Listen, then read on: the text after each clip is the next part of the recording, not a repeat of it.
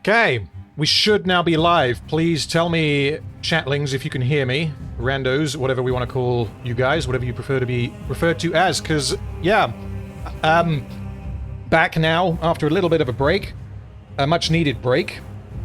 And we've got, yes, you guys can hear me, perfect. So, yeah, I'm going to be joined today doing Space Marine 2, which I have been looking forward to playing for quite a while. Going to be joined by CptSillyFrog and Jangles. Hello, gentlemen. Good evening.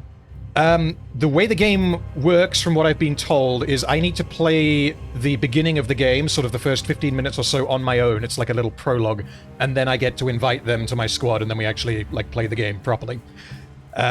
So I'm not gonna give any. I'm not really gonna give a huge amount of a preamble before I press go on the game, because I don't want you guys to be waiting around. But I do just want to say quickly. On the topic of Arcane Season 2, please do not post any spoilers in chat, because there are going to be some of you guys in chat who haven't seen it, and Silly Frog has also not seen it yet, so please do not post spoilers. I will very briefly just tell you what I think of the first 3 episodes, without spoilers. I was disappointed. I think that there are multiple things that the first 3 episodes have done that I do not like, and there's a couple of characters that I think have been damaged, which is disappointing. I think in like a superficial sense, again, the music and all of the art direction and the animation and the fight scenes and all of that, it's all more of the same, and it's all extremely creative as always. But I think these 3 most recent episodes are the 3 worst episodes of Arcane, which is a shame, but yeah, I guess my opinion on that may change when I watch them again and when we get more content. That is what I think for now, but yeah. Okay. Well, okay, so there's quite a few of you guys watching. I don't think we need to wait any longer. I think we're going to hit go on Space Marine 2. I think I've already set all of this up because oh yeah, volumes. Tell me, chatters, if volumes are too loud. If the game is too loud for me, compared to me, and if you guys can't hear the other guys when they speak. So for Space Marine 2, I know basically nothing. I'm obviously a big fan of Warhammer, but I have played the first, minute of the game to make sure that it actually runs. Apart from that, I have not played it.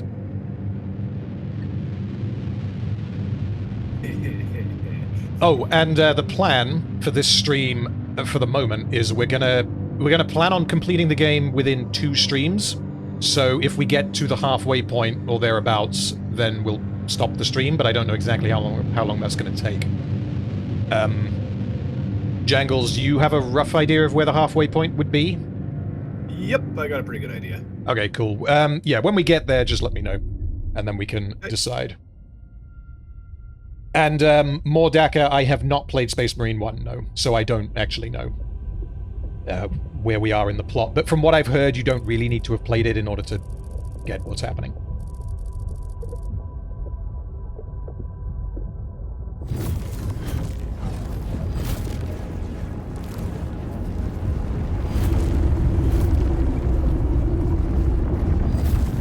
Well, that's not good. What are you talking about? You're loving every second of this. Traitor. These poor fuckers aren't going to love every second of this. Like, just on top of everything, it's just a jungle world too. So it's like, oh, for fuck's sake! Like, we've survived this long, and now we've got intergalactic bugs. I hate bugs.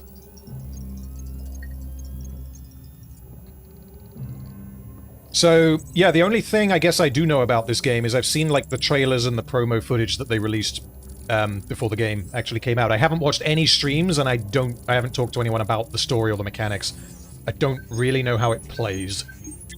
But I've heard that it's very good. So... yes, it's fun. Yeah. Definitely looking forward to chopping some bugs. Something else that I will say is that there's, I guess the 3 main factions in the game, I won't spoil who the 3rd one is in case anyone doesn't know, are factions that I have on the tabletop. So, not Ultramarines, but because I have Salamanders, not Ultramarines, but they're still Space Marines. Oh, what do you call it? I do love this little presentation here, though. It looks like a little Atari style Yeah. warning system. Sets the tone. Reminds me a little bit of, they did this kind of thing in, what's the XCOM game with the Grey Knights?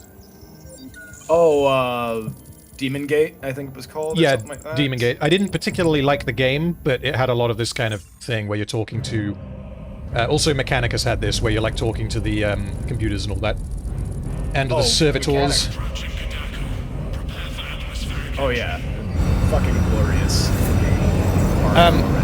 Volume is all good, guys. Just let me know if it's not. I may need to turn the game sound down, or I may need to turn you guys in Discord up. It depends on how it is when we're in combat. So these guys are the Death Watch. They basically don't exist on the tabletop at the moment, and I don't... It's kind of surprising to see them appear as the first guys that you play as in Space Marine 2. Because it almost seems sometimes like Games Workshop just wants to forget that they exist. They're like the specialists who deal with, you know, these guys are evidently trained to deal with Tyranids, and then you have others that are trained to deal with different things. So you bring them in to fix a particular problem. They're not all-rounders, they're like highly specialized with different bullets and all that kind of thing. They kill the dirty, dirty aliens. Yeah. Okay, chat, once we finish the... Once the cinematic is done, I'll turn the game down a little bit.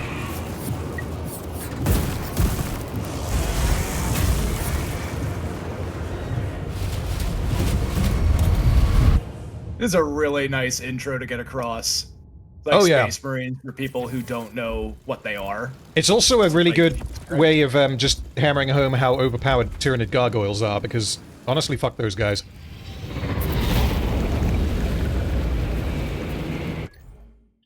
Right, sound. I need to turn the sound down a little bit. Let's go. Let's go 55. There's also a very, very interesting little detail on Titus's Deathwatch armor about his pauldron there that we'll get into later. Is this Titus? What do you call it? Yeah, it's not much of a spoiler. Okay, fair enough. Literally, it's revealed to you within like a minute or two. Okay. So how, because you played Space Marine 1? Yes. Okay. Is it possible to summarize the story in, you know, very quickly? Because, easily. Okay, go for it. One word, actually. A Forge world is invaded by orcs. Titus and the Second Company are deployed to save as many Titans as possible. Chaos ends up doing shenanigans, and it turns out an Inquisitor was experimenting with a experimental warp device called Aurora, in which it was an extremely powerful power source that could supercharge weapons and so on. The Ultramarines then try to get this power source off planet. Chaos shows up. Chaos Lord uses it to ascend the Demon Princehood, and then Titus is accused of heresy because he was able to touch the device without succumbing. Right, okay. So this is, after a little bit of a time jump, he's been booted out and he's joined the Death Watch as a result, I'm guessing? Yes, this is his penance. Right, got it, okay. Okay, Hormagaunts. Right bumper, here we go. Very simple plot.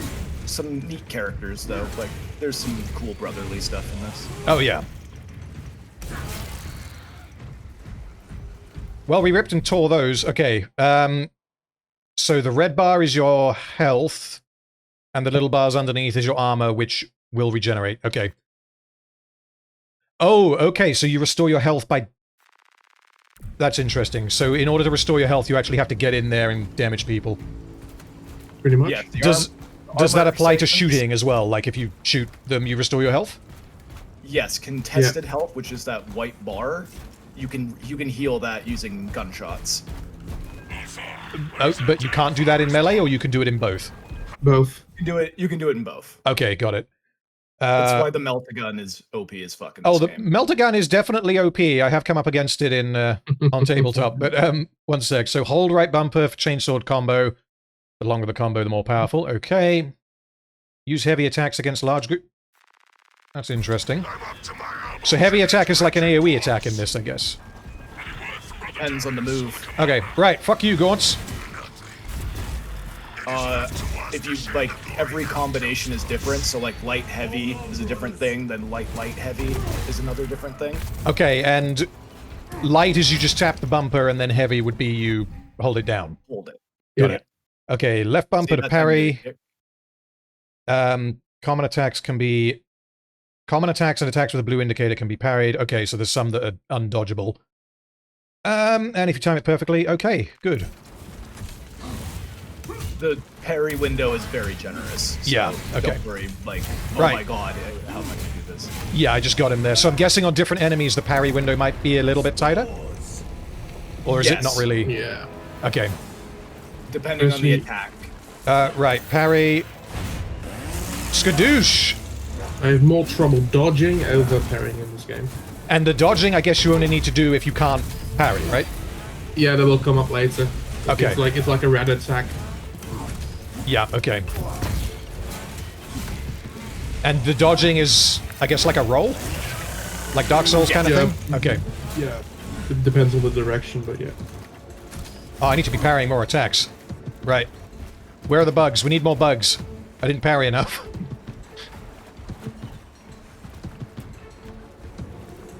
Oh, don't worry. There'll be plenty of bugs later.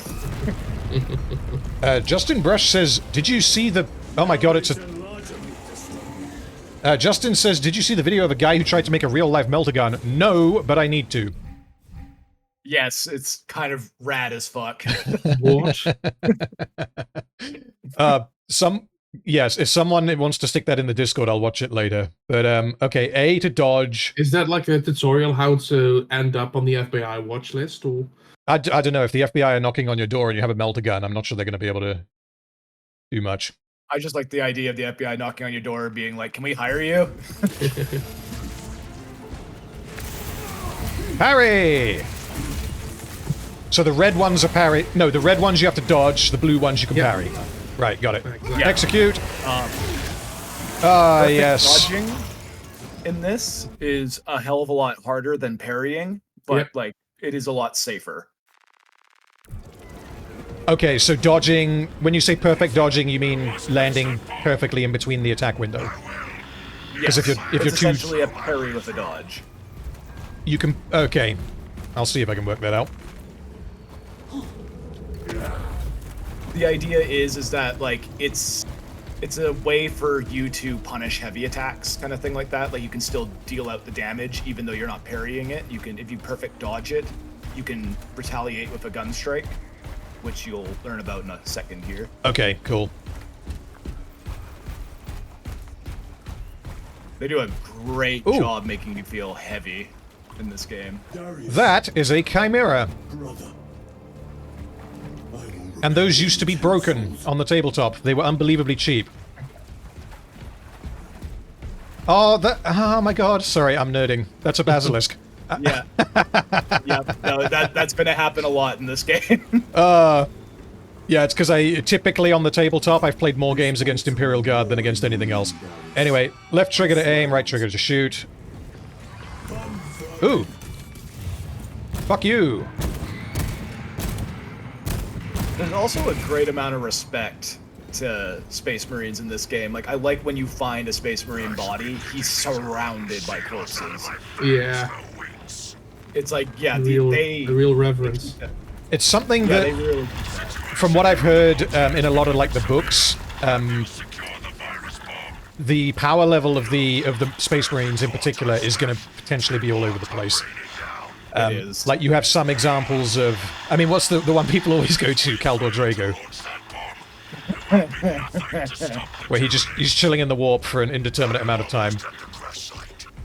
Or Cato Sicarius and the Ultramarines just doing anything. I'm not familiar with Cato Sicarius. Or I know who he is. I'm not as familiar, though. Right. Oh, it was a long-standing joke that if anything the plot demanded, he could do. It's just like... So, like, Text-to-Speech made a joke where they captured Magnus, but they did it in an afternoon. Like, Magnus didn't know what was happening. Right. One sec. So, comes out of the box. Hold right bumper to knock back small enemies. I thought right bumper is the heavy attack. Right trigger. Right trigger is heavy attack. Oh wait, you're talking about heavy attack. Yeah, Okay, okay, if that's the case, then I was pressing it wrong. That's fine. Okay, so you hold right bumper to knock people back. That's what I was doing before, and I thought it was a heavy attack. Okay. I think. Oh yeah, like the punch. Yeah, right yeah, away. Like that is considered a heavy. It's just teaching you that certain attacks will give you the ability to use a gun strike. Okay.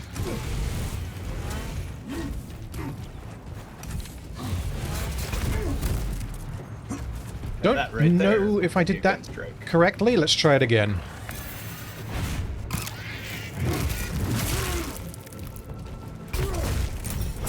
Ah, okay, so it locks on if you nail it then. Yeah. Okay. That's... If you kill an enemy with that, it restores armor. Okay, nice. It will also heal you if you have contested health. It is a great move, but you're not invincible while using it like a finisher. Okay, so you don't have, like, invincibility frames or whatever. Yeah, so, like, you have to pick and choose your moment. Okay. Kapow! So that little, red, like, plus that appeared above my head, that means that I'm healing? Yes, that is like you gained armor back or you gained contested health back. Okay. And the little, like, blood... Oh, that means I'm bleeding. Okay. That'll be the bugs. Oh, that's Tyrannid poison. Yeah. When I say that'll be the bugs, I don't mean the Tyrannids. I mean the Tyrannid guns shoot bugs at you. We are running out of time. It is an odd thing to think about that basically the Tyranids are a bunch of, like, people that shoot babies at you. Pretty much, yeah. Oh, what is this thing called? It's not a manticore. I don't think it's a manticore. I can't remember. There's one on the tabletop that's very much like this, but it has just one giant fuck-off missile on the back. It's called the Death Strike missile. And it's so big that it doesn't actually have, like, a damage profile. The way it works is when you fire it, you just take, like, a 12-inch template, you put it on the table, and it will land there next turn. So the idea is that you dump it on your opponent, and then they're forced to move in a certain direction. You can, like, deny charges with it and all that kind of thing. But then, if your opponent moves out of the way, you can then decide not to fire it and just decide to move it again. Which means you can go through an entire game and never fire it and just steer your opponent around the table. Oh, that's toxic as fuck. But, yeah, no, you're right, though. That's a Manticore. Oh, that is a Manticore. Yeah. Okay, I get those mixed up with the Whirlwind, which I think is the Space Marine one. Blocky, Yeah, blocky! that's their artillery. Right, let's try a heavy, because I think I did that wrong before. Yeah, just give him a swift old punch. My brother, Lovely. you have honored the Imperium with your... Where are you? There you are.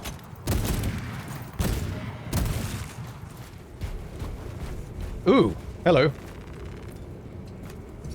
Give me your goo.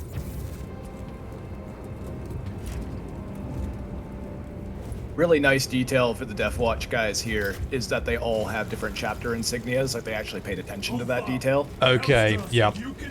So, like, that's a Black Templar. Black Templars for that right guy, there. yeah. I think the last one that you picked up the bolt pistol from was a Dark Angel. Okay. What is this one called? I can't remember. That's like that's the anti-air one, but I can't remember what it's called. A Hydra. Hydra, yes. Fuck you, plant. As far as I'm aware, that's not a Tyrannid plant. No! Let me save you, plant! And can you do the, I guess I answered my own question. Yes, you can. Oh, Tyrannid warriors are amazing. I love them. They are a pretty cool design. Yeah. I'm not gonna lie. And the model has basically remained unchanged since, like, 2000. Oh man, I remember looking up old school art of Warhammer back in the day when it was like pretty cartoony art. Yeah. I love that the weapons for the Tyranids back in the day were alive. So like they had little faces and everything. Oh. Yeah, so that is still kind of a thing. All of the weapons, including their, like the bone swords that the Tyrannid warriors use, they don't necessarily have faces, but they all have eyes. So there's eyes on the side of the guns. The only ones that don't are the siding talons that these guys have. Because I guess they're just claws, why would they be alive? But yeah, everything else, lore-wise, is its own organism that's kind of been, I guess, melded onto the larger Tyranid. Oh boy, yeah, there's some old school Tyranid lore that can be gotten into in terms of weirdness. Oh yeah. Whoop! No, we're okay. And if he's blocking like that, is there anything I can do, or do I have to do like a heavy attack to break through A it? heavy attack, yeah. Okay. Whoops. Fuck you! Thank you, phone. I know random is live. Technically, you're live. True. Hold right bumper to break. Yeah, okay. Do we go into the when you fire or connect- into the bug hole? Hellstrauss, are you with me? I have the I mean... Fire it is. Fire, I guess, yeah. I'd rather not go into a bug hole. Morpheus says, why would the guns need eyes? Oh shit, these are rippers. You have served your emperor well, brother. Guns need eyes because I guess it makes aiming them better. Anyway, now we have a bolt rifle. Prologue. To any imperial So this It is a very 40k thing. this guy is Blood Angels, or is that's Blood Angels, not Blood Ravens, isn't it? Yeah, it's Blood Angels. Those are my boys. Yeah. slain by Tyranids. I have the virus. That's a really interesting idea for the Death Watch as well, as having different chapters work together. I really like Kinda that thing. idea. Yeah. Well, like, that's the cool bit of it, is their training, is breaking them down to be as tired as possible, so they're forced to work together, so they actually start building bonds. Because, like, you put a Raven Guard and a White Scar in the same room, and they'll try and slit each other's throats as they hate each other. Yeah. I think the But Grey you Knights can- did a similar thing. Not to the same degree, but I think that when the Grey Knights were originally founded, they Malkador like went around and found like the most psychically gifted Space Marines from any chapter. And it was just completely random, so it was all over the place. But then they don't wear the armor, whereas Death Watch do, which I do quite like that little detail. Yeah, back in Oh, the day shit. when Malkador was making them, they were called the Knights Errant, Yep. and they were the first of the Grey Knights. Funny enough, a Thousand Sun was actually part of that. Okay. They are quite brainy, those boys. The virus is on Yeah, one until they chance become to delay riddling the masses of Tyranids. just tentacles and braying noises. And, what is it? Ash. Or sand. Sand, that's it. Yeah, we can thank Ariman for that one, my Yep. favorite. Oh, what is this now? Ariman is great.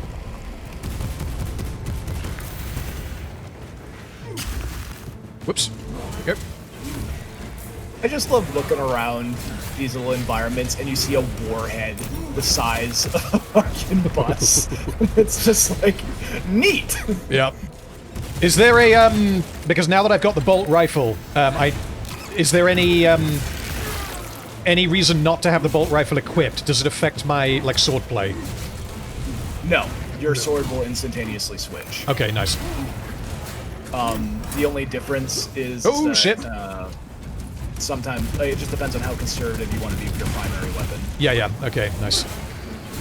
I wasn't sure if you could do, like, the quick draw thing. Harry! But only with a pistol.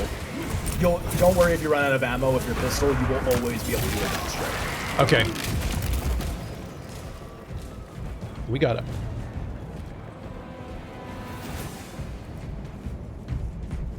Great little detail of being just decked in blood.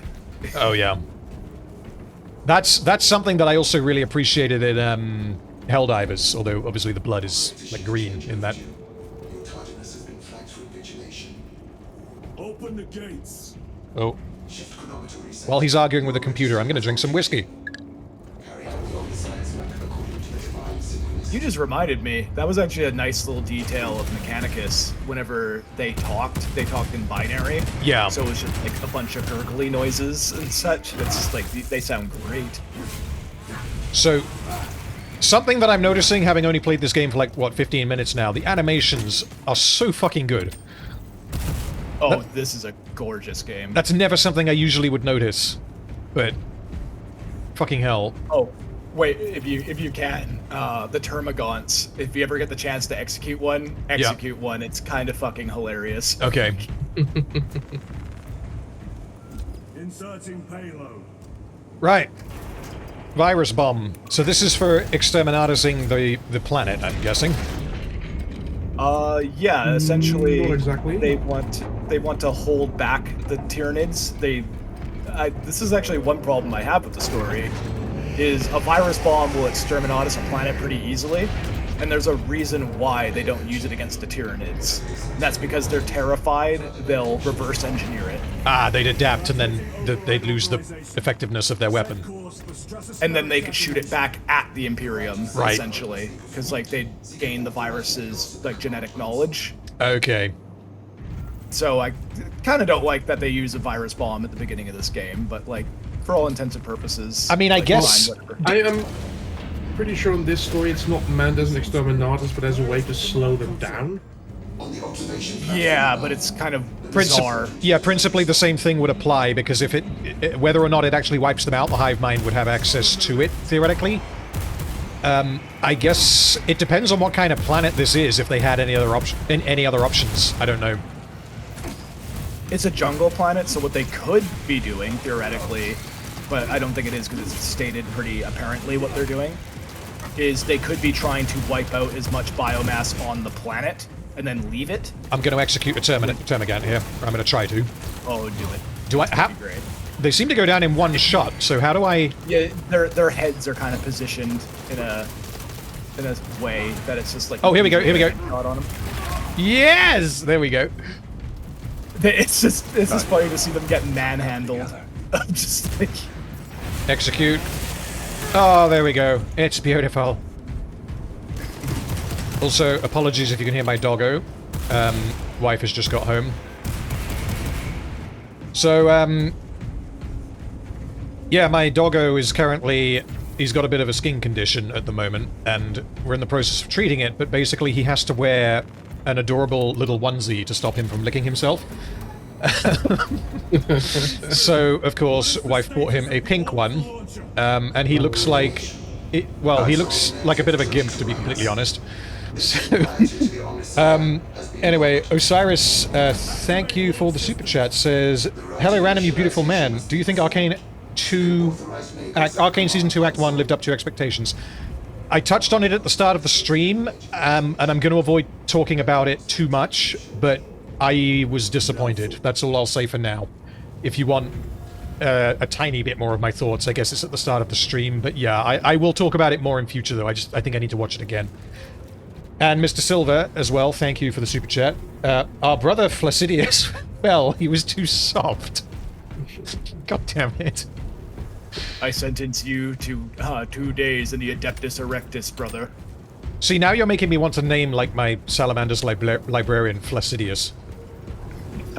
Placidius and Erectus, that would be a good way to do it. Oh. Fully does your ammo, there we go. Right. Let's... No, nuke this thing. Erectus fell in, brother. War, brother. He was too soft. Too flaccid.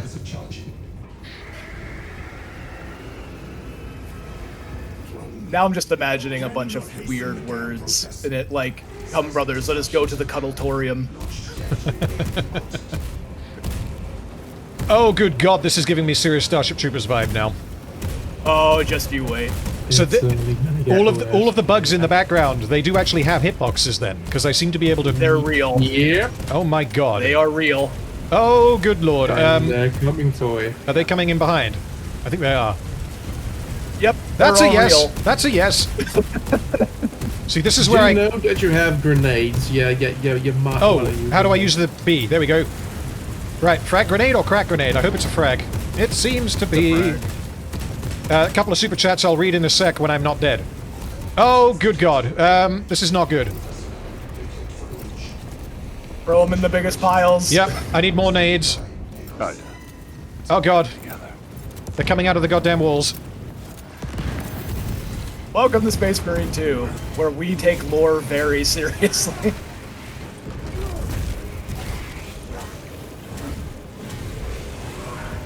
Fuck you!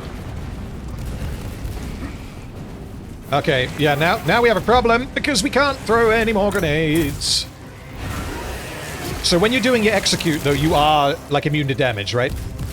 Yes. Okay, Yeah. cool. Executions, you're totally immune. Just don't let the gun Ah! Bullets! And the synaptic network is absolutely a mechanic in this game as well. Killing warriors with Okay. disrupting mods. Okay, nice. I was wondering if that would pop up. I'll read those 2 super chats after this cinematic. It is done.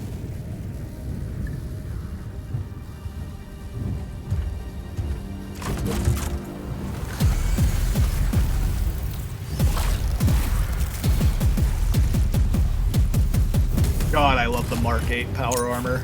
That scream, that yelling face. Yeah.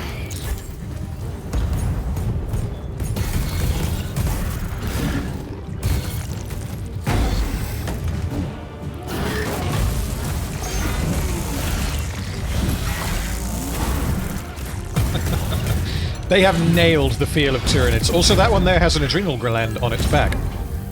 Yes, it does. And Good those catch. used to have rules, but they don't anymore, which is annoying.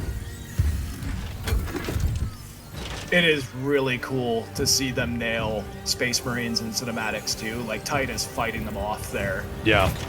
is just like, you know, like he grabs one by the scruff of its neck and basically just breaks its fucking neck instantly.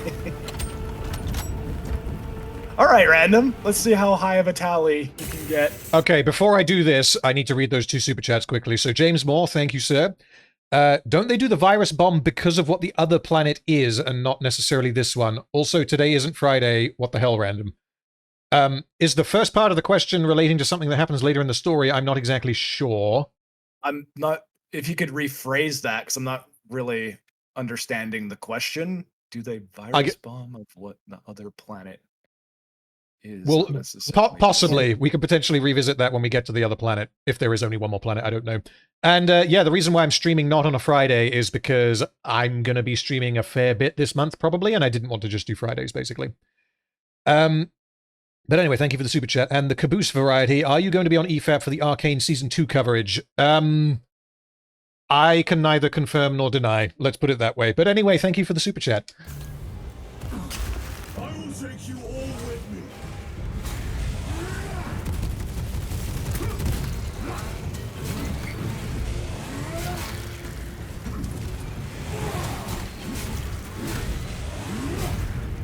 I will not rest until you lie dead at my feet. They've also kind of nailed the feeling of a bolt gun. It really does. The gun feel in this game is superb.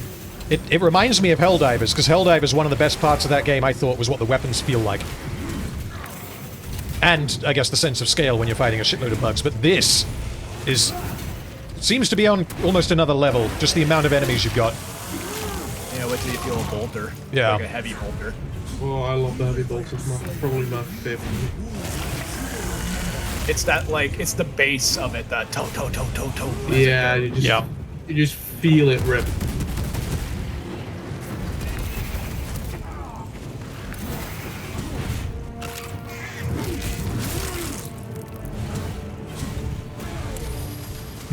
Oh, no, shouldn't have did that.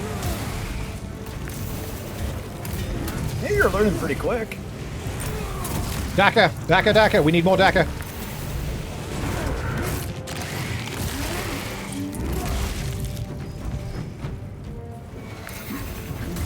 Oh, shit.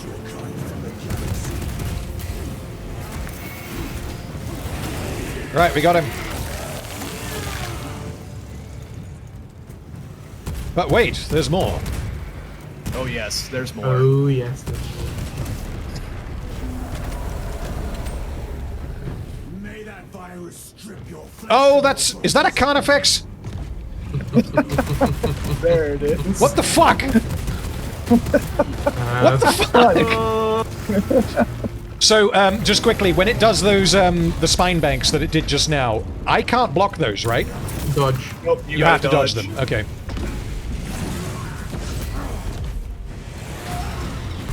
And see, yeah, whenever you do the perfect roll, you'll get the indicator saying you've gun strike.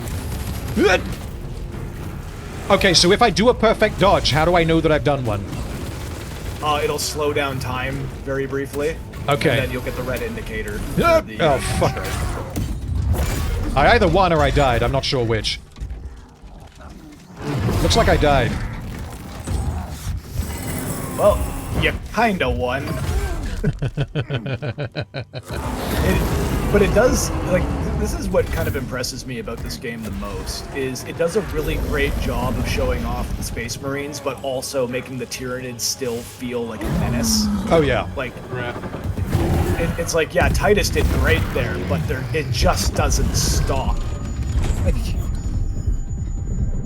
So, yeah, I've had times because I play Tyranids mainly on the tabletop, and I've had times playing against Imperial Guard. They have a character called Strachan, and he is...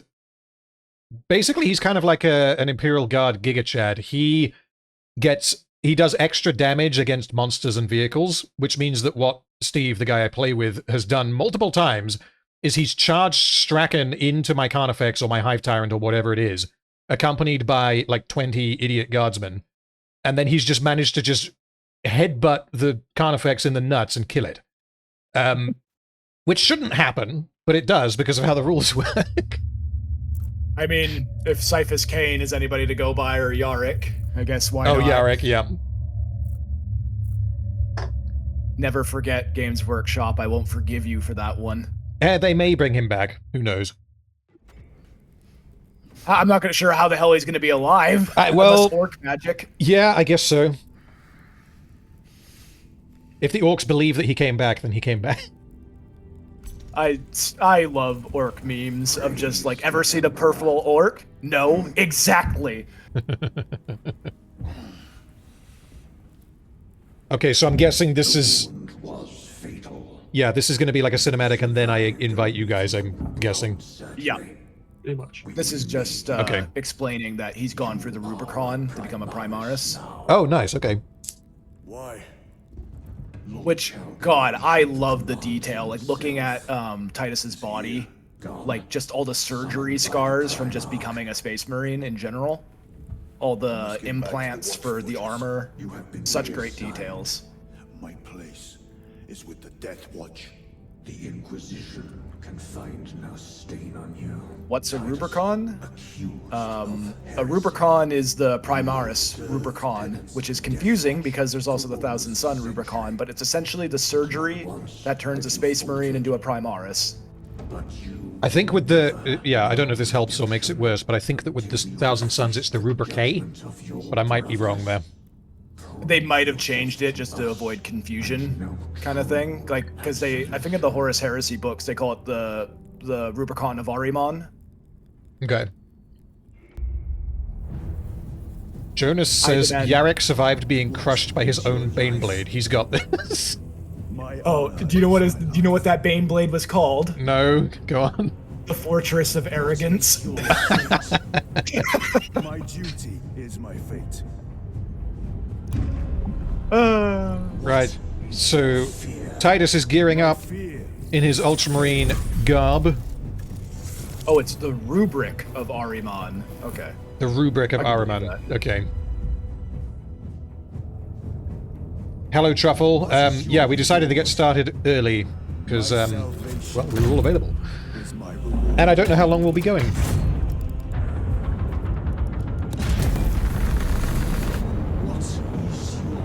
Oh, such a cool little cinematic. Yeah, Just like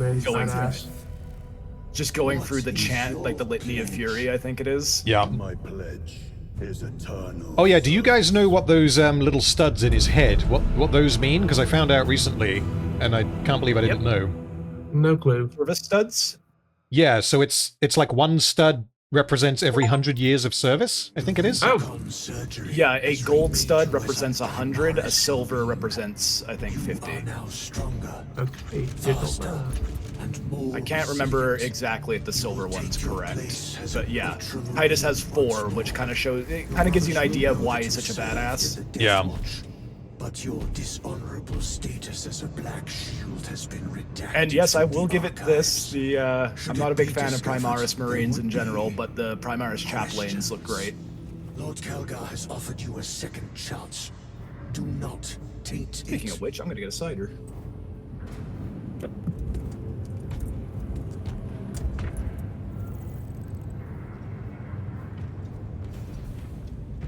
Okay, yeah, we need to take a moment to just appreciate appreciate this drip.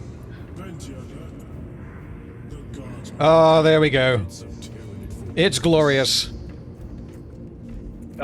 Yes it is. Also- Every time you come back, there's something else to see. Also, yes, that is a flying baby robot. Anyway, moving on. Sharon. Yep. Absolutely. And it's fucking glorious. And for a size comparison, I'm guessing this guy is just a regular human. This is how big Space Marines are. They are quite the chungai. Yep, that's a chapter surf that you're looking at right there. Those are servitors and tech marines.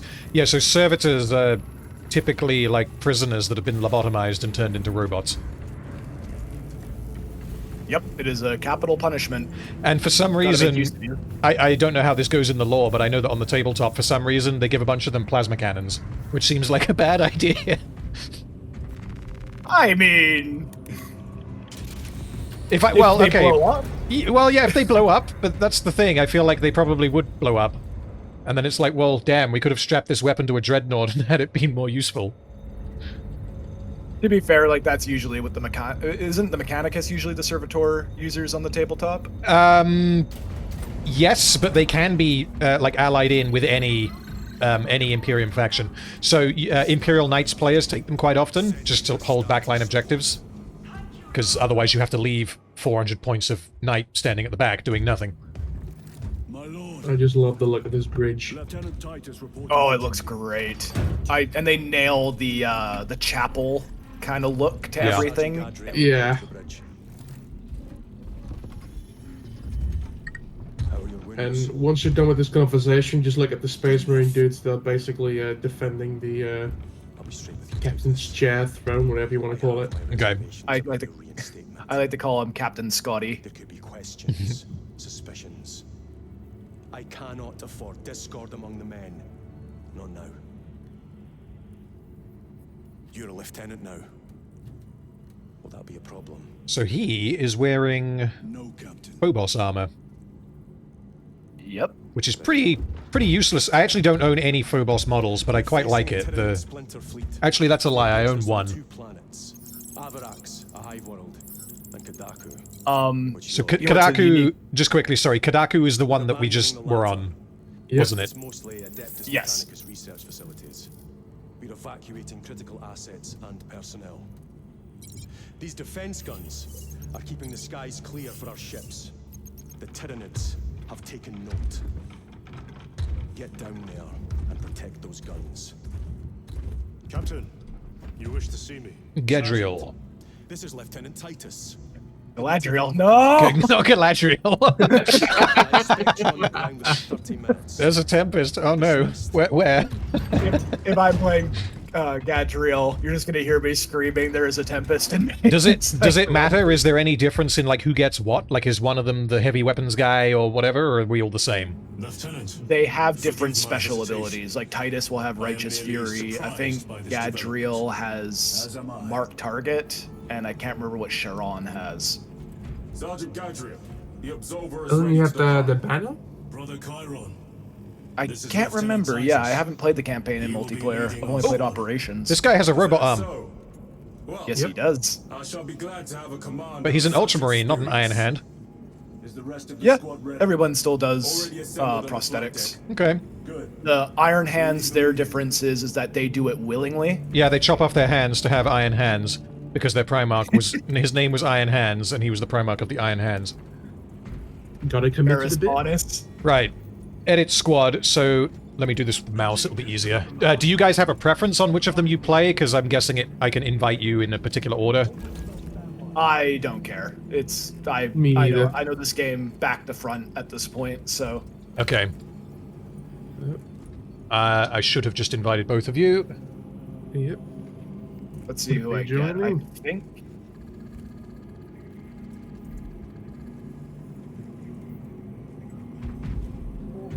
Oh, hold on. I just realized I disabled crossplay. So give me a moment. I have to re-enable that.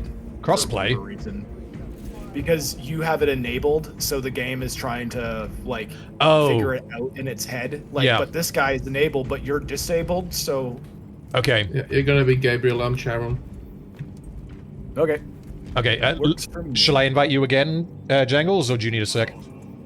I just need a second because I need to go to the main menu. No Do problem. it.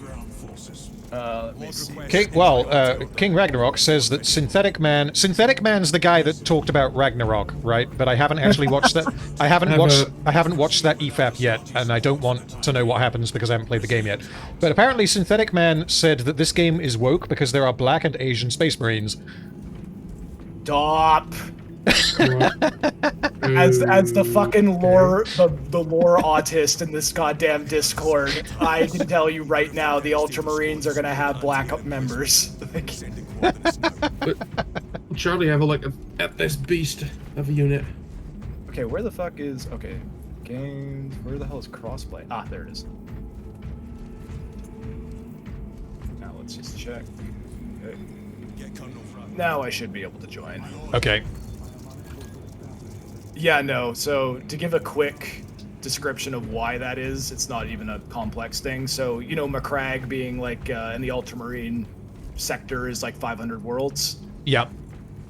That's why they have different colored initiates, because they recruit across 500 worlds, and those worlds range from various styles. Okay. Oh, good God. That's amazing. Yeah. These are my... Yeah. So for anyone in chat who doesn't know the tabletop, these guys on the tabletop are Blade Guard veterans.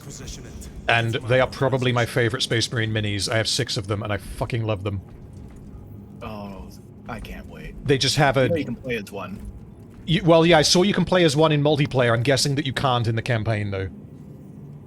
You can't get a storm shield, but you can get a power sword, which is their primary weapon. Okay, power sword will do. Hello. Oh, you're both in. Lovely. So is there like a chest bump button, or... I kind of wish there was. I wish there was like a I think the Ultramarine salute is like they pound their chest kind of thing. I kind of wish you could kind of do that with each other, just be like boom. I know there is a. Hold on. Oh yeah, there is. You can. No, I think it's put us in a cinematic. Oh no, there we go. Yeah, so if you hold down, well for me it's T, you can go. There's a. Lost them already. The Tyranids are hurling scores of those guns in great waves. I'm impressed the Cadians held up this long. Oh. No, I don't. I'm not sure where the emote button is, but I will find it later. So the special abilities that we each have one that's different to the other, and the game hasn't yet told me what those are, so I guess we don't have those yet? This mission, they'll introduce them. Okay, it's cool. Like the last mechanic that really kind of gets introduced besides the jetpack. Nice. So, so Jangles, your character, whichever one you are, is the sergeant, I'm guessing? Yes, because he has a red helmet. Well, I was looking at the little shield on his shoulder. But yeah, also the red helmet. Yep, and your Titus is a lieutenant, I think? It's a Thunderhawk gunship. Yes, it is. I'm so happy. Look at the one over there. Just take a look at the crane. Just take a look at the what? The crane? The crane, just look up.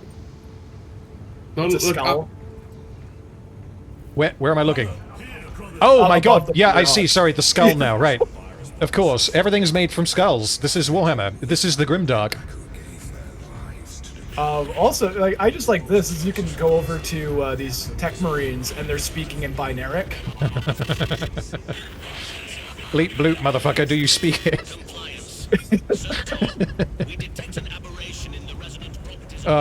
Yeah, the Thunderhawk gunship. So scale-wise, you can get one of these on the tabletop, and the scale relative to the size of a Space Marine should give you some idea of how big it is.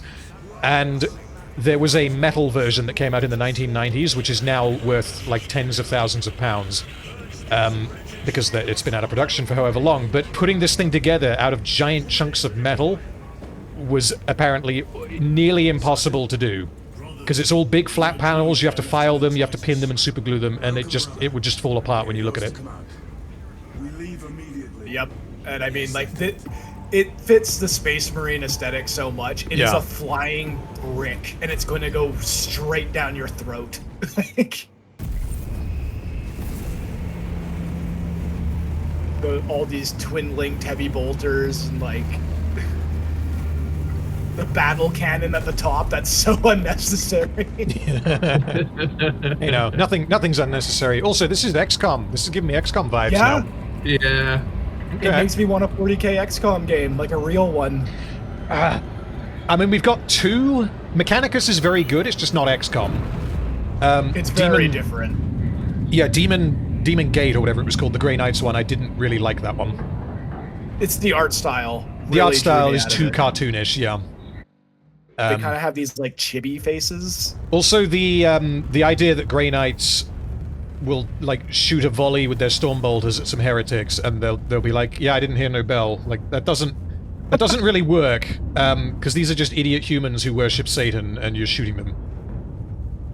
Meanwhile, it's like, I'm taking on Satan's right-hand man and challenging him to an arm wrestle, and I can't deal with a regular dude. And here's some plot. Yay, plot.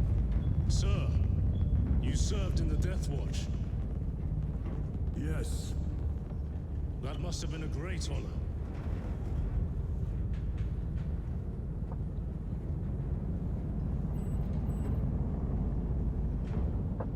It's a privilege to serve with you.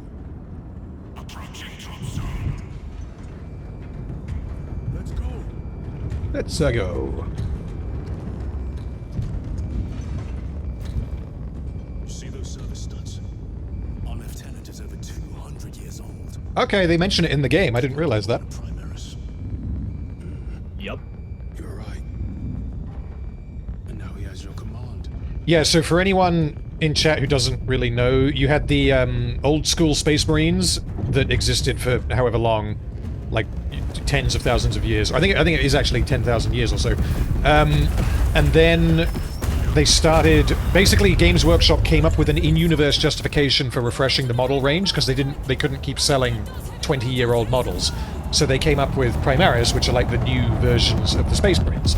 So in the lore, they decided that, like, they'll progress the timeline a bit, and Belisarius Cawl had created this new and improved Space Marine. And, correct me if I'm wrong, but normal people are turned into Primaris? They're not. Or are they vat-grown? I can't remember. It's one of the two. It's a whole cobbled mess. Okay. So the idea here is that these guys are all Primaris, and they're like, holy shit, this guy, Titus, is not... You know, he's too old to be Primaris. He's from the before times. A veteran of the Long War, to quote a Chaos Space Marine. Shuffle says, can I turn the in-game audio up? So, is the in-game audio a little bit too quiet? Because I turned it down before, but I can turn it up. I just want to mention, KDF fell before the guard did. Oh, it certainly did. Oh, Planet gets destroyed, Cadian on planet. I didn't hear no bell. These poor Cadians are about to have their shit pushed in. Oh. And they just fucking go, even with that coming at them. What do you call it? Random, you're about to witness, like, the glory of the spectacle of this game. Oh, this good God. Spectacle right here. That's an invisible wall, though. Look how big you are compared to the guardsmen. Yeah. They come up to your belly button. And these are like 6'2" ripped guys. Oh yeah, so in Warhammer it's like, well, the guardsmen, they're just like normal guys. No, they're not. They're like the best of the best soldiers that you might have in real life today. Oh, I have a And then scan some. thing. Yeah, like the Cadians are elite. One sec, sorry. Righteous Fury, press Y to enter Fury mode, which increases... Okay, so it's a steroid, that's fine. Yeah, I have Battle Cry, which is a unique ability to get real. Okay.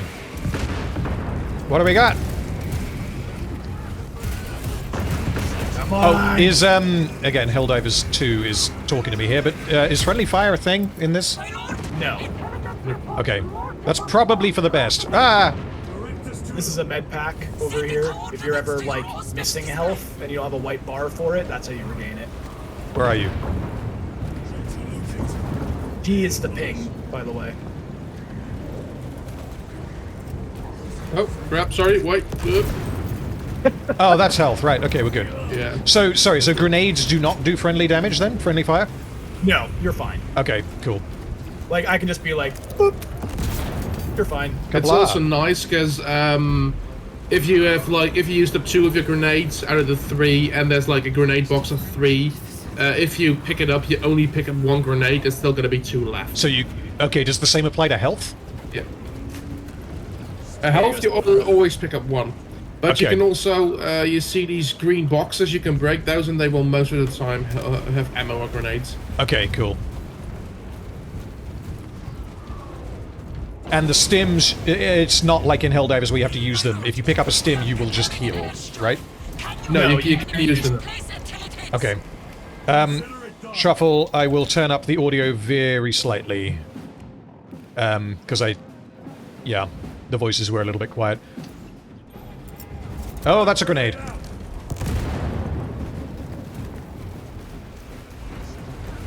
Another awesome detail with this is you get a fight with the guard. Yes! And you stride on the field like a badass. Right, bugs.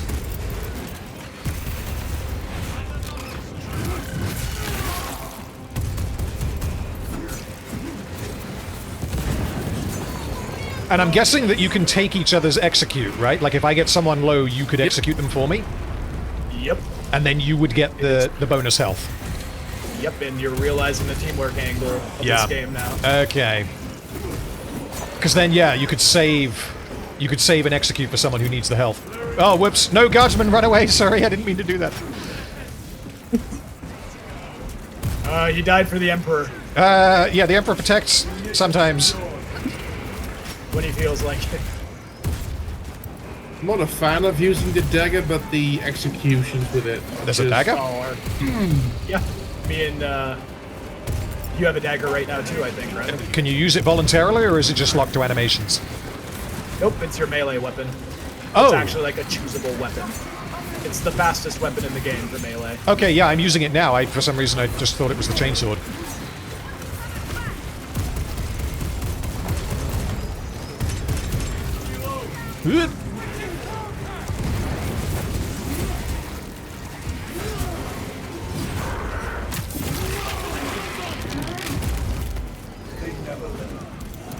There's something I gotta mention as well. It's like, this game looks amazing and it plays... It's really, really, really smooth, which I don't know if that's coming through on the stream, but we are solidly at like 60 FPS and we're not dropping below. It's not lagging. Yup. Like, the performance, they've really nailed it. Whether that will stay the same for the whole game, we'll see, but... They've only improved on it since release, and even on release, I noticed very little. Yeah. The Emperor protects. We must proceed through the jungle to reach the orbital defense guns. Brother Lirio, assist the Cadians while they establish new defensive Love the lines. smell of napalm in the morning. And yeah, like, this game was delayed by over a year? The orbital guns are on the Yes. other side of the Because swamp. it being Space Marines and Tyranids, Space Marines and Tyranids were the launch faction for 10th edition of the tabletop. And that came out like 18 months ago. So they will have originally wanted to release it at the same time, but I guess they decided to delay. Which honestly, people get worried when games are delayed. I get happy, because it means you're less likely to get a piece of shit. Does anyone want the chainsword, by the way? I was about to ask, if nobody else takes it, I will take it, but you do the honors. You go for it, you go for it. Anyone want the bolt gun with grenade launcher? Yeah, I'll have that one. Sorry, is there any reason to take a bolt pistol when you have a bolt rifle? Is there, like, what's the difference mechanically? Yes. Just Yeah, reference. It's a secondary. Like, as in, like, a pistol slot is designed just for pistols. And And, so like, the only the, reason you'd use that then is if you have run out of bullets, I guess. It can be better for, like, certain purposes kind of thing like that. Like, it's a lot quicker on the draw. Right, okay, It's cool. Like, and it's just like, sometimes you don't want to use your main gun for, like, taking care of chaff. Okay, cool. Yeah, Justin says a delayed game is eventually good, a rushed game is bad forever. It just reminds me of No Man's Sky, which I never played, but they basically released it and it massively under-delivered, and then it gradually became good, but at the same time, like, you know, you only have one launch. Once you blow it... Silly. Got a gift for you over here. Supplies here. There's another chainsword. Yep. I don't know what I have to say, it really depends. Like, if it's delayed once, maybe twice, it's alright. But after that, it does... You kind of feel the creep setting in. These data slates are just like the audio collectibles, kind of thing like that. Okay. Another... talking about feeling tanky, you have these stalks over here, and you can just walk straight through them. Yeah, Silly Frog, if you take that bolt rifle, because I've got the grenade one, if you take that one instead. I already had a bolt rifle by default. Oh, no, it said it was like a... I know, I took the auto bolt. Oh, you took it, right. Fair enough. I gave away the grenade launcher, I'm not that nice. Alright, here's your first specialty enemy. Oh, Ravenous! Have fun, boys. I'll let you fight them. I'll take care of the gaunts. Where are the Ravenous? Where have they gone? Fuck you!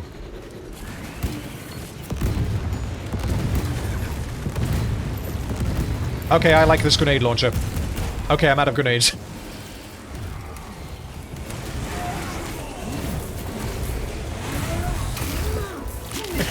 Bad snake! Bad snake! Right, we got him. Damn it. Billy, you take the X. Wait, are there more? Oh, yeah. These are nids, man. There's always more. No, I meant, are there more Ravenous? No. Oh, they're specialty enemies, so, like, they're usually pretty chill, like, 1 or 2 a fight. Okay, okay. Consider them, like, little, like, mini the Left 4 bosses. Dead. Yeah, like the Left 4 Dead special infected kind of thing. Okay, cool. Kind of consider them like that. Does the grenade launcher on the bolt rifle, does that use your regular grenade slots, or is it a separate ammo counter? Separate ammo. It has its own ammo. Okay, but I can refill it? Yes, with the Okay. ammo pack. Oh, bad, bad, bad. Good, good, good. Also, inevitably, what happens when one of us dies? Do we get them back up? You can resurrect them. Okay, so the game is only over if all 3 of you die. Basically, depending on if you have a certain item, basically die twice and be picked up, but after that you will be dead. And if that happens, it's game over? I'm not sure actually in multiplayer. Okay. I mean, it may be that you remain dead until combat ends. That's possible. I reckon. I guess we'll find out. Yeah, it's called a mortal wound, and if you fully heal, like your life bar goes all the way back to the top, you will heal a mortal wound. Okay. They are an unrelenting plague, but they are cunning. I need to use my special button. Medical stim here if anyone wants it. I'm good. Also, heavy bolt pistol. A heavy bolt pistol? No, I think I'll pass. I'm having fun with my grenade launcher. Oh, it'll just take over your pistol slot. Oh, yeah. Okay. Well, if it's going... Then I picked up the heavy bolt. Okay, SillyFrog has it now? Oh, okay, that's fine. Sorry. You want it? No, go for it. You keep it. I don't mind. There will be plenty of time for me to fire all the different weapons in this game. The game will let you select your loadout before missions after this one. And you'll unlock more weapons as you go. Okay, and I guess all of the weapons from the previous mission are available to everyone then? Yes. Most of the time. Okay. What the fuck were those? Spore mines? Yep. Okay. They are very dangerous. Keep an eye on them. So, on the tabletop, spore mines are the worst unit in the game for their points value. Because they cost an insane amount of points to field, and you would never do that. Like, they cost... 3 spore mines cost the same as, like, 10 Hormagaunts. Because the way that they want you to use them is to summon them with biovores, which are like Tyranid artillery that shoot spore mines. So they just price them so ridiculous that no one would ever take them on their own. Also, we just broke 1,000 viewers. That's ridiculous. Thank you for watching, guys. And I hope you are enjoying this game as much as I am.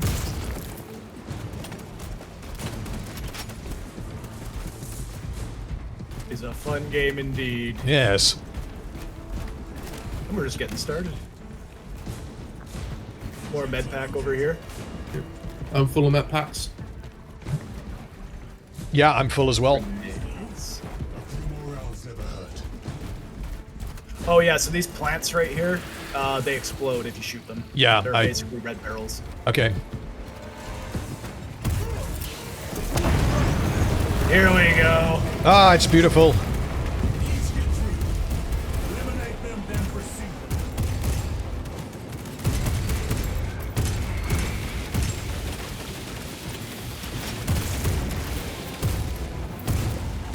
Ravener.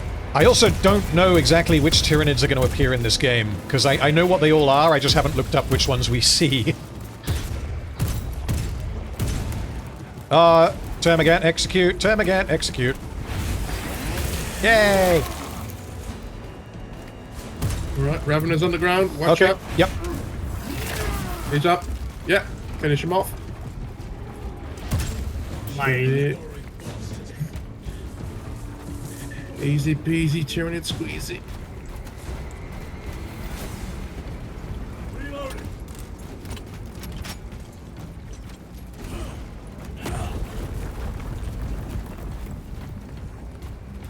The most direct route is through the swamp.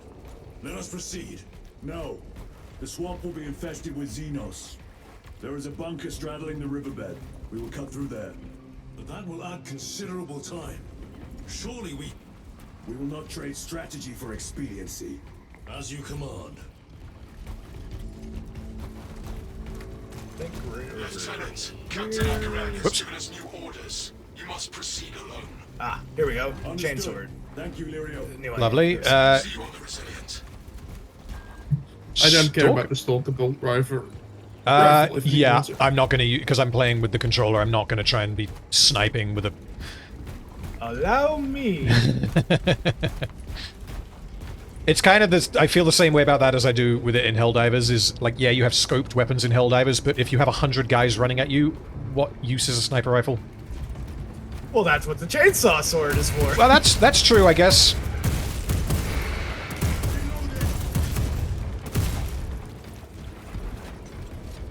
The one thing I actually don't like about these new designs for all the bolt guns is I don't like all the different variants of it, because they all kind of do the same thing when you think about it. So in 9th edition Warhammer, because we're now in 10th, in 9th edition they all had different data sheets and they were all very slightly different, even though the models all looked basically the same.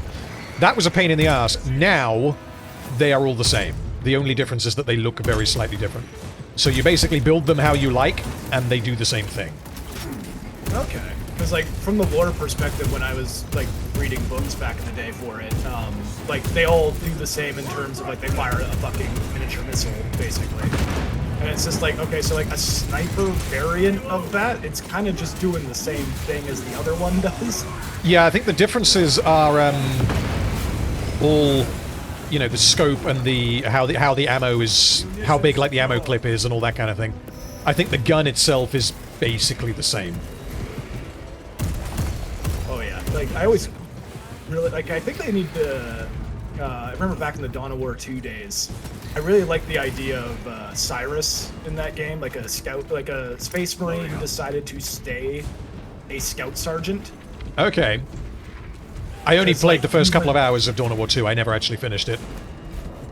Oh, okay, yeah. Like what's interesting about him is just the idea that there's a guy who is just like, no, I'm gonna stay a scout so I can help mold the chapter. Okay. To like be smarter in the way they fight. Because, yeah, usually the way that it works is like the least experienced space marines are the scouts, and then they rank up into intercessors or whatever. Oh yeah, those are. I like to call them the training wheels Yeah. company. And then, like, It's Terminators are up at the top. I don't know how that works now with Primaris, but you've got Gravis as well. But Terminators are, like, the most experienced fighters. First company, I think it is, usually.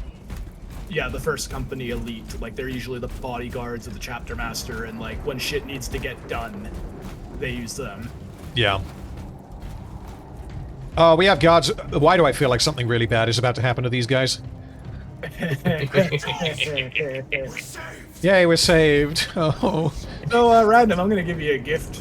You guys are going to end up like Cadia. I don't want that to happen. Where is my gift? Here's your gift, Random. I want you to look over here. What do we got? First thing you see. Ah! The heavy bolter. Yes. Yes. Enjoy. Ah, I will enjoy. So there's now a... Where's the one that I dropped? Is it just on the floor?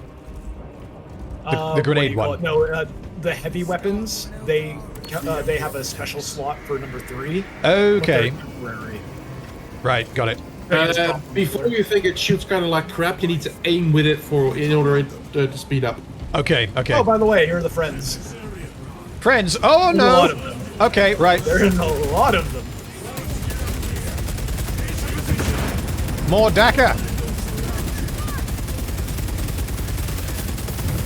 I guess it overheats, right? Yeah, it does. Okay. Yeah. Yay! I used my steroid. Blood for the blood gods! Skulls for the... Oh god, what's come over me? That So is it my... turns out that heresy idea might have been true. That is my least favorite thing to do. Oh, we got more, by the way.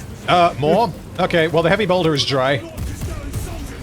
We also got ranged guns, just FYI, and also those exploding orbs. I forgot the name already. Spore mines. Yeah, spawn mines. Okay. So do be mindful. Oh my god! Yep, okay.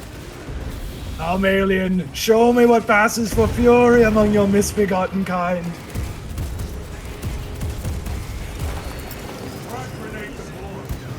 Oh, and more.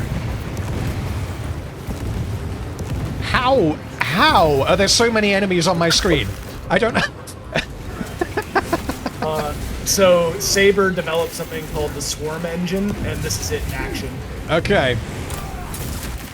I believe this is a souped-up version of their DayZ engine. Is it the same developers then? Because I don't know DayZ. Yes. Oh, look, a heavy bolter. Don't mind if I do. The one I just dropped is empty. I'm guessing you can't pick that one up, or can you? Yeah, it disappears. Don't worry. Okay, I found okay, another good. one. Nice. It's those little quality of life things that I appreciate in a game. Honor your homeworld's memory, Guardsman.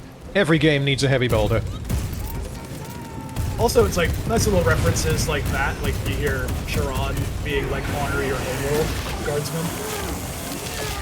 Because these are Arcadians that we're fighting beside.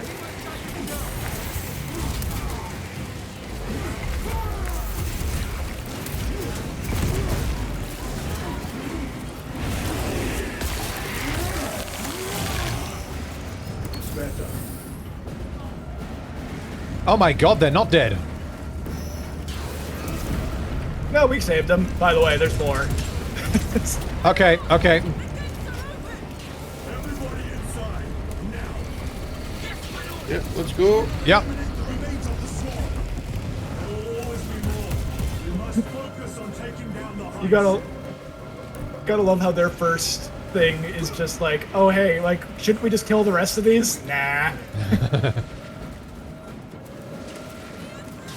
Guardsmen, get these gates closed. Yes, my lord. Transmitting command now. Stand by. We'll relent to your attacks. War gear prime. Yay, we did it! We saved him! Never seen orcs do that. We saved the city, Patrick.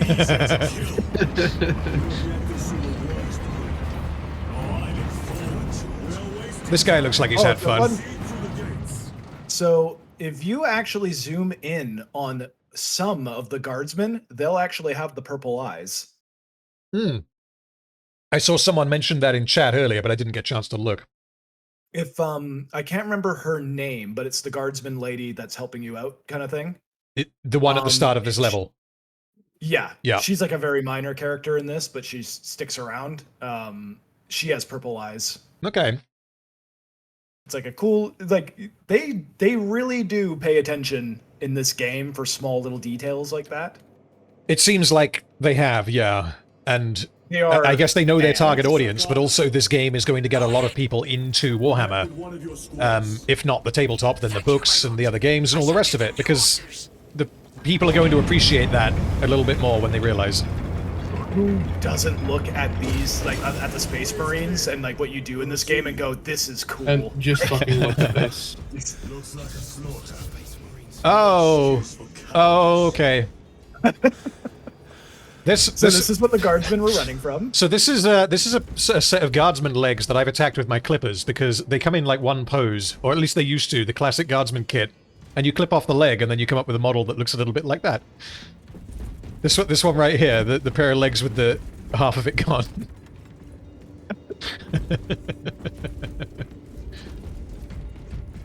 Right, before we continue, I need to go for a wee quickly. I'll be back in 1 sec. Sounds good.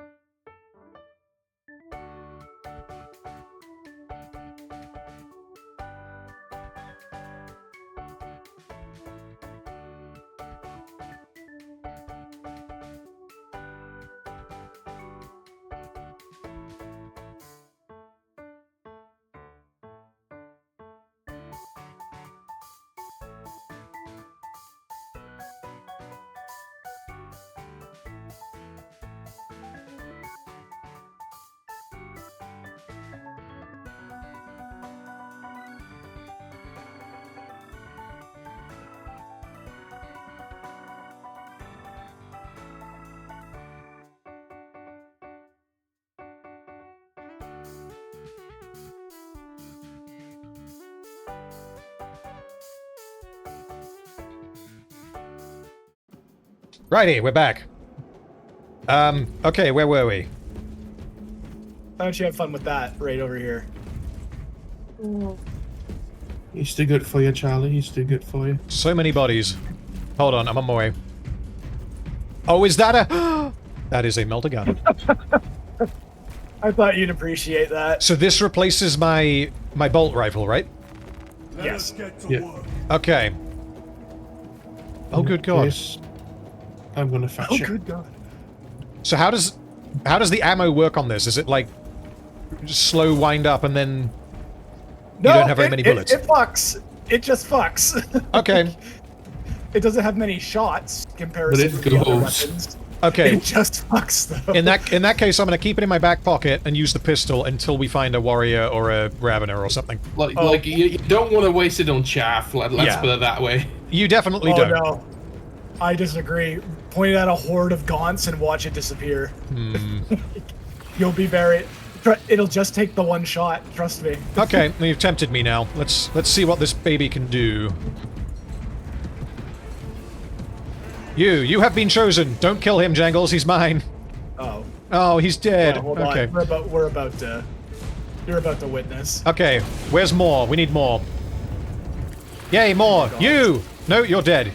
How about you? Zap! Yes! Oh, Now I wait love for that. wait for a horde. Okay. Wait for a horde, because the special thing about these is that they have no stop. Like, they can cleave through as many bodies as they hit. Yes. So the gimmick with melter weapons on the tabletop is that they do more damage the closer you are to the target. So they are very, very dangerous. You roll your tank up, have a bunch of guys get out holding melter guns, and you can just bring down another tank immediately. If you roll high enough, obviously, but... I mean, it's pretty lore accurate in all honesty. Yeah, because it just isn't the law that, like, the weapon just superheats the air in front of it and just dissolves everything. Because there is no projectile, Yeah. right? It's just a burst of light and you're gone. I think the one guy There's who also a survived that- heavy bolter over here. I don't need a heavy bolter, I have a melter gun. You can have that one. I am a melter gun convert, although saying that, which weapon do I want the most? Melter guns are better than plasma guns. I actually think I can only think of one guy who survived the meltagun shot in the books, and that's Huron. I didn't even think that that would be possible, but yeah. Well, he was in full Terminator battle plate. Oh, yeah, okay. If you... And he's permanently disfigured. Like, because you might know him on the tabletop if he has a model. I don't know. I don't know the name, no. Huron Blackheart. What faction is he? Which chapter? Chaos Space Marines now. Okay, I don't know the name, but it's possible that he has in-game rules. Yeah, he's Red Corsairs, which is slightly more obscure. Okay. Chaos Space Marine faction. Oh, it's a Sentinel! Oh, it's kind of a Sentinel. Yep. It's a get away from her, you bitch, Sentinel. Yeah, it does kind of roll in that. Yeah, they use that meltagun on hordes. There yes! It is a fun time helping hordes. Okay, so the weapons that you can have, you've got your pistol slot, your regular weapon slot, and then apart from that, it works kind of like, is it like Halo 3 and onwards, where you pick up a heavy weapon and you use it until it's dry? Yeah. Yeah. So it isn't a slot then? Nope. Okay. Yeah, it's like a temporary kind of thing. Okay, got it. Ooh. They just don't want to annoy you by making you drop what you currently have. Yeah, that's a good way to do it. Resupplying. And then, like, you have your melee weapon, which is just like a weapon of your choice kind of thing. And I'm guessing that you can't, like, replenish your ammo on the heavy weapons. You can't just keep it, like, forever. No, not in campaign. In multiplayer, they have a class specifically designed for heavy weapons. Okay. Well, yeah, so I looked very briefly at the multiplayer, the way that it works, and you have a class that is just wearing Gravis armor, and if you have the Flamestorm gauntlets, then that's me set. I'm not going to make any more videos. I'm just going to be playing as a Flamestorm aggressor for the rest of my life. They're talking about it.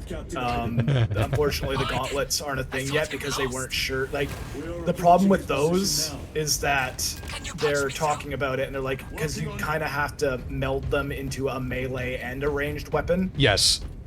And it's just like, okay, and like, we have the problem of you wouldn't be able to switch a weapon mid-mission kind of thing. Yeah, because basically the way that it works on the model and in the lore, as far as I'm aware, is aggressors are like heavier armored than these regular Space Marines, and they have a power fist in each hand, and strapped to each power fist is a flamethrower. And then they have a gigantic tank of fuel on their back, and you're basically that.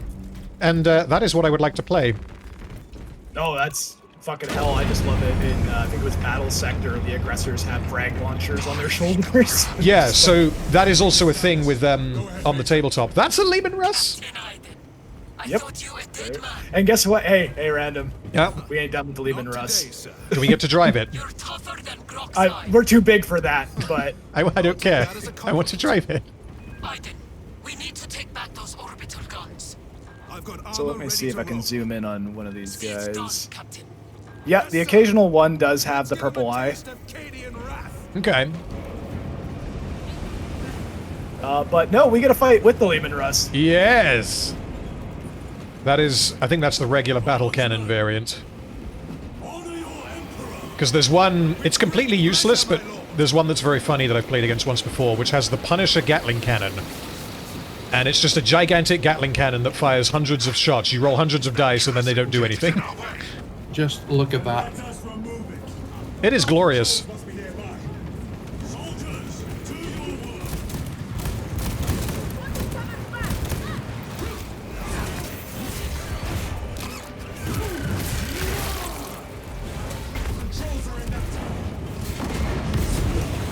Glorious. Slice and dice. There we go. For the Emperor, indeed. I love that they have their little shovels on their back. Oh, yeah. Krieger's intensifies. Happy gas mask noises.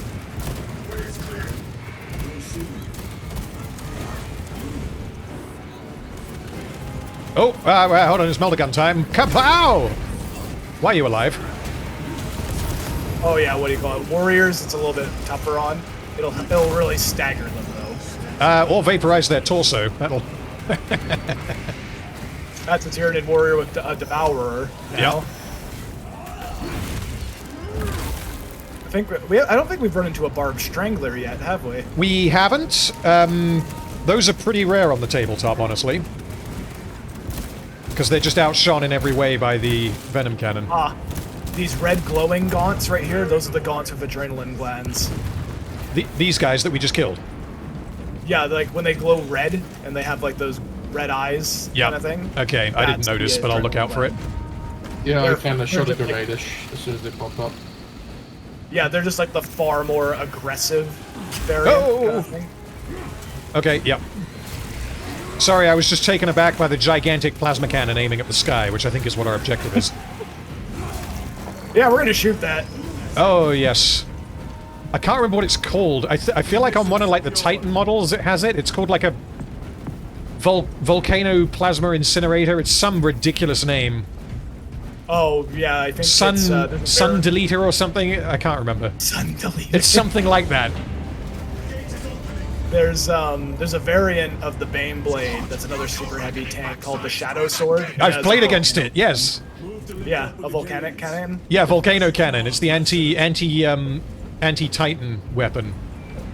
I just like to call it the just anti-anything gun. Yeah, pretty much. Like, you're just deleted if you get hit with that thing.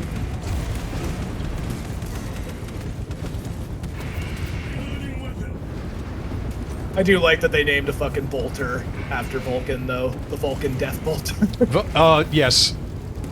It's just like 80 bolters strapped together. It's just like, Yay, it's the Lehman Russ.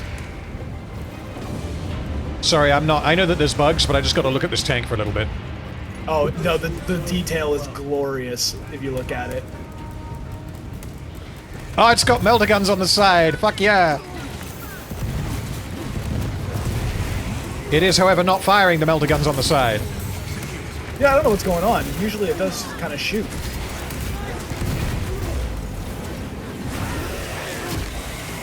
Can you pop the red explosive barrels in melee or not? I've never tried hitting them because that's a bad idea. Well, I was thinking, like, are they going to go off by accident? I guess we'll find out. I know if you set them off and you were beside them, they will damage you, but not your allies. Okay, cool. A little redecorating will speed things up, my lord. I like this guy right here. He's got the box caster on his back. Yep. Another nice little detail. And the shovel, obviously.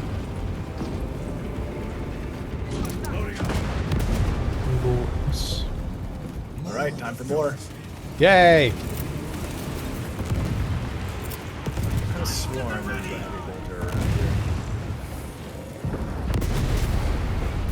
here. See, he's helping.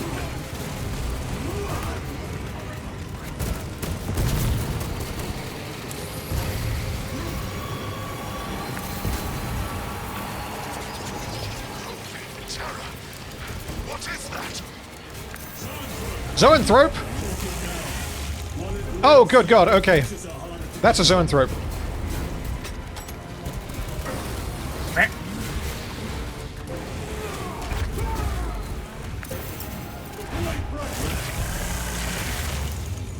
Oh, execute that, Red. Yep, execute it. Yep, got him.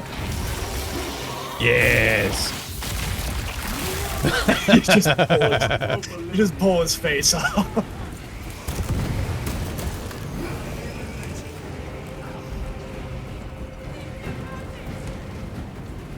Oh, yeah, there's a warrior over there. And meanwhile, the Cadians are just fucking going at it with this warrior. Yeah, they'll be fine. Cadians are doing alright. Major, we have retaken the facility. Praise the Emperor. Boarding a Valkyrie now, heading to you. Need more bullets. Oh, okay, cutscene. While this is going, I am going to fill up my whiskey. Sounds good. I'm gonna grab another cider.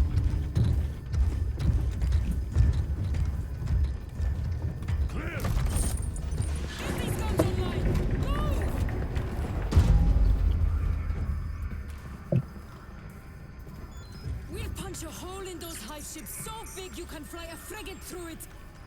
It won't let that happen without a fight. It's The hive mind. The Tyranids' powerful collective intelligence. Not to be underestimated. Major, The guns are in a zero state of charge. It will take time to wake the machine spirit. Hurry! The Tyranids will throw everything they have at this facility. This is Major Sarkana. Divert 2nd and 3rd platoon to the orbital guns immediately. Copy that, sir. Let's show these bastards. So I just looked up and checked the name of that Titan plasma weapon. It is called the Sun Fury Plasma Annihilator. That is.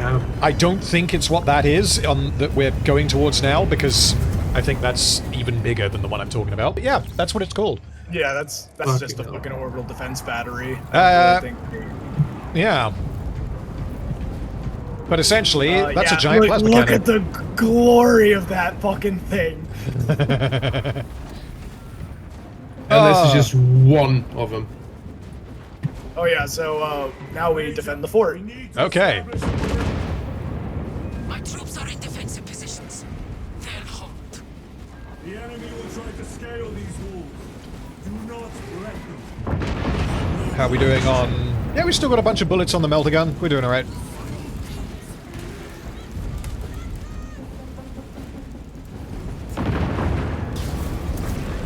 Oh, well, sorry to those guardsmen on the lower end. Rip in pieces. Oh, something I will say, though, is an amusing rules overlap slash exploit that existed on the tabletop for a little while. So these things here are Tyranid drop pods. They're called Sporocysts, I think? And the way the rules worked is that you were allowed to transport like a squad of little guys, or you could transport a single monster with less than 10 wounds to stop you from bringing in like your entire army inside of the Sporocyst. Some silly sausage forgot that the Sporocyst itself is a monster with less than 10 wounds, which means that what people were doing, this happened a couple of times in tournaments, is they were running a Sporocyst inside of a Sporocyst inside of a Sporocyst, and their entire army, they just basically China doll these Sporocysts out in the middle of the table on turn 2, and inside the final one would just be a single Carnifex. And then they'd win because the opponent can't kill that many bodies. It's a Russian Magotsky doll. Just... Oh, fuck.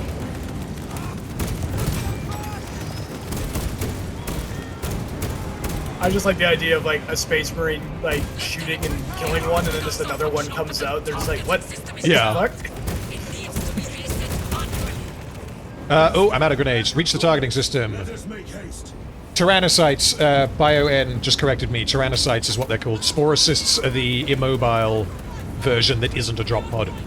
But the kit builds both. I get the names mixed up. Come, brothers. We're gonna go shoot the big gun. Yay! I'm about to blow up the moon.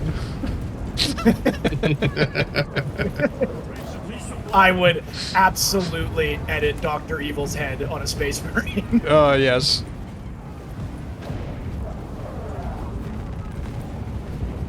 So we should retreat. How about now? Oh, that has to exist. Someone has to do that. For the Emperor. Just have the Emperor with Horus. I raised him to be evil. 1 million bullets! Assist where possible, but do not linger. The targeting system is our priority. Yes, my lord. Oh yeah, in the multiplayer, the fucking bolt rifle with the grenade launcher is absolutely broken. I think you get 10 shots with it fully maxed out. Right. And it just does insane damage. Like, you can burst a Carnifex down. Jesus. So does the multiplayer in this game, it's like deathmatch, team deathmatch? How does it work? Seas, Ground, King of the Hill, and Team Deathmatch. Okay, and do you all just play as Space Marines, or do you mix it up? Playoff Space Marines are the other team. Okay, so it does adhere to lore, I guess. Somewhat. Yeah, like, Vanguard, the Vanguard class, like, all the stats are the same, but, like, the Vanguard class for Chaos Space Marines is a Khorne Berserker. Right, okay. It doesn't make much sense that a Khorne Berserker uses a fucking grapple hook, but whatever. Yeah, I've not seen that before, but yeah. Major Tarn happy noises. I could get them closer faster. Manually raise the petals of the satellite dish. We will see it done. That's one army I think I'll definitely start collecting and painting. World These, Eaters. Berserkers. Oh yeah. Yeah, so World Eaters are a good one because the range is quite small, but all of the models are very, very new because they had a range refresh like 2 years ago. Yeah, but say didn't Angron come out not too Yes. long ago? Yeah, it was when July. Angron was released. My friend who I usually play with has got a World Eaters army. He's basically bought the whole thing, but he's finishing his other army before he starts it. And he's asked me to paint his Angron, which I'm absolutely looking forward to doing. God, that must take fucking days to paint that thing. It would take a while, but I've also got a Magnus to do, so I might do them at the same time. I just like to imagine Angron just screaming in the background. No!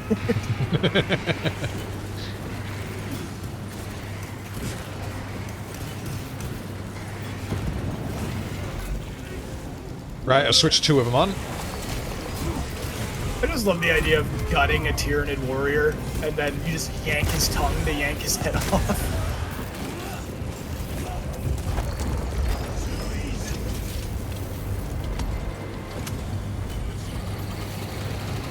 If there is a heaven, there is a chainsaw in it. Oh, a termagant. Hello. My lord, the gargoyles are heading for the antenna. They mean to destroy the targeting system. See that they fail. Oh, we just stay... Oh, we have to go up. Right, okay.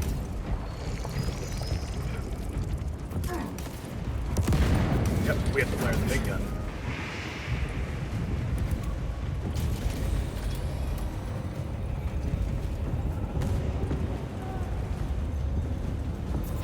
A lot of neat details on the armor for each individual character as well. Like, a cool thing is that the armor isn't perfect, it's scarred. Yeah. And it's just like, yeah, they don't have time to fix this shit half the time.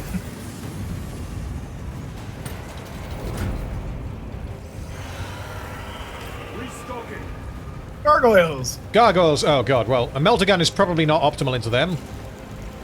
Yeah, so we have to clear them off the generators. The gargoyles aren't an actual enemy in this game.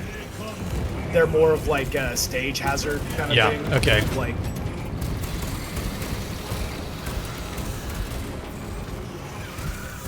About a year ago, gargoyles were so broken on the tabletop that they were the only reason why the Tyranids were able to win games. Because the Tyranids were not good, their rules were really bad, but the gargoyles were so good that it let them function.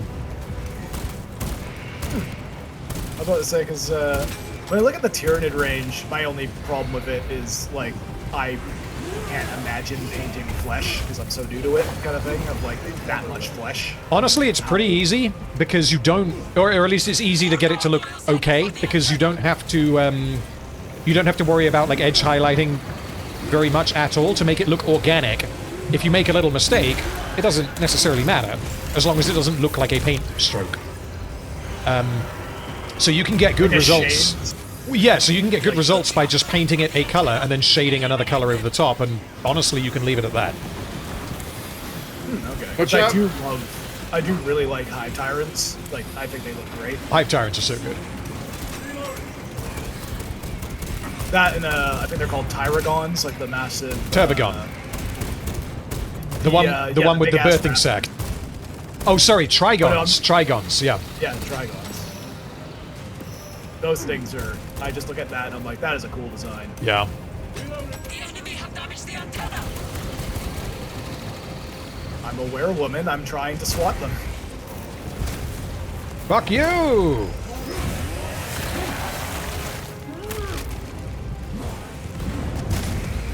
Right, I'm just gonna go hacky now.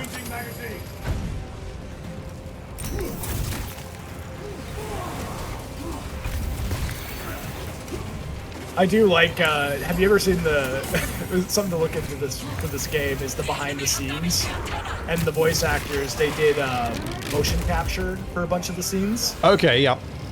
and they did that, and they had to put them in these big styrofoam suits to give them Oh, the for the look of voice. speaker. Was it to capture the voice properly? No, to capture the size properly. Ah, like, okay. the models. So like they're walking around in these big like step shoes kind of thing like that because they have to be the size of the Space Marines. Oh, Zoanthrope up above. Fucking hell, my health is low now.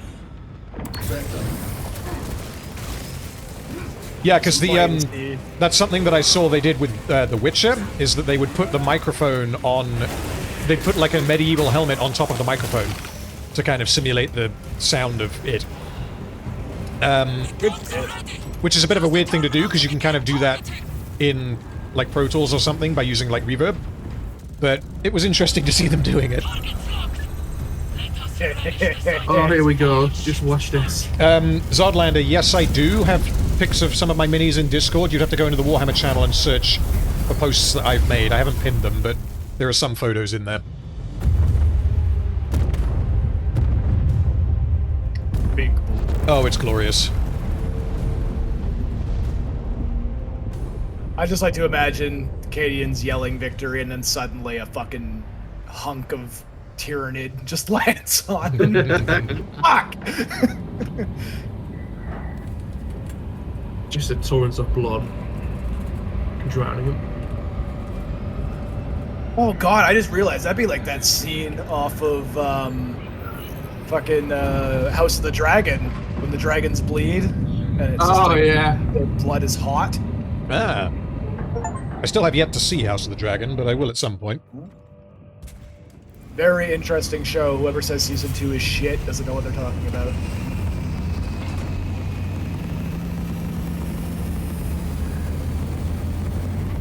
Well, that mission was a resounding success. Yes, it was. I think after this briefing, you'll be introduced to the multiplayer people. Because they are actually, like, they're thin characters, but they are characters. This is for the operations or for the, like, PvP? Operations. Okay, so you actually play as characters in universe in the... Sorry, I'm distracted. I can see a dreadnought over there. I should have been with you. Stop talking to me, Lario, or I'll have your nuts. Now, let me... I want to see the dreadnought. 2 decades. He could not have been defeated by Hormigans. There are creatures more deadly than Hormigans. Yes. You should not have let our squad be divided. He is gone, son. Oh, these things are amazing.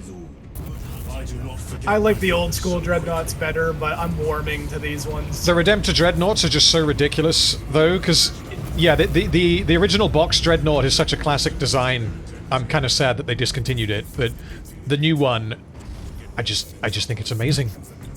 Step away for a second.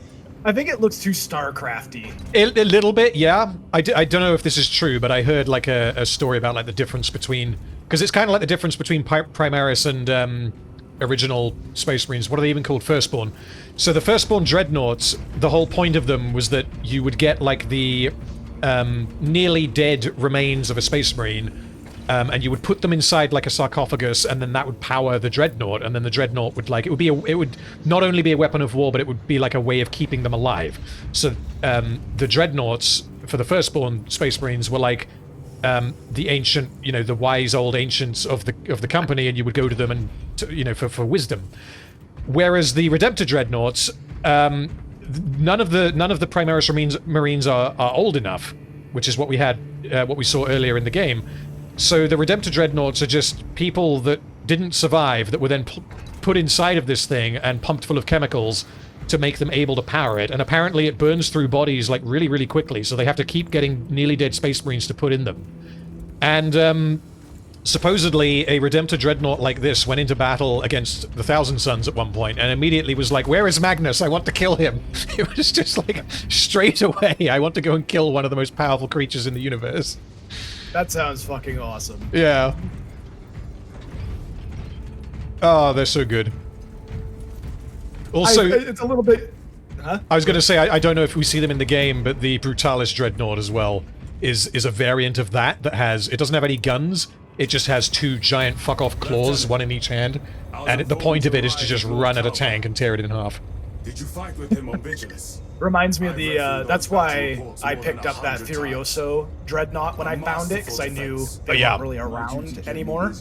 So And I got it on cheap. it's a little bit different with the character ones, because the Blood Angels one that you're talking about, that is like a unique datasheet for the Blood Angels. You get the same thing with some of the Space Wolf ones and the Grey Knight ones, but the original kit with none of the extras, you can't get anymore.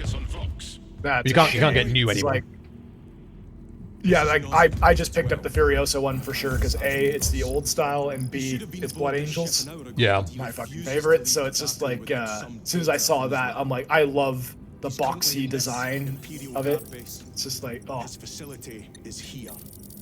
Pretty sure that Dawn of War cinematic also biased me heavily as a child. The opening cinematic for the first Dawn of War game is kind of legendary. That data and get him out. Yeah, hell, even the Dawn of War 2 one where the Dreadnought bursts through the fucking wall and grabs the Helping Banshee and just goes, I have come here to destroy you, torches it in its hand. Boil them in promethium. I'll give you command of a small team to hit the staging tanks. 3 men. That's all I can spare. Brief them immediately. So, an interesting comparison between Captain Scotty over there is Titus has like 4 times the service studs he does. Mm-hmm. Ready to depart. Standing by. Ramonsaurus Rex, I like your name. What is the what would you say is the greatest sin of Games Workshop? Personally, them essentially executing TTS is the gravest move on their part. I didn't know that they had actually done that, but then I haven't seen all of TTS, so I don't know exactly what they did and how they were involved in it. The thing that I mainly don't like about Games Workshop is that they constantly hike the price of their minis, which is going to mean that it's going to mean that basically the only people playing Warhammer are the people that are already playing Warhammer. You're not going to get many new people, because it's just prohibitively expensive as a barrier to entry. The other thing that I don't like about them is that they have this insistence on selling books, like rule books, and then making them out of date before they even hit the printer, or before they get to your doorstep after they've hit the printer. So you buy a book, it gets to you, and it's already out of date. Like, it's good from a balancing perspective because they're constantly upgrading the rules, whereas in, like, the 10 years ago, you have a book come out and it's really overpowered or underpowered. It would remain that way until the next edition of Warhammer, so like 4 years down the line.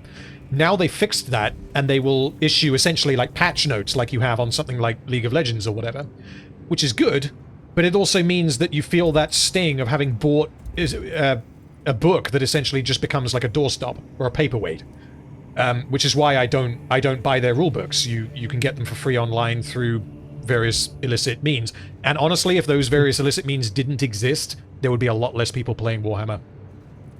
That paying for rules is the thing that I like the least about Warhammer. I think what he's talking about with the TTS thing is that's a text-to-speech device, yeah, comedy thing. Games Workshop threatened every single animator that did Warhammer content that they'd be sued. Oh, I knew about that. I didn't realize that directly hit TTS though. TTS made a video about it saying we're terrified and we're stopping immediately. Oh, okay. We have no way. We have no way to fight this. Yeah. Well. Okay. Because he said, listen, I have a family and I'm not going to get into a fucking legal battle with Games Workshop. That's fair enough, yeah. Which is a shame because that series was hilarious. Yeah. I will never forget Vulcan and Magnus talking. These are 3 of the multiplayer characters. Yeah, so this guy here on the left is wearing Gravis armor, which is the one I mentioned earlier that has the flamethrower gauntlets on the tabletop. Yeah, I think he's Straben, I think it's his name. I think Decimus is the Vanguard guy, and Valis is the tactical variant. We must burn any biohazards clinging to the fuselage. This is the armory, by the way. This is how you're going to select weapons for your next mission. Okay, so we do that now before we actually go to the mission? Yeah, this is a tutorial. Of, okay. Like, oh, hey, this is your... And there's some nice tidbits going on here. Predictions would determine a 0.9 probability that you would. I have pressing duties, Magos. Very well. Engage the armory terminal. I will see that you are suitably equipped. So this only affects what you load in with, because you can obviously change your weapons as soon as you get into the mission, right? Indicate your desired war gear. Okay. And the armoring station will handle the outfitting procedure. You also get a sneak peek of what you'll be using later. Okay. This will remain familiar to I don't know if I want to look at that. I might not look at that so that I can be surprised. We offer blessings to this machine, that it may serve you just as it serves him. Okay, oh, well shit, yeah, I can see some of these. So, we got the bolt rifle, the auto bolt rifle, the melter rifle.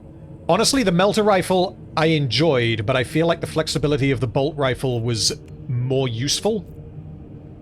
Because the pistol didn't really do it for me. Like, if you're running the melter rifle, it feels like you really have to be up in close doing melee, and I'd prefer to do a bit more shooting. So we'll go with the bolt rifle, I think. Plasma pistol? When did we get that? Well, I'm going to have that. And then... yeah, we're going to stick with the chainsword, right? Okay, cool. And, so appearance customization, that's not a thing in the campaign? If you pre-ordered, you get some, a few little tidbits, but nothing special. Okay. Yeah, like I'm using it currently. It's like the you get the We March for McCrag chainsword and like a ultramarine style bolter. Okay. Very well. My thanks, Magos. And also you can see my armor change slightly. I have the Crux Terminatus on my shoulder now. Oh yeah, okay. Same with, same. I didn't really realize Sharon got that. Huh.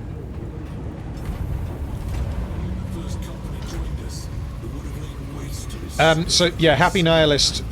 Regarding ethically, I think that what Games Workshop did with that whole copyright thing, ethically, I think it is absolutely a bad move. It's bad PR. Legally, I think they're absolutely in the clear. Because they can control who makes what with their IP. Financially, I think it's a stupid move for them to do what they did. And ethically, I think it is... I'm not going to say evil, but it's up there, because it's fucking around with other people's income. But it isn't an abuse of the copyright system in the same way that, like, fair use would be, I guess.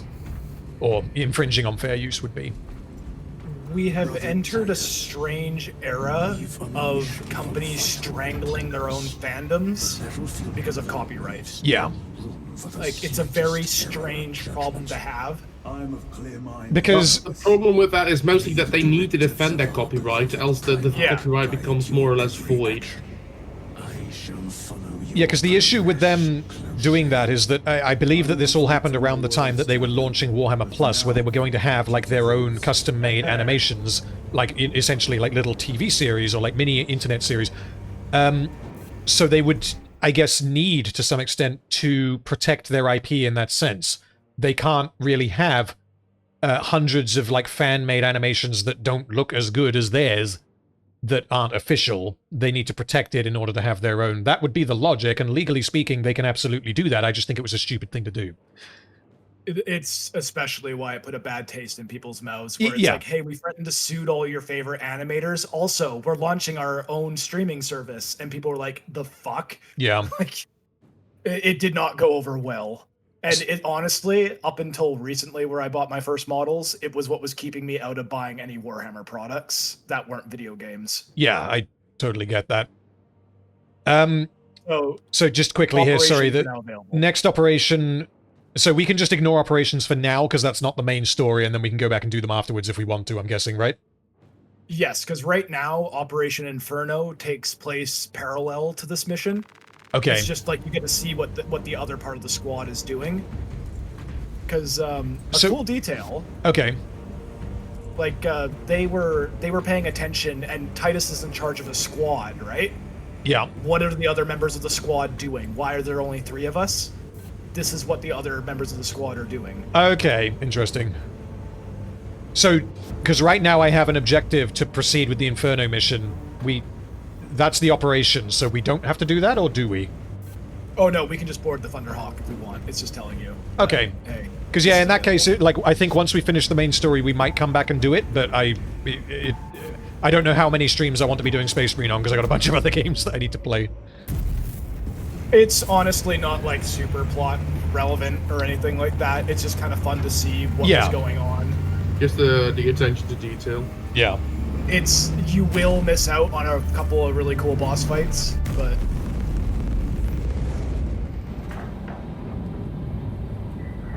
okay, I am warning you right now, this is my least favorite mission in the entire campaign. Okay. Reach the AdMech facility, retrieve Nozik's research data. Okay.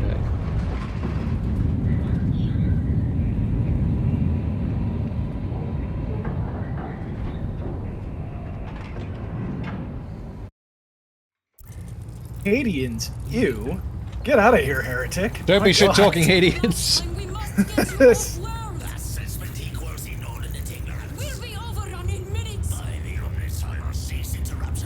Major.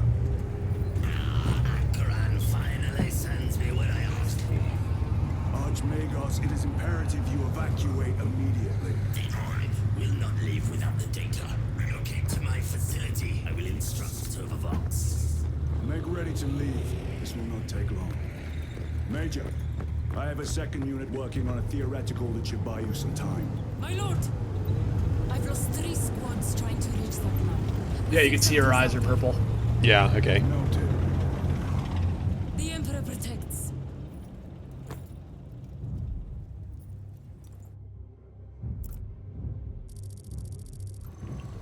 Alright, let's do this. Identify lab location equal to far side of swamp facilities.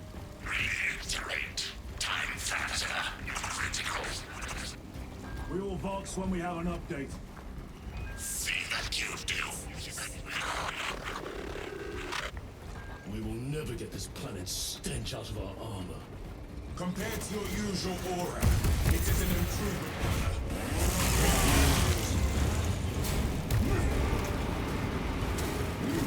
So, like, really cool looking around this planet. You can start to see the later stages of the Tyranid infestation, how plants are starting to mutate. Okay, so it kind of progresses during the campaign, I'm guessing. Yeah, so, like, for instance, these plants right here that I'm beating the shit out of, Yeah. this is a Tyranid mutation. So, before the Tyranids devour a planet, they'll start mutating the wildlife and whatnot as they devour, and it'll just make the environment more hostile for whoever's defending it. Okay. Cordalis. Septimus. We got a plasma pistol and an Oculus bolt carbine. This is the work of a lictor. Sergeant Gadriel to Resilient. Yeah, let's try that one. Our brothers have fallen in battle. Send an apothecary. Received. We shall honor them, Brother Sergeant. Nice detail that he said send an apothecary. Yeah. Have to collect their goo. You didn't hear what he said killed them, did you? I may have not been listening. Go on. Well, actually, no, don't tell me. No. You'll find out. You'll find out what killed them. I was distracted by the weapon.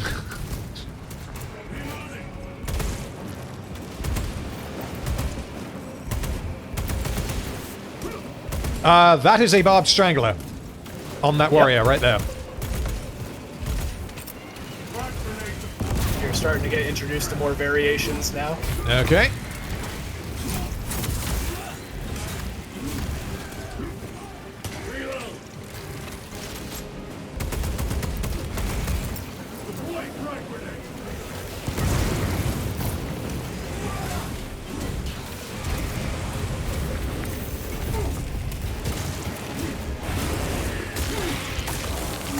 So the barbed strangler, at least in the lore as far as I'm aware, is essentially it's like a cannon that shoots a giant seed that then grows like stupidly quickly, like within a few seconds, and it sends all like these razor sharp like leaves and thorns everywhere. So it's like an AoE weapon in the tabletop at least. Sentient barbed wire is essentially how yeah, it's that's a better way of describing it, yeah. Did you just... God, that just sounds so fucking metal. Sentient barbed wire should be the name of a metal band.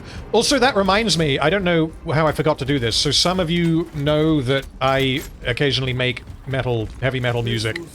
And my online band, which is myself and one other guy, we have a single that we're going to be releasing on Friday, which I will link on Twitter when it comes out.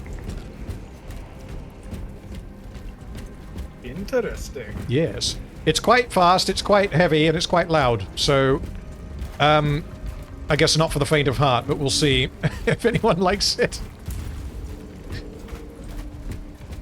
Textile says, I only know you making elevator music. Yeah, that's not normally the kind of music that I make, but at the same time, I feel like death metal is not appropriate for my videos, so...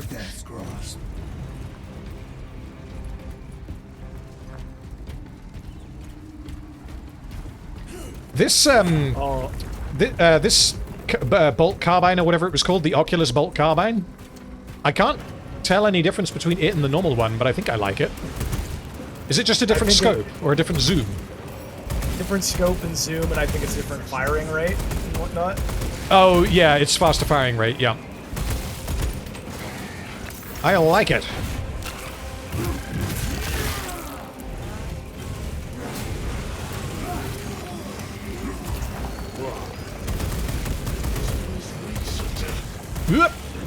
I just love the idea that you can just pick a Termagant up by its foot and just chainsaw it in half from there. Oh, yeah.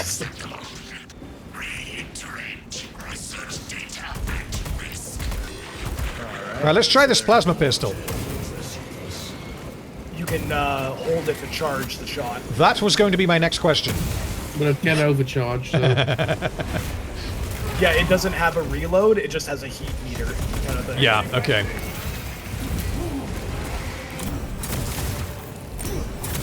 So again, in the tabletop, just quickly, the way that plasma weapons work is you fire them, like normally, but if you want to, you can overcharge them, which means that they do, like, extra damage if they actually get through. But the trade-off is that they become hazardous, which means that you roll a dice after you fired it, and if you roll a 1, then it blows up in your face, essentially. Yeah. And with Space Marines, that's pretty bad news, but with Imperial Guardsmen, it's not necessarily bad news. Because there is a type of Imperial Guardsman unit on the tabletop called Kriegsmen. And the way that they work is that they get stronger when they have started to lose people from their squad. Which means that what my opponent, who usually plays Imperial Guardsman, does is he will immediately overcharge all of his plasma weapons when firing against me, and pray to the dice gods that he will lose a couple of guys, because it will make them harder to kill. Snipers. Venom cannons. Venom cannons, okay. This is your ranged sniper variant for the game. Yeah, venom cannons are the strongest weapon that the Tyranids, that the warriors can use on the tabletop, at least.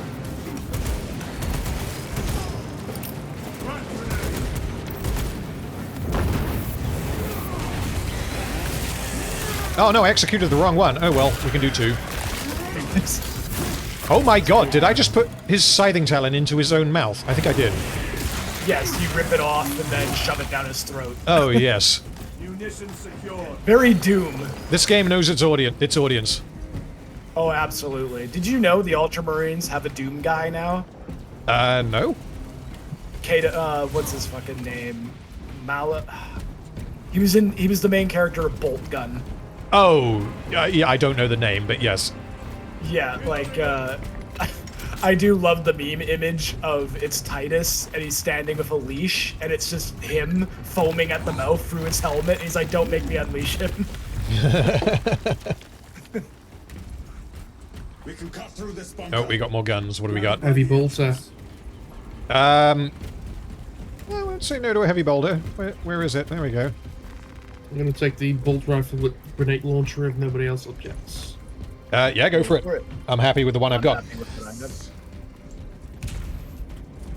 Another plasma pistol here. Zodlander says, do the Tyranid weapons still have the same strength as the models that carry them? On the tabletop, no.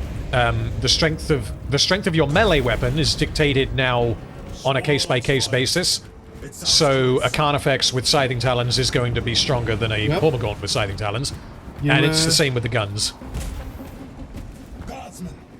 Assist them. Oh, Guardsmen! Yay! No, stop dying!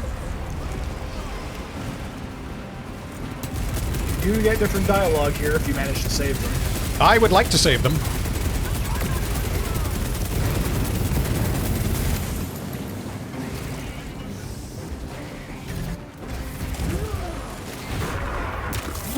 Yes. There we go. Oh no, you're you.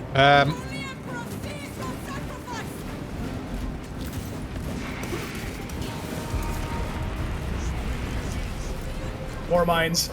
Okay. This is where things start to get a little bit more hectic.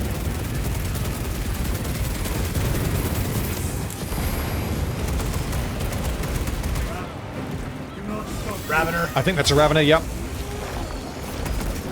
Yes, it certainly is. Right.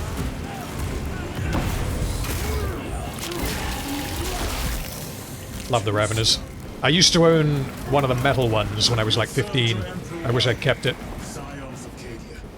Thank you, my lord. It was an honor. Can we give each other stim packs or not? No, unfortunately. Okay. My unit has suffered heavy casualties. I think mainly because they're thinking about their next class that they're adding to the game is an apothecary. Okay, interesting. They're gonna do, from what I understand, they're doing apothecary, and then they really want to do chaplain. Yeah, I could see that making sense. Apothecary sounds like my bag. That could be fun. Like, I love the apothecary look, kind of thing. But I just love the idea of playing a chaplain, and his like ability is just hurling insults at the enemy as he fights. And it just buffs everyone around you. That'd be a lot of fun. Also, a Crozius is a cool weapon. I just need to read this comment. JD Kramer says every guardsman gets reinforced underwear for their tungsten steel nutsacks. Something is off. Watch your backs. If you have an eagle eye, you could spot what's currently looking at us. What is currently looking at us? You don't need to know. Which, can you tell me the direction? Well, whatever it is, it's what killed those poor fuckers. Weapons ready. Coming together. Come and taste death, vermin. I'm not sure I want to know what it is.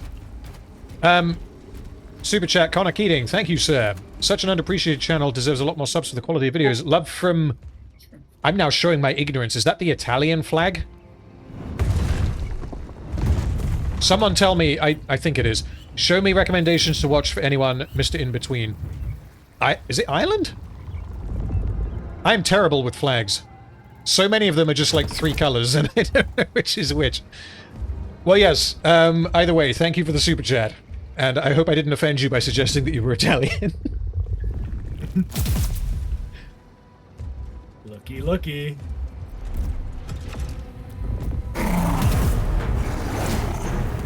That is a Lictor. And I will think of a show recommendation for you, Connor, while I'm killing this Lictor.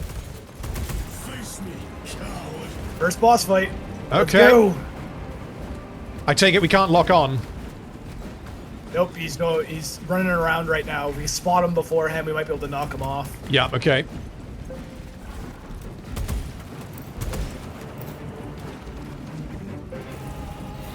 He's hiding around here somewhere, Oh. waiting for a chance. There he is. Yep.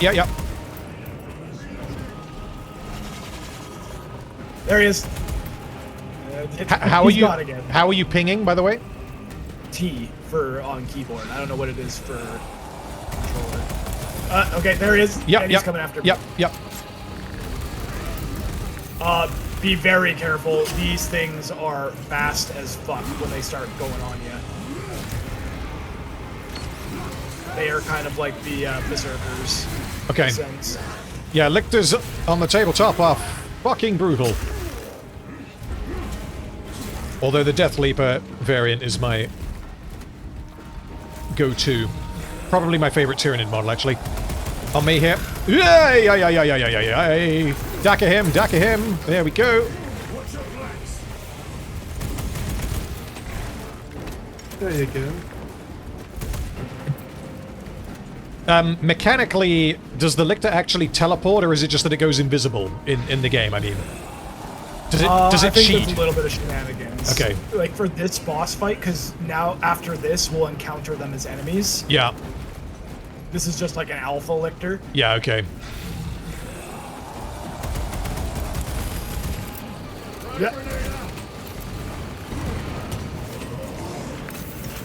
not all of them will do stuff like this. They will just go invisible, and then they will come at you, and they will blitz the shit out of you. Yeah, okay. They're probably the most damaging thing in the game, next to, like, a venom cannon shot to the face.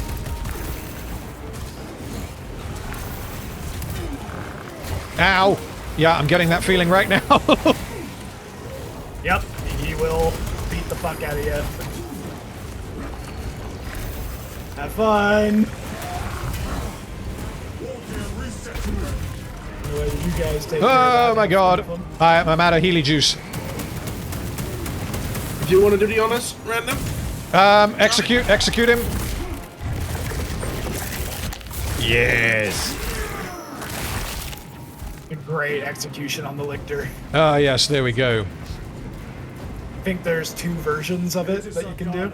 You were correct. Right. There was a lictor out here. Show recommendation for Connor. Indeed. It will not trouble you again. Very good, my lord. Dark. If you have Netflix, watch the first 4 episodes of Dark. Oh, Dark was so good. Yeah, the reason why I say the first 4 episodes is because if you watch the first episode, you might be like, I kind of see where this is going and I don't really care. But it gets its first, like, big dramatic payoff, I think, in episode 4. And if you're not hooked at that point, then I would say it's not for you, but it's a really, really good show. It also starts off so weird. If you don't know at all what it's about, the first episode's like, oh, this is going to be like some German, like, high school semi-drama, but the story just goes fucking apeshit. Well, yeah, so in episode 1, it gave me very much Stranger Things vibes. Whereas, again, by the time you get to, like, episodes 3 and 4, it's completely off the rails, in a good way. It's insane. It's just a bit sad that its spiritual successor didn't get renewed. 1899, Yeah, something like that. Yeah, I watched the first half of that. I didn't actually finish it. I probably should.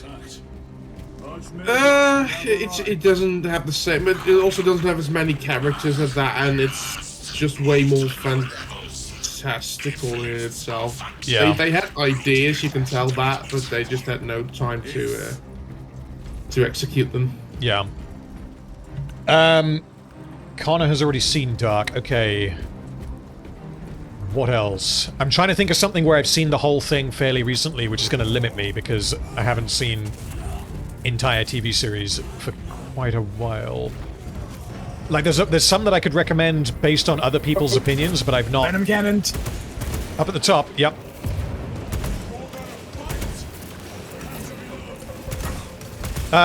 Smiling Friends. Season 2 of Smiling Friends is very good. God, yes. It's really fucking weird, but, I mean, if it's your kind of sense of humor, then you might appreciate it. The flat Earth thing killed me. oh my god, there's the dome! There's the dome! Oh, I see. Right, Connor was recommending Mr. In-Between for me to watch. Right, okay, I misunderstood the message. Either way, yes, I will make a note of that and have a look at it, because I've not heard of it. But I do have Disney. But then I've got... what, Season 2 of Arcane to watch kind of as it comes out. I've got Preroll to watch, which I said that I would watch. Here it begins. Oh, is this the bit that you don't like? Yep, this is the second half of the mission, and it is the worst part of the game. Well, my health is pretty low. Is there a health pack going anywhere near here? Can't see one. Sure, I think there's a resupply point that we're about to get to. Okay, cool. But, yeah, I'm just gonna color your expectation now, random. There's a flamer that you will be able to get. Okay. It is not very good. Right. But you need it. Yeah, in all honesty, if you want to have more fun, I'd suggest just giving it to me. Just because, fine like, with that, it is dog shit. Like, it's more for the gimmick of this part of the level than it is for actually killing things. Yeah, okay. Spare me the insults, Magos. Like, just keep the swarm at bay kind of thing. Is it Rippers that we're against? Yeah, okay. Yeah.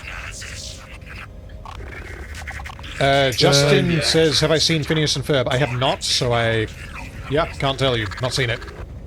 I have had more pleasant conversations. Oh, yeah, I love that show. Watched it with my nieces. I just remember the fucking Perry the Platypus memes, and then his like arch nemesis looking like an anime character from some fucking show I can't remember. Oh god, those were great memes. Yes, bleeders, it is zone and rope time.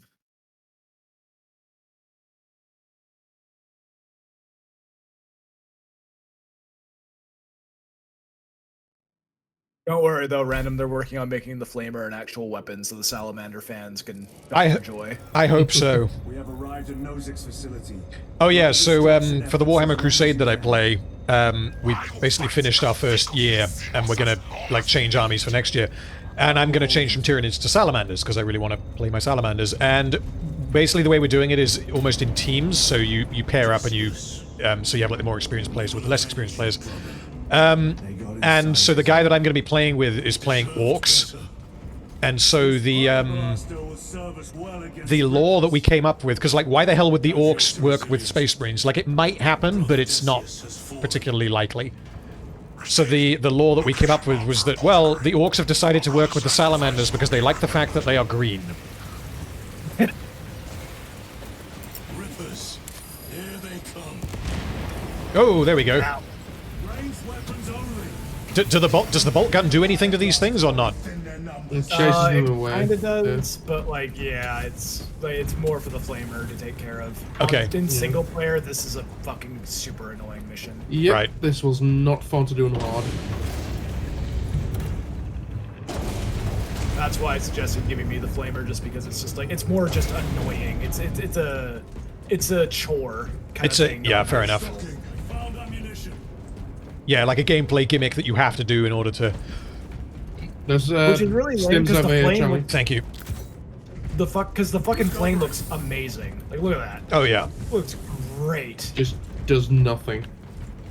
Yeah, I despise how little damage it does.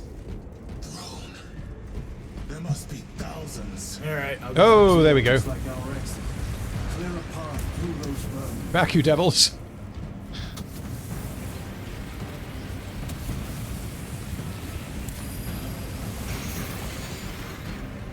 In a bit, regular Tyranids will spawn, so there will be combat in between. Yeah, okay. You got extra ammo for the Pyre Blaster there? If you need it?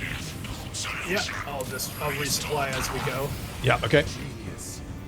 We need instructions. Power system controls at your current location.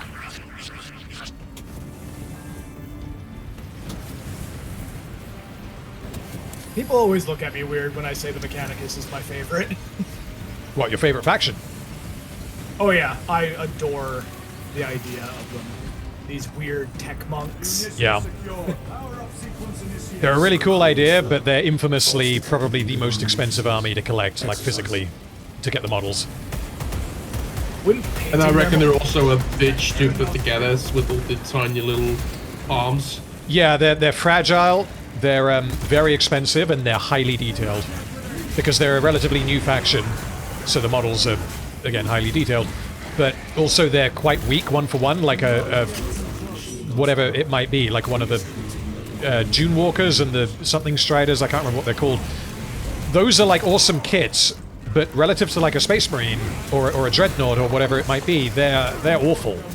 So they're pointed accordingly in the game, which means you need to spend more money to get more models. So it's the same with Imperial Guardsmen. Like they're quite expensive to collect because a Guardsman, you know, you get a box of 10 Guardsmen for the cost of 10 Space Marines, but they're like a third the points value. Yeah, which is just ridiculous in a sense. Like, Textile, no, I'm not playing anywhere like official, I just play with friends. And obviously we don't care about using proxies. Well, we don't use proxies, so to speak, but we do use like 3D printed models in some cases. Like I have a couple of 3D printed models. I have a couple of like 3D printed weapons. But yeah, it's honestly like the quality of the Games Workshop models is so good that in most cases I am more than happy to just buy them. The only time when I'm not is if I find a sculpt, like a 3D printed sculpt that is better, and it's obviously cheaper because it's a 3D printed sculpt. So I found some that I paid for a couple of the Tyranid monsters that just looked a lot better, I thought. And the beauty of 3D printing is that you buy it once and you can just print 3 of them, rather than spending 3 times the money. There's a Stim's way back here. Okay. I saw a fucking glorious 3D printer data sheet for the Emperor. Okay. And it looked fucking phenomenal. Like, I was like, damn, that does look really good.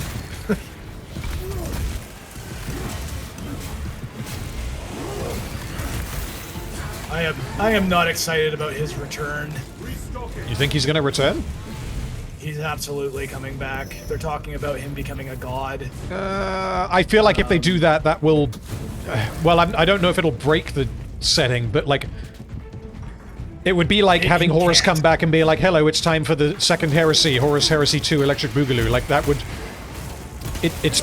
The nature of there being one Horus Heresy is kind of... It's so integral to the setting. Yeah. Yeah. Like... The Emperor's too powerful. Like, before, like, the Horus Heresy had a lot of work to do in explaining, like, how the Emperor could see this coming, and they did a pretty good job. They kind of assassinated his character to a bit, because for some reason they let Aaron Pensky Bowden write that book. But, like, if he comes back, it's just like, how doesn't the Imperium win unless the Tyranid hive mind starts arm wrestling him? Yeah, I... Honestly, like, principally, I think I have a little bit of a problem with them bringing the Primarchs back, the Lion and Gilliman, but you can do that, and they have tried to explain it. I don't like it. I like the idea of the Primarchs being lost, and that the Chaos Primarchs still exist, so, you know, Angron and Magnus and Mortarion, and whatever the other guy's name is. Who is he again? Labo, Lorgar. Lorgar is the one I'm thinking of, I think. Yeah, like, them still existing, it means that the Imperium is on more of the back foot, whereas they're like, oh, where are all our Primarchs? So they're gone or they're dead. And then you start bringing them back, and it becomes more of like a... Well, it becomes more of an even footing, and I don't really like it. I don't feel like it fits. Like, the problem with, like, I can understand Gilliman and the Lion, because Gilliman, like, got healed for ridiculous reasons, I find, but the Lion had zero excuse. He was just pouting in the rock. Yeah. I kind of can't get over how much that kind of assassinates him in a way, because his story is pretty good in the Horus Heresy. But, like, I'm like, what's your excuse, Lion? You were just kind of pouting in the rock, and you were taking a nap, apparently. Like, just the idea of having the Horus Heresy where all of the Primarchs are, like, fighting against each other, and then all of the Loyalist ones are dead or unaccounted for, and a whole bunch of the Chaos ones still exist, and having like Gilliman and the Lion and all of the others, Vulcan, having them all just be like these mythical heroes of old that are now gone. I feel like that is a lot better of a way to do it. But of course they want to be able to make and sell models of the Primarchs, which you can't use on the tabletop if they're all dead. So that's the reason why they've started bringing them back. Yeah. It's, there's so much more gravitas to them. Yeah. From the Horus. They're these mythical demigods kind of thing, right? Like, it's a cool idea. So the one that, as far as I'm aware, the only one that they absolutely could not bring back for lore reasons would be Sanguinius, because he has to be dead in order for the Blood Angels to exist. Like, you can't bring him back. Oh, they will. I don't know, because they might want to sell a model of him, but at the same time, you can't. Like, the faction breaks if Sanguinius is alive. You're talking to a Blood Angels fan, and I am absolutely of the opinion they will try and bring him back. I really hope that they don't. But through the power of the warp, anything's possible. Yeah, if you're a fucking hack writer, it is. I'm not even... Like, like, I don't even know if there is a good way to do it. You know, you give that job to, like, the best writer. How are you justifying that? I don't think you can. Simply no. Because no good way. Yeah. Well, the fact Sanguinius dies is what makes his sacrifice so, like, emotional, in a sense. Like, in the setting, right? Like... And it's what, the reason why the reason why the Blood Angels have, like, the red thirst, because they're essentially vampires, for anyone who doesn't know, they kind of go nuts and have, like, a bloodlust, is because Sanguinius died and, like, his death rippled through the warp and it affected his whole bloodline, was the whole point. If he comes back, that is now gone, presumably. Which means that their whole thing just doesn't exist. The heresy kind of retconned that in terms of it was starting to happen. Right, Like, so was it like a genetic abnormality kind of thing? Yeah, so like the idea behind it is that Horus and Sanguinius were actually really close, which is kind of what makes their final confrontation so great.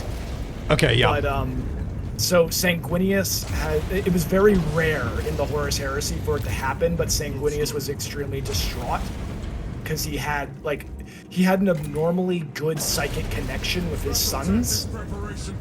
And so whenever one of them fell to the Red Thirst or the Black Rage, which I think it was just the Red Thirst at the time, but what do you call it? Horus found him one time killing one of his sons because he fell to the Red Thirst. Right. And Sanguinius explained to him, I don't want to explain this to Dad because we know what happened to the Lost Primarchs, and I'm afraid he'll see me as that. And Horus kind of goes like, whatever, like, bro, like they were best of friends, and he's just like, whatever you need, you tell me, and I will help you solve this problem. I won't tell anybody. And I really think you should talk to Dad. And, okay. And Horus plays on that to fuck with Sanguinius during the Horus Heresy. And it's just like it's pretty great. So, super chat from Happy Nihilist. Thank you, sir. Hi, I has spare money. We'll play Little Nightmares 2. Yes, I will play Little Nightmares 2 at some point. I was planning on doing it for Halloween, but I was just too busy, and then I ended up on holiday basically straight afterwards. Is that a jump pack? Okay.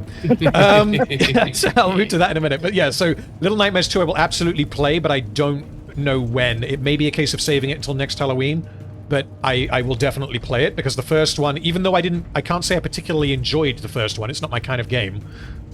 It seemed like you guys really enjoyed watching me fail at every single point and just get helped out of every puzzle, because I didn't really... The way that the game worked, it didn't really click with me. For the worst part. Oh god, here we go. Right. Cover me, brothers. Let's get this over with. So we just have to stay near you with the Fire Blaster, right? Yeah, and then you guys do 3 times, I can't remember. Okay. Now we're playing King of the Hill. Yep. My favorite. Bugs, where are the bugs? There are the bugs.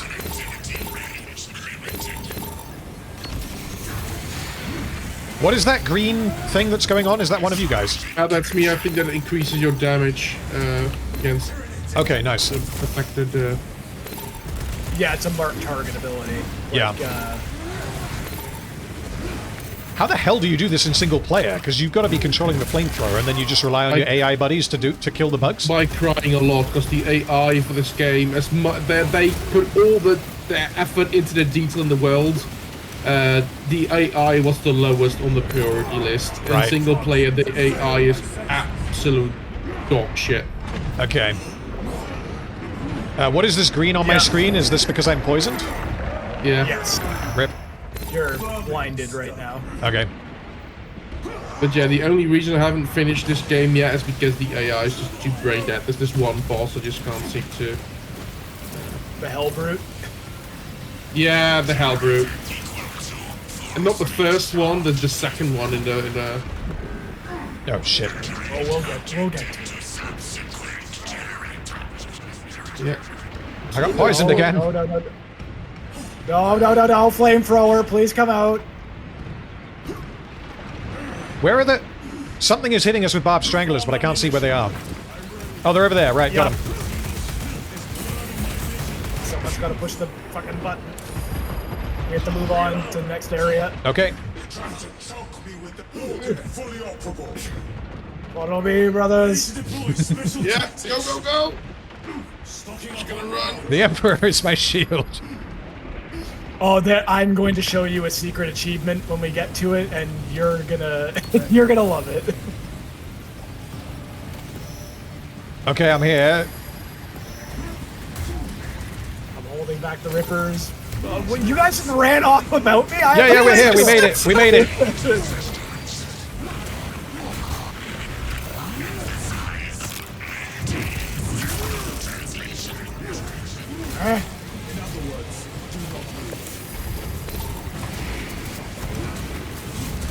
Boys, we got warriors over here. Yep, I'm on one.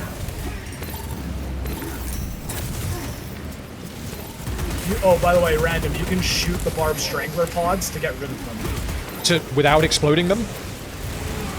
Oh, like, you know, like how the wires come out of that little seed? Oh, okay, got it, yep. You can shoot those, and they'll I need an execute, if someone can give me one. There we go, thank you.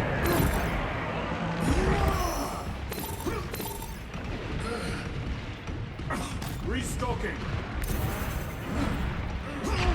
Oh, we got a flying bitch. Yep, zone and probe time. Yeah. I can't really shoot him. My health is too low. I'm down. I might go down here.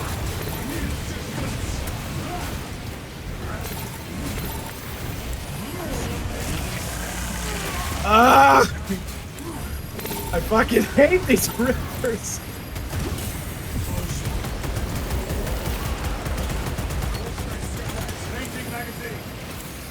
Is there any health lying around or not? Fuck, I'm down. Not sure. Press X to revive. Oh yeah, you have a guardian relic on you. Apparently. Is silly... Yeah, okay.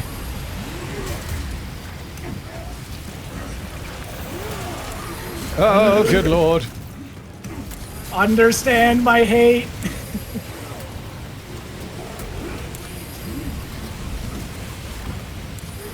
Someone killed the zone and bros, for the love of God! Yep, trying.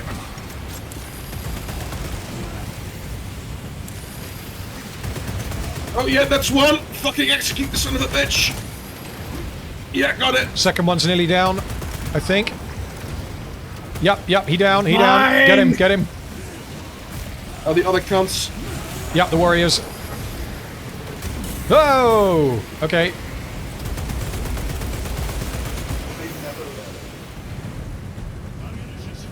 Is that it for warriors? I think we're okay. So much catharsis in those executions. I think we made it. Yep, we did. Yes. We did. Fuck that. Stim's over here if somebody else needs it more than me. You take it. I don't have any, but I'm okay on health for now. Good lord. What is this? Oh, that's Pyre Blaster ammo. Okay. Get some ammo over here. There we go.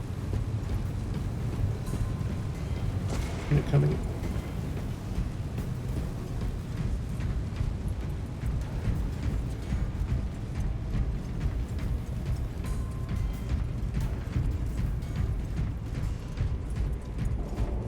Ooh.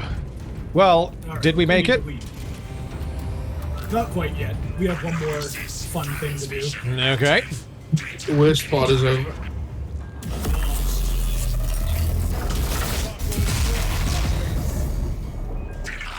Classified. Leave such matters to me. Report. Transmission complete. Your assistance is no longer required. Major Sarkana, please escort Nozick to the Thunderhawk and get him off world. Yes, my lord. With pleasure. I shall be glad to be rid of these trivial duties. Textile, no, I haven't read those. And Happy Nihilist, I will look that up. Because the setting of Little Nightmares 1 was probably the bit I enjoyed the most, like the vibe of the game, the atmosphere of the game, I thought was really well done. What were you saying, sorry, Jangles? That I beat your record for peeing. Did you? You went for a pee? Yes. Oh, I didn't even notice.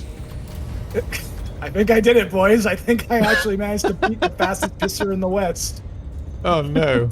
Well, I'm kind of holding on to a wee because I've had a little bit of whiskey. I'm just going to wait until we finish this mission if I can. Archmagus, confirm receipt of data stream. This is Lyrio. Transmission received. Nozick is... Acadian moment. Get him out of here. Yes, sir. Major Sarkana, what's your status? We've lost a lot of men, a lot of heavy rounds, but we're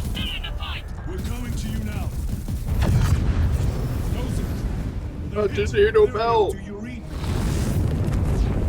No. Major, did you see what happened? No idea! We saw no impact! That is territory claimed by the swarms. We need to reach it. Fast. There was an armoring chamber below. Jump packs. Fuck yes, jump packs. Let's do it. The guardsmen. With respect, my lord! We're Cadians! We can take care of ourselves! Dad, guardsmen. Guardsmen are the real MVPs. They are. I fucking adore the aesthetic of the Kazarkins and whatnot. Yes. Right. So, have before we fun. do this, I need to go for a wee quickly, so I'm going to leave it on that screen. I'll be back in 1 sec.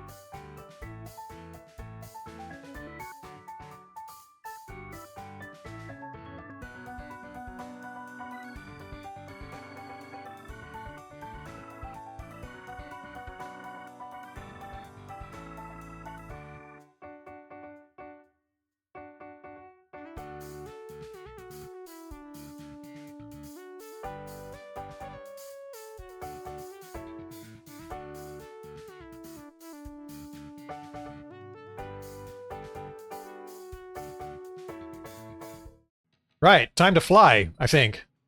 So hold Y to jump in the air. Press Y to do a long dash on the ground or in the air. Hold right bumper. And press left stick to hover. Okay, I'll try and remember all of that. Okay. Yeah, 'cause you can do this.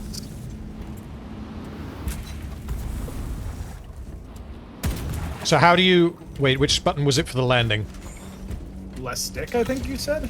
Left stick. Yeah, that might be right. Oh, wait, and then melee for landing, because you can do a melee land. Oh no, left stick is hover. It was just on the screen. For like melee for like the landing, like that. Right, okay.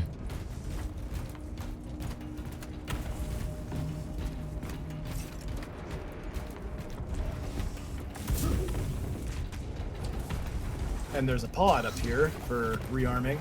Oh, lovely. There is one thing I'm kind of disappointed that there isn't in this game. Wait, and where have you guys gone? Marine. Where did you go? We're up here. Up? Oh, you're up there. Oh, okay. Repositioning. Eh. They probably get up there So- first. Yeah, so jump up there, and the melee is a good way to actually like jump to certain distances, kind of thing like that. So like. Oh, I can do yeah, this, yep, and okay. then Okay. Boing. There's a melted rifle over here. We fudged it. Let's try that again. Captain Titus needs a refresher. There we go. It worked that time. Just wish you could hover a little bit longer. Okay. Yeah. So if you hold it, you can kind of... Okay. What do you call it? I do wish the Storm Bolter was in this game, like in the first one, because that was the funny weapon. Storm bolters are cool, but, I mean, usually they're only on Terminators. It's rare for someone else to have one, at least on the tabletop. Oh, and that was the funny thing about the first game, is they accounted for that, and you had to hold it with both hands as it just goes full auto. Right, okay. Oh, shit! Fuck. No, we're okay. Titus just like holds on to it with both hands as it just like. Come down upon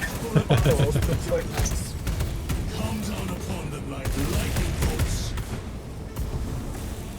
Boingo, let's go! Deleted. The fact that you said that random makes me one of these days.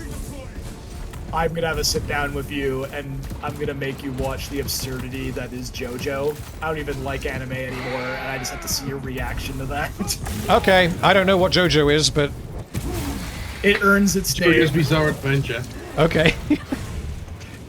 It very much earns its name. Is it like anime, like full on? It is the ultra anime, I suppose. Okay, so in that case, I'm gonna watch Preroll because I said that I would, and if from what I've heard, that's good, and if I genuinely like it, then I at that point might branch out into something else. Oh yeah, like I watched it on Bleeder's request, kind of thing. Me and him in that chats about it. Yeah. I really like the character stuff in there. It's when the plot gets started that I don't really give much of a shit. Ooh. You're stuck in the wall. Oh, no, get off me. James Knighton says, when did you get into 40k? I can tell you exactly. So, I got into Warhammer after the Lord of the Rings The Two Towers came out, because I had some of the Lord of the Rings Warhammer models, and then that got me into 40k. So I would have been... Two Towers was 2002. I would have been 10, so we're talking 11 to 12 years old would have been when I got into 40k. So it has been quite a while. That's actually around the same age for me as well, because I got into it through Dawn of War. Oh yeah, that came out... When that came out, I was already into it, but Dawn of War definitely escalated that.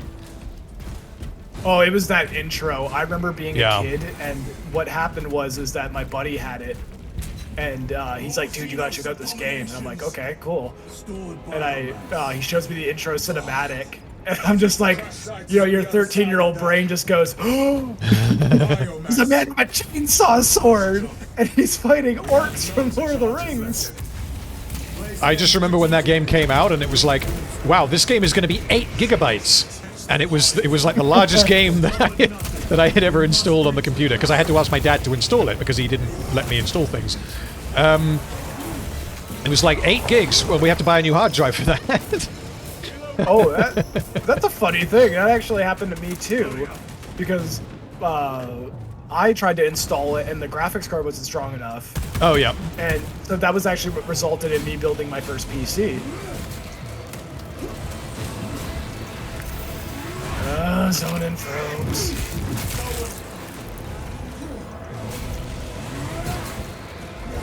We have to grab melt the bombs and strap it to that wall. Okay. Oh yeah, going for the shit! Oh fuck! No. Is this? Yeah, are they just gonna? back. Are they gonna Shrek me and just don't stop coming, or should I keep killing them? You do want to place the charges. They are kind of endless. Okay.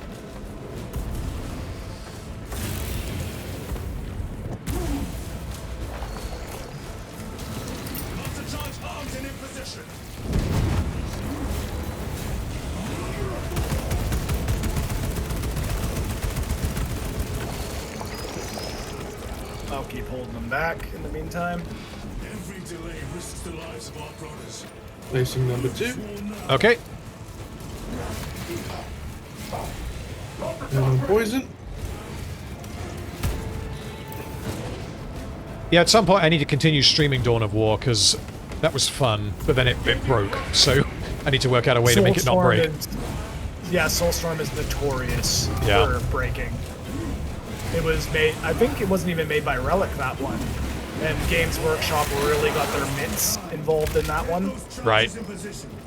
Because at the time, when it was coming out, air units were becoming a thing on the tabletop. Yes. So they forced a bunch of air units into the factions. And I think it had the shortest development time out of all of them. Number 3.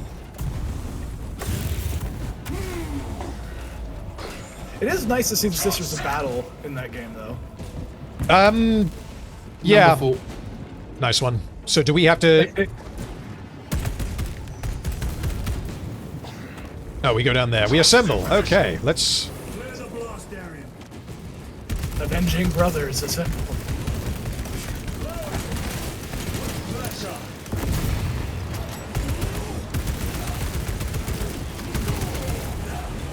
What do you mean activate? Oh, okay.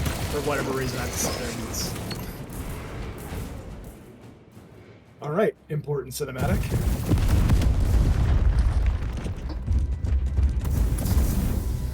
James, I have primarily Tyranids, also Salamanders, also Grey Knights, also Imperial Knights, also Tau, and more recently Thousand Suns. So lots is the answer. But Tyranids have been my favorite since I started. They're the faction I started with.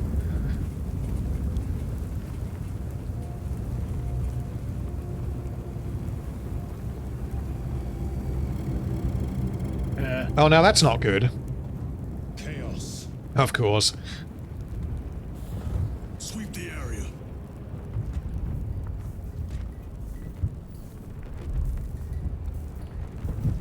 You actually, if you look at those symbols, you can decipher who it did it. Yeah, I can tell who did it based on those symbols. I'm not going to tell anyone who doesn't know, though. Although I guess anyone who knows what the options are could probably work it out.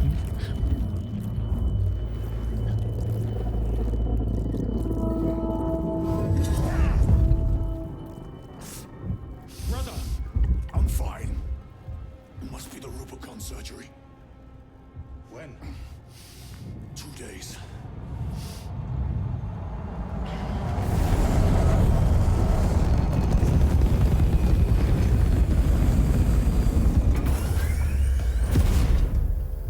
Find it! Hurry! Vamos, vamos. Hello, Gilgamesh, welcome. And the answer is yes, and I pretty much have the same take as you, but I'm not going to elaborate for now, because I want to avoid spoilers. But I will be discussing it at some point in the future, I am sure. I do really like the reveal when it happens. What, in Arcane or in this? Oh, I thought you were talking about the people who did this. Oh, no, sorry, I was talking... I was responding to Gilgamesh's comments on Arcane. Yeah, in this, I know who it is, but I'm not gonna say, just in case anyone in chat doesn't know who it is. I do like the immediate response, gets down, thinks it's chaos, brings flamethrowers.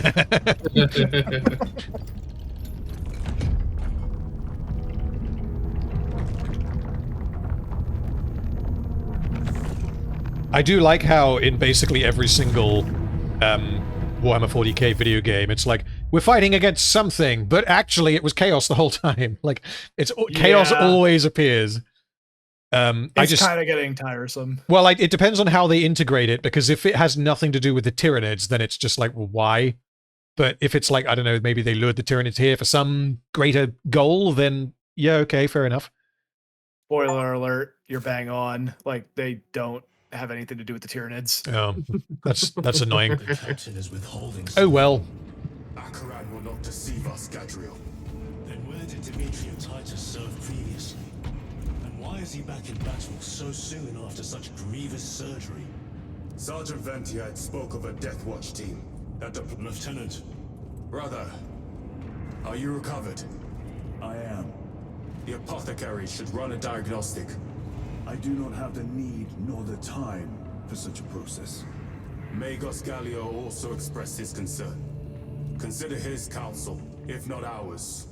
If there is any risk of recurrence, it puts the whole squad in jeopardy. Diaz says, I want a 40k game where you fight chaos, but it was actually the orcs the whole time, manipulating things from behind the scenes. I just love the idea of a weird boy showing up and be like, it was me, all wrong, boys. And the Thousand Suns are like, what?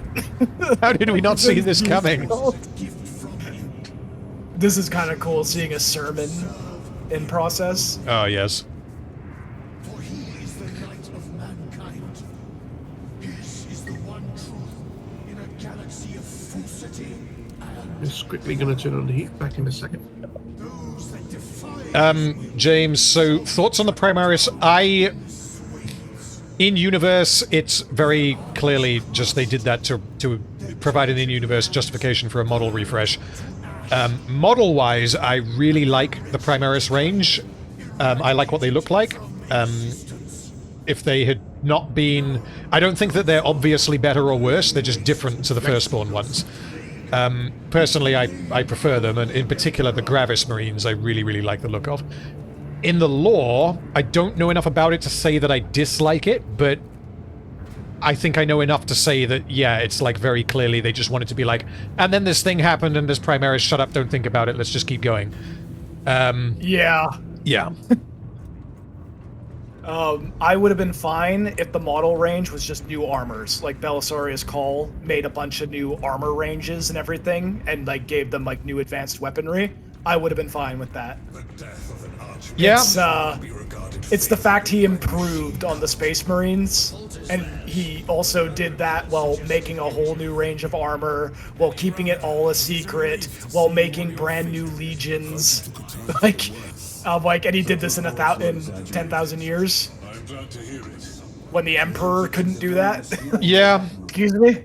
It was a sight to behold, brother. It's a little much for one character. It is, but then at the same time you have a handful of, I guess, flaws, like the thing that I mentioned with the Redemptor Dreadnought.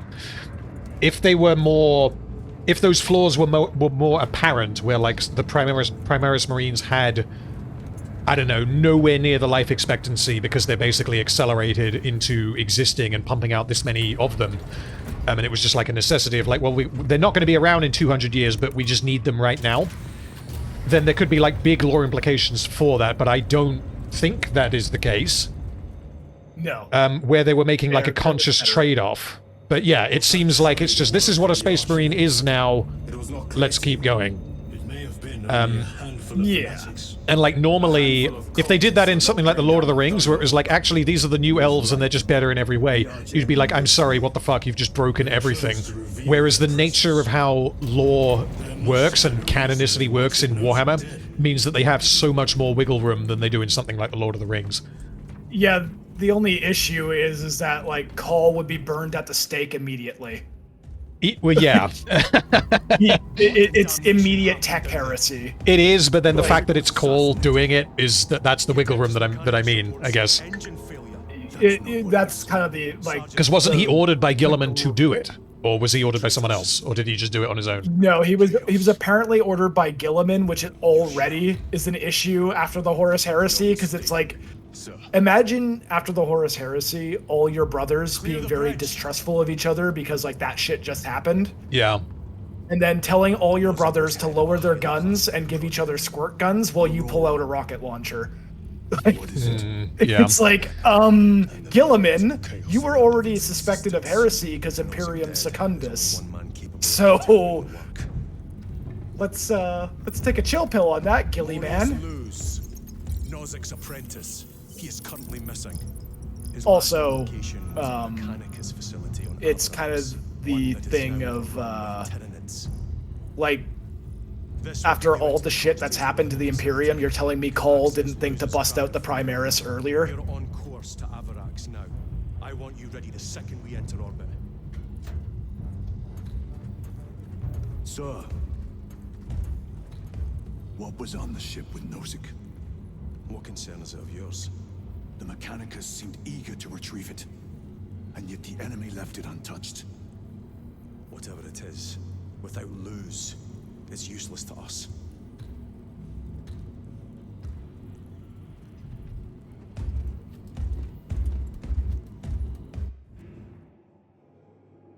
Lieutenant, the journey to Avarax will take time. Enough for a brief diagnostic. Very well, if it will put you at ease. Yay! Magus Gallio will be in the armor. Right, armoring hull. What does this do?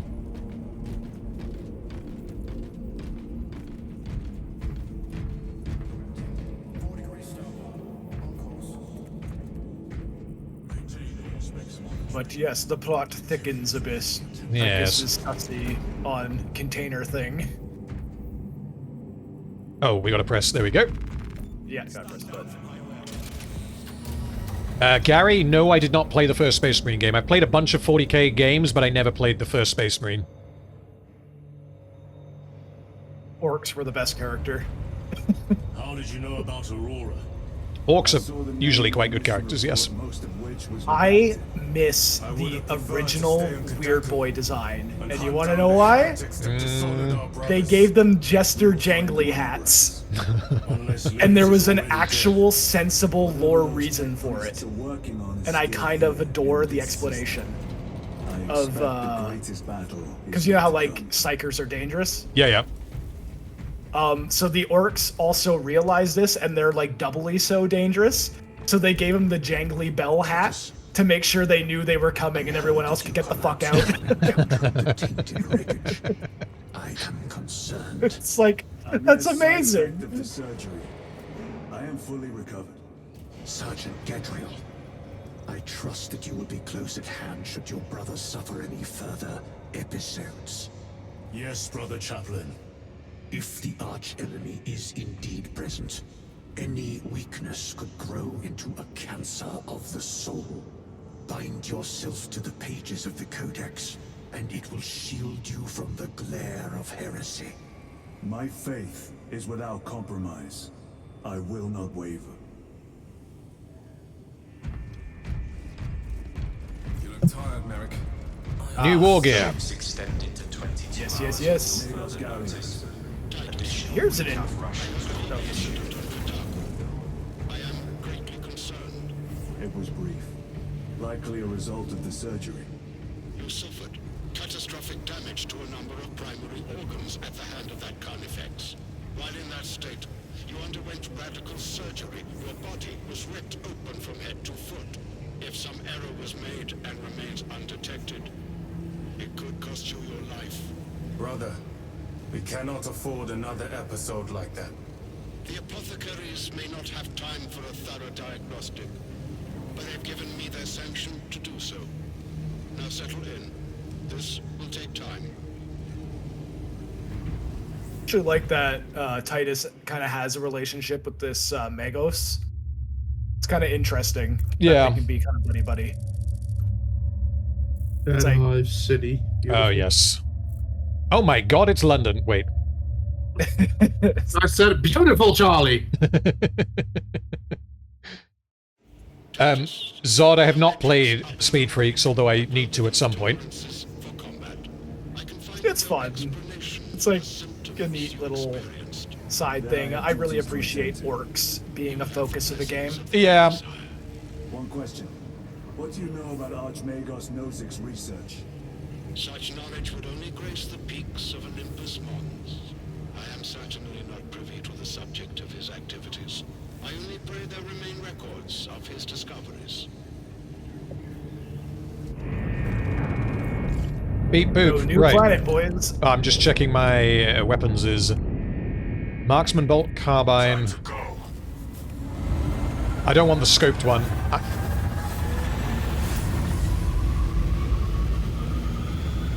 Which one was it? Was it? I guess it was the auto one. Let's stick with the auto one. That one seemed to be working. Love me to power. We have unlocked a power sword. Yes, please. So, the power sword behaves a bit differently than all the other melee weapons. Okay. It has stances. Okay. So, when you're in neutral kind of thing, like you're not engaging an enemy, or you haven't attacked in a bit, Yeah. you can switch the stance to a heavy stance or a light stance. Which just affects the speed and damage of your attacks, I'm guessing. Yes, one is more like focused and fast, while the other one is larger sweeping attacks.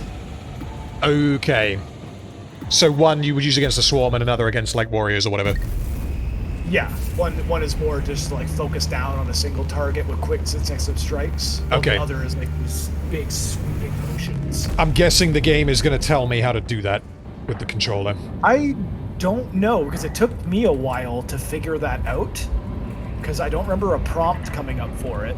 To be honest, this is the first time I'm hearing that. I didn't know that. Oh, you didn't know? No. And I've used this hold weapon on. quite a lot. Then give me a moment. I will. So I it know there's one on will the most map. certainly not give you a prompt. Okay.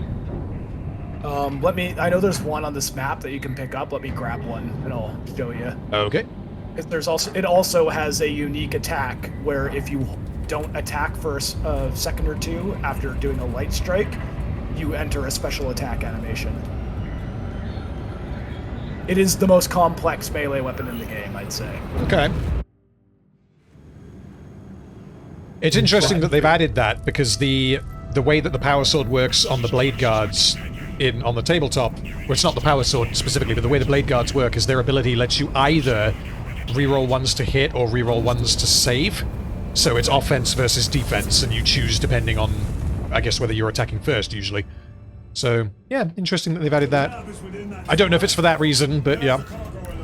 Considering how in-depth this lore is in this game, like of how anal they've been about details, I wouldn't be surprised. Yeah, the thing that's making me wonder if that might not be the case is because Blade Guard aren't the only guys that use power swords. They're the only, I guess, rank-and-file guys that use power swords, as far as I'm aware. Ah, yeah, there's a power sword right there. Let me grab it.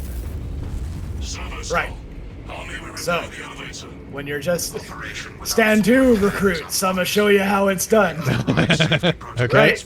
So, as you can see, I am standing in a stance. Look at my power sword. It is particularly not glowing. Yeah. If I hold the heavy attack, I have switched my stance. Okay. This is how you know what stance you're in. As you can see, I am making large, sweeping motions. And then now, you switch it off when you're swap quicker. Okay. And you're like this now. Okay.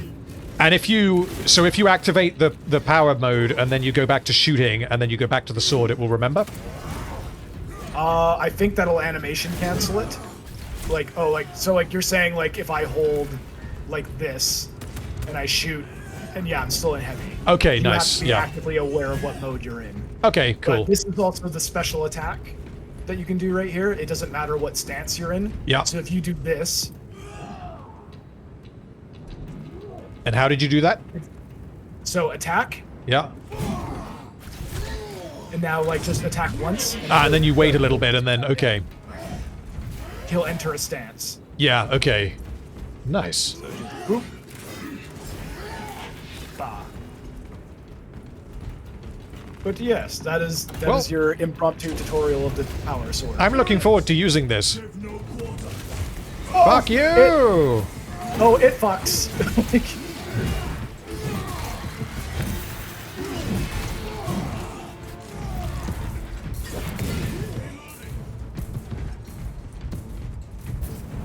Look at the fucking skyboxes and shit. Ah, it's glorious. So I saw on Steam, I didn't install it because I thought for streaming it might destabilize the game, but on Steam there was a 4K texture pack for this game. I don't know if it was free or you could pay for it, or if it was official. Is it official then? Like made by the developers? Yep. Okay.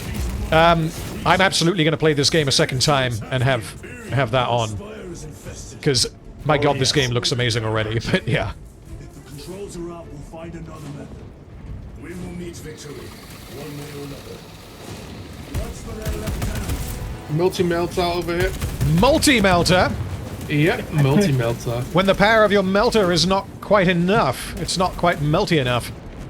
Right, I'm coming. You know, I could just erase you from existence, but I'm gonna do Are you also coming in this direction, Charlie, or...? Yeah, I'm here. I'm coming to you. Multi-melter. There we go. No, you'll be cool. I'm coming back. Charlie's coming and he's coming. I'm coming back with a multi-melter. So, anyone in chat who is unsure, this is basically a melter gun, but with there's two. Which means that there are more than one. There is more than one melter. Oh, don't worry, boys. I already killed him.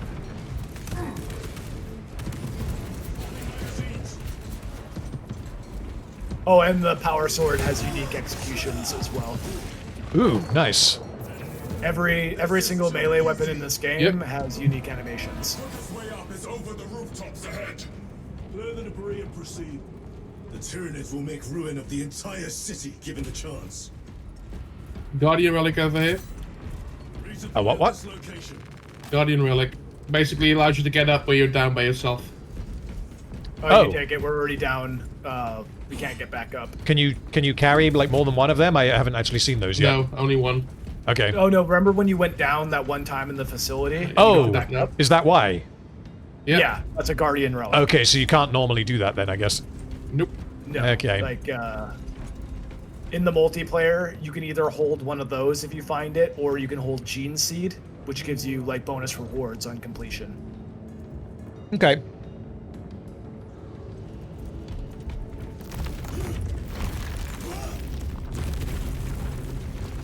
Right, I'm just gagging to delete something. Well, you're gonna get your chance. Come here, Bugses. I have a little present for you. Yes! Okay, so a Tyranid warrior surviving 3 hits from a multi-melter on the tabletop is not something that would happen. Yeah, they have to balance it in terms of, like, it's not the greatest versus warriors. What its strength lies in with them is their ability to stagger it. It's kind of like an amazing crowd control weapon. Okay. Also, you know, like the white intested health that slowly drains? Yep. It'll heal you instantly. You'll no longer have that with the multi-melter. There's a heavy boulder here, by the way, if someone wants it. Oh, don't worry, you'll need it in a second. Okay. Well, I'm keeping my multi-melter. Well, you and SillyFrog can do that. I'll keep them at bay with the big flashing sword. We may be here sometime.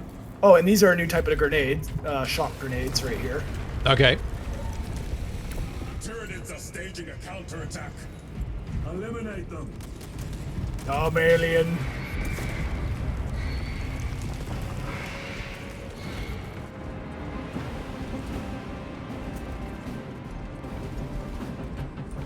They are coming.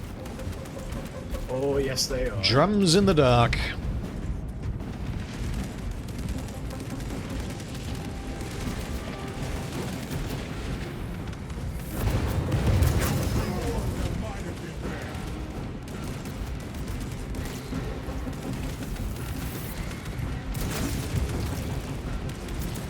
Right, Horde. Come here, Horde. Yes.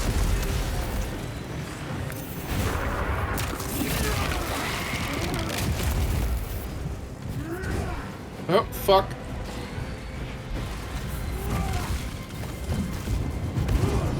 Okay, he's dead.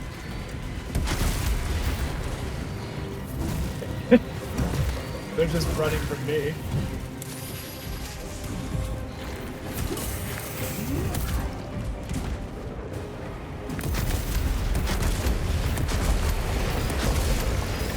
Oh, we got him.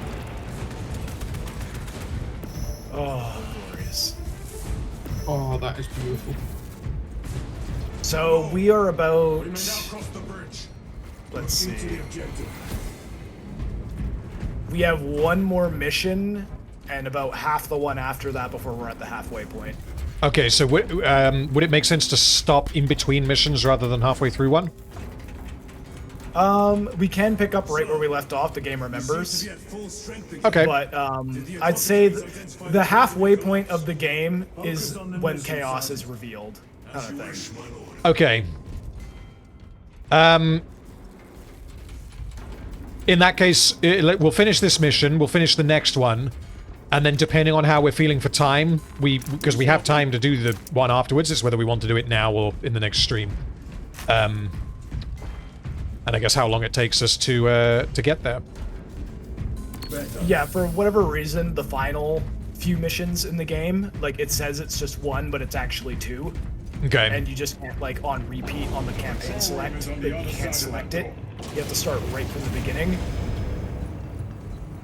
So it's just like the final arc of the game, per se, is one big, huge thing.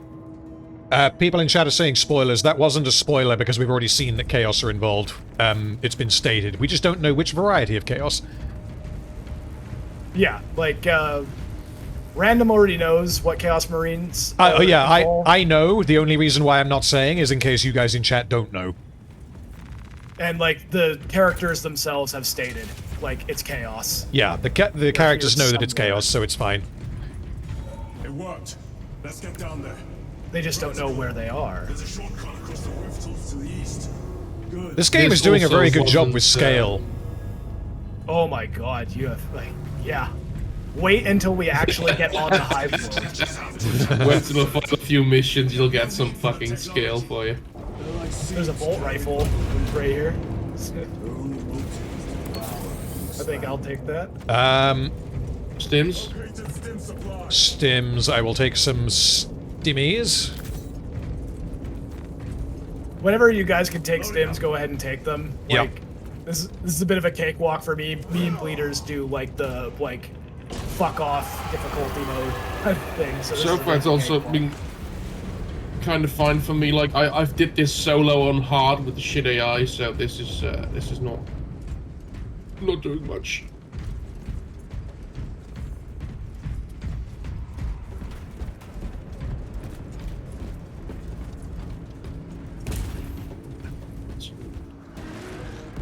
All right, time for a ranged fight. Cut them down.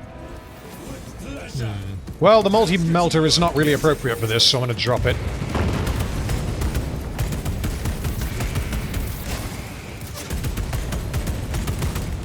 Oh, I see you, Mr. Venom Cannon.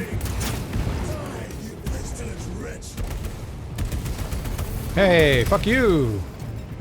More mines.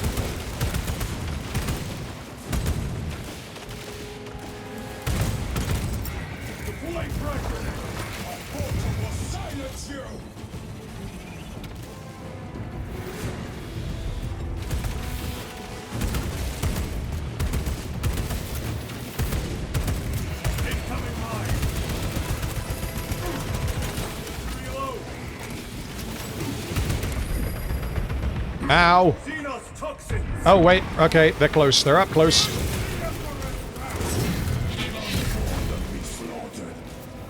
I can't wait for the day where, just thinking about a few things here.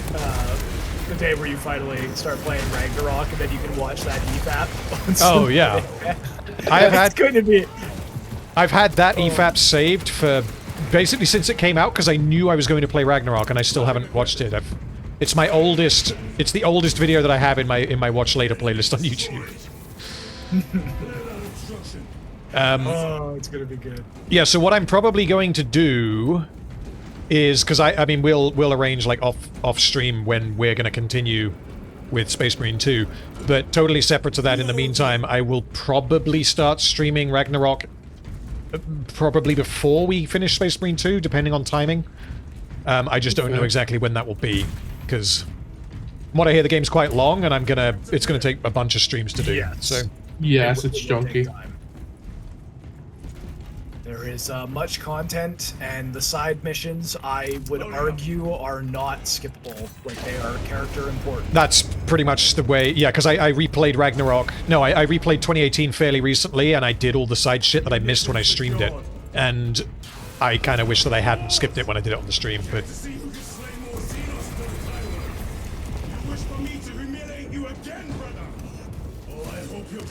Right, bugs.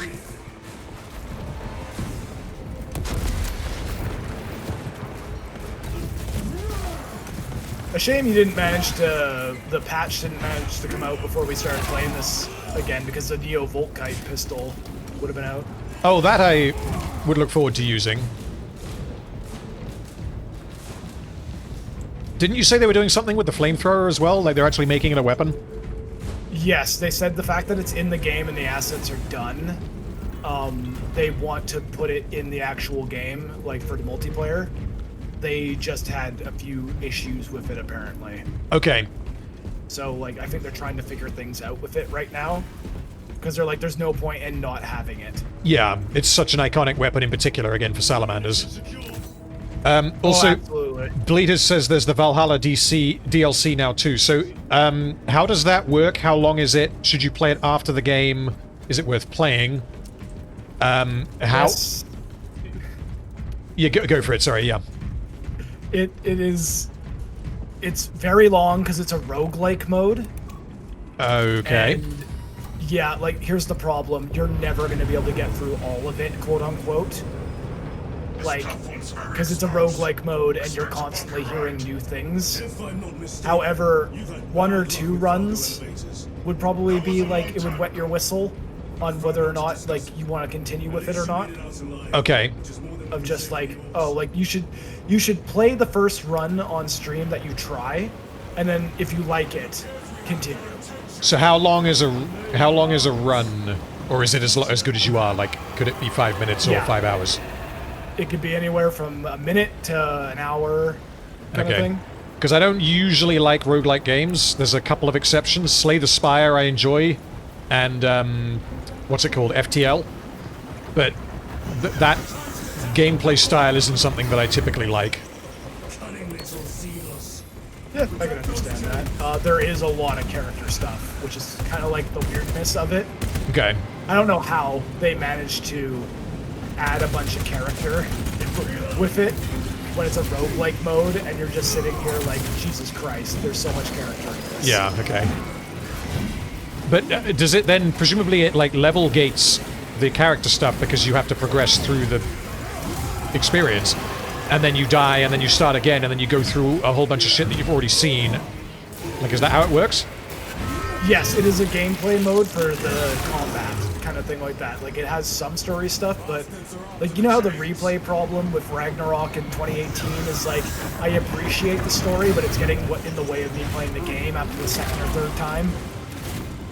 Where you're kind of just like, I'm walking a lot now.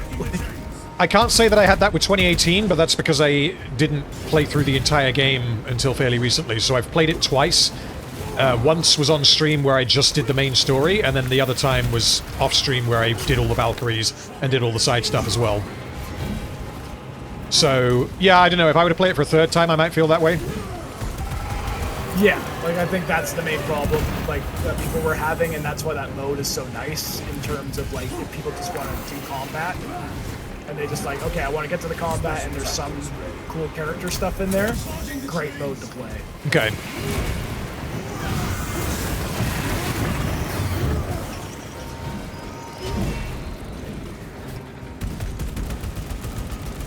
It also is totally plot relevant in terms of it takes place after Ragnarok.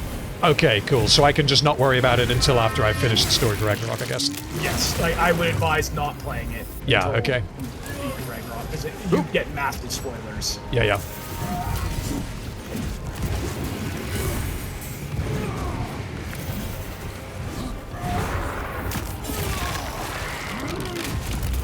Longest elevator ride.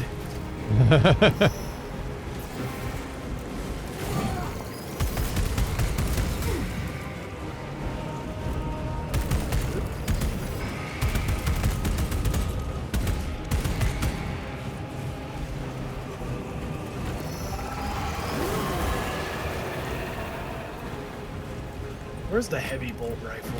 I swear to God. Ah, there you are. There was one, yeah. I also picked one up. I don't know, I just like the big fuck-off nature of the heavy bolt rifle. Oop. Gargamels.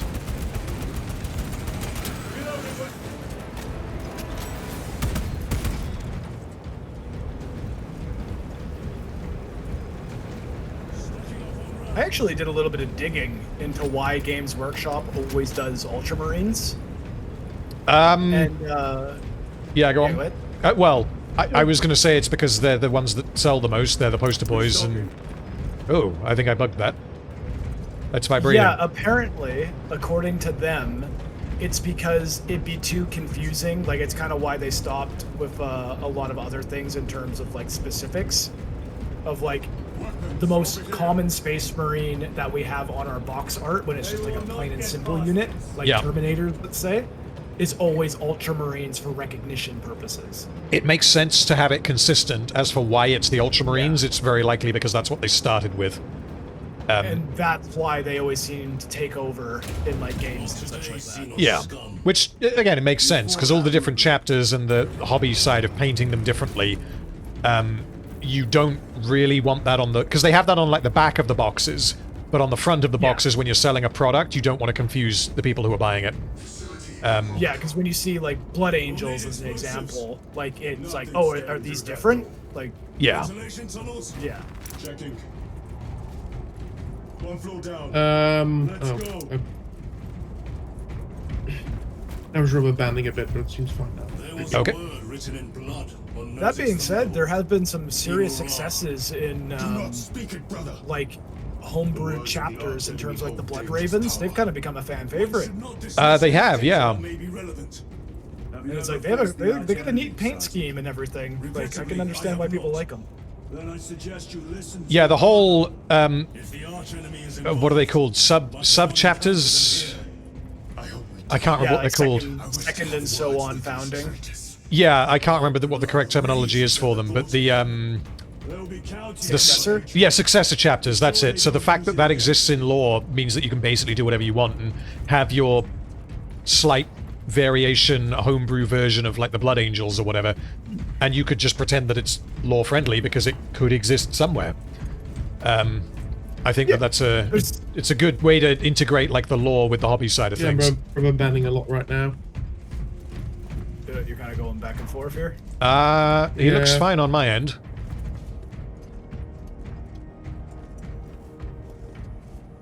Hello? Yeah. Brother, are you okay? Yeah, just Brother, how many fingers am I holding up?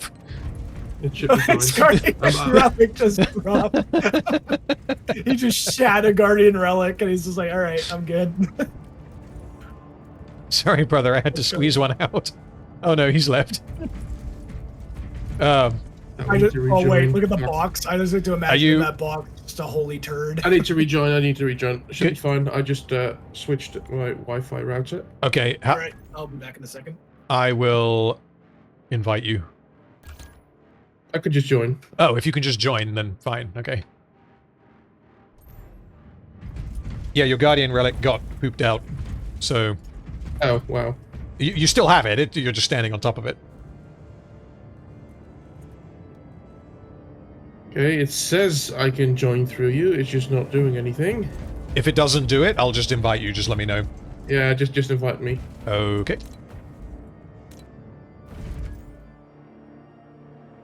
It says you're in. I'll kick you. Okay, weird. I'm just still at the menu screen. And I've now invited you. Yeah. What do you call it? You might have to go into the battle barge to join, because I've had some issues joining from the menu. I might have to, or SillyFrog might have to. SillyFrog. Okay. There he is. Oh, he should be in. Yes, brother, you have returned. Well, it says it on your menu. I'm still at my bloody screen. You're moving. You're moving. Oh wait, no, because it says Sharon, so it's like AI. Okay. Wait, let me go to my battle barge. Yeah. Okay. See what happens? Oh, it's even when I press continue, the game is not. I'm just gonna quit entirely out of the game. Yeah, restart the game. I like the idea of Sharon just like randomly like stops and he just like goes like wide mouthed and just having an aneurysm. Is he okay? Who are you? Why am I here? The Adeptus Mechanicus put up a fight here. Well, the thing is, now he's going to be temporarily piloted by an AI, which means we get to see how well the lobotomized AI fights in this game. It's probably one of the worst AIs I've seen in a long time. The problem is it just doesn't do much damage or anything, so it can't really assist you much. And with the bosses, they will keep focus on you. Right. Oh, that's a lictor. That's a lictor. Why don't they attack? They're plotting something. What plotting could these insects be capable of? These are mere drones. Then what guides them? A worthy adversary.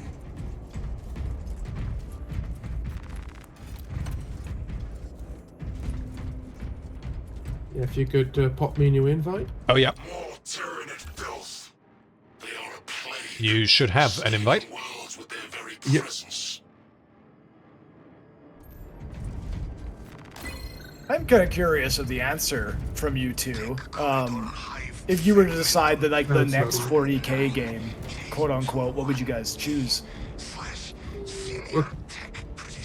I would go for a strategy game of some kind, but I haven't actually played a 40k strategy game that has properly gripped me, apart from Mechanicus, but then Mechanicus was quite short and quite simple. I would love to see, with the same like level of detail and care, see it like the Total War Warhammer series, but then the 40k universe, just with the same amount of polish. I would agree. The thing is, I've never got on with the Total War game. I tried Total War Warhammer, the fantasy ones, and maybe it's because the thing is, I shouldn't be bad at those games because I'm okay at, like, other strategy games. It's just that I think that the game does a terrible job of teaching you how to play it. Yeah. So I just didn't know what I was doing, and you just lose battles that it says is, like, easy victory, and it's like, okay, well, I'll manually play it to learn what I'm doing. It's very untrustworthy. Okay.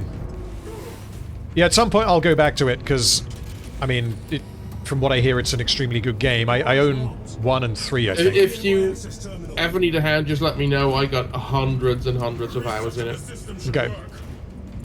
What do you call it? Yeah, it's a real shame what happened to Fantasy. And I don't think it's going to be the triumphant return Game Workshop thinks it's going to be.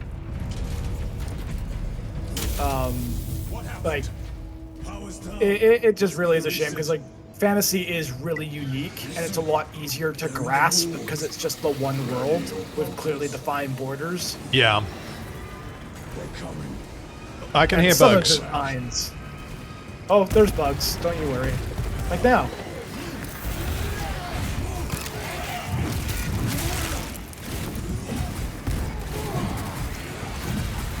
The lighting is really good in this one. I was about to say, yeah, especially, like, look at this with the power sword. The crackling is just lighting up the room. Oh my god. The blood splatters of just as we sweep. And you got the flashes from the bolters as well. That looks rather good. Oh. Is that a lictor? Yeah, that's the lictor. Okay. It reminds me of Astartes when they first get into the ship. It's just like that glow, and you just hear the bolter shells.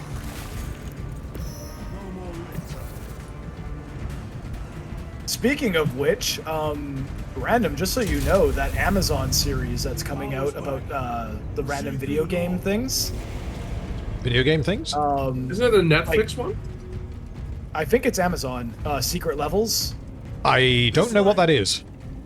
Secret Levels is an anthology series about random video games, so like Sifu, God of War, like about the making of kind of thing. No, like, yeah, they got God of War, Concord, hilariously enough, and so on and so forth, of random anthology episodes of those games. Okay. So, like, Space Marine 2 is getting a bit of a story sequel to a degree, with that episode devoted to Warhammer. Okay.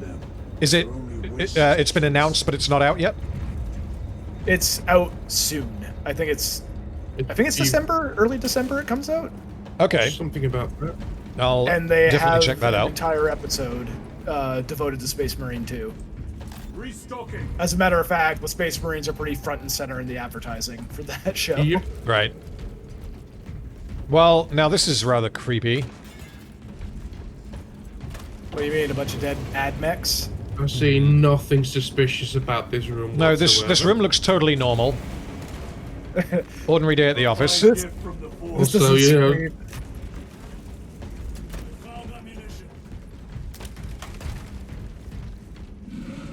Really makes me wonder if those rumors were Oh, that's a count effects. Concord. Here's your second boss fight. Round 2.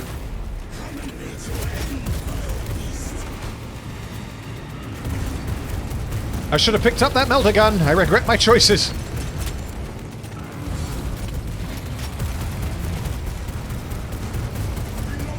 Oh, we gotta let random get the execution on this. Okay. Well, I'm gonna melee him with my... No, I'm not. Bad idea, meleeing a Carnifex. Yeah, it's actually very doable in this boss fight. Go, go, Gadget! Melee! You just pick your timing. Once you learn his moveset, it can be a bit easier. Yeah, it's like a lot of these boss fights are just basically elegant dances. Just yeah.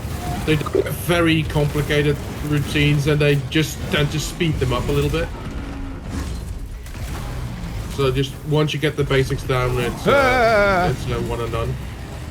Uh-oh. Once it gets past half health, though, it starts raging out and it gets faster. Yeah. Like this. Beep. Oh my god. Oh my god, fucking hell, 3 in a row. Yeah. He cares not.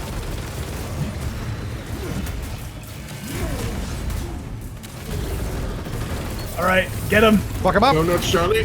Fuck him up. Yeah. Yes.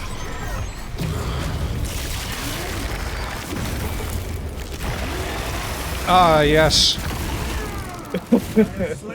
That was beautiful. It's a great little execution of it. Just like it just keeps going. We just mutilate this thing.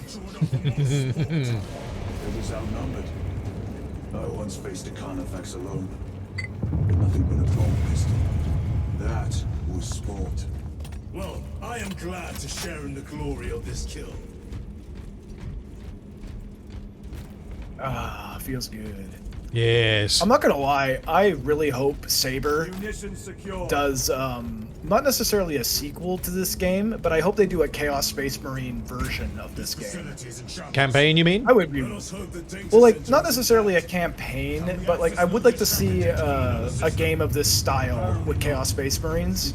Well, presumably, because this game went, like, gold or platinum, I don't remember which, before it even came out, because of all the pre-orders. So, it's been hugely successful. And it's obviously not a cheap game, so they're absolutely going to make DLC for this game. They already announced like there's already a season pass with like a whole bunch of classes, but it's mostly focused on the multiplayer. That's kind of what I mean, though, is that it wouldn't surprise me if they did more than just you know, cosmetic things or map things or PvP things.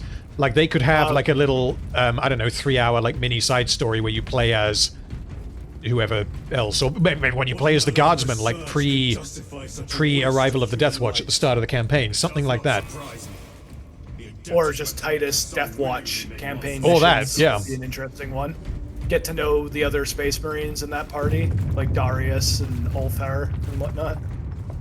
Like, I could see that happening, but at the same time, they've already said all additional content will be free besides cosmetics. Okay. So, like, Saber has earned a ridiculous amount of good faith from, like, their attitudes. Like, have you heard what they said about modding? No. This is possibly the most Chad response I've ever heard from a game developer, where they're like, so about modding, as long as you keep it to PvE and campaign, we are perfectly A-okay with you modding the game. Don't break the multiplayer, though. That is a competitive spot. That we will have to look into if people are doing that. That's the way it should be. Just very welcoming how incredibly much detail they gave about the game, like before release. Oh yeah, there was so much promotional footage. Very open about what the game was. Yeah. Yeah. Some other recent titles did not exactly do that.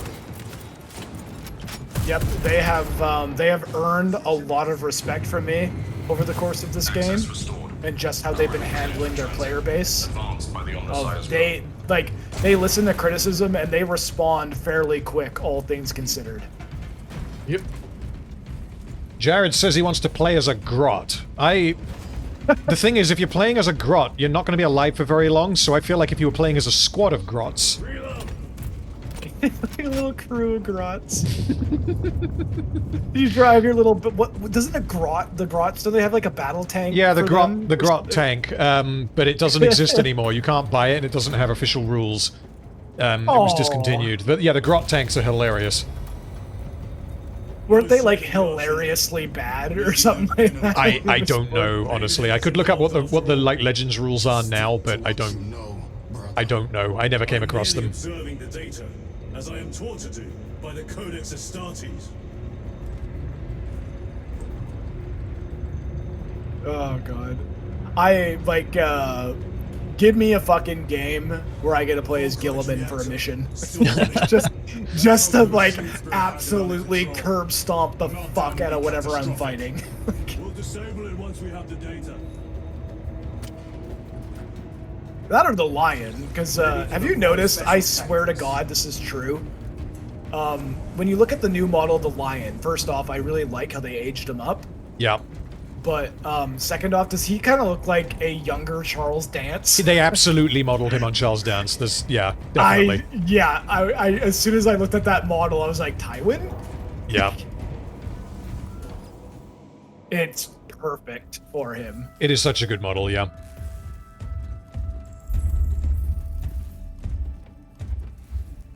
Pray to the machine spirit. Is that how you switch it on? Yeah. No, look, this is how you switch it on. It's Oh, really no way. cool.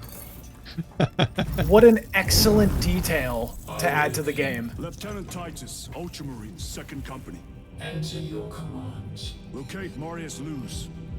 Access denied. Access rights granted. Establishing locus. Parallax. The city. Temple of Thasian. Vitals are elevated. I'll box for a Thunderhawk. Wait. Open file Project Aurora. Register intention of requisition. Open the file.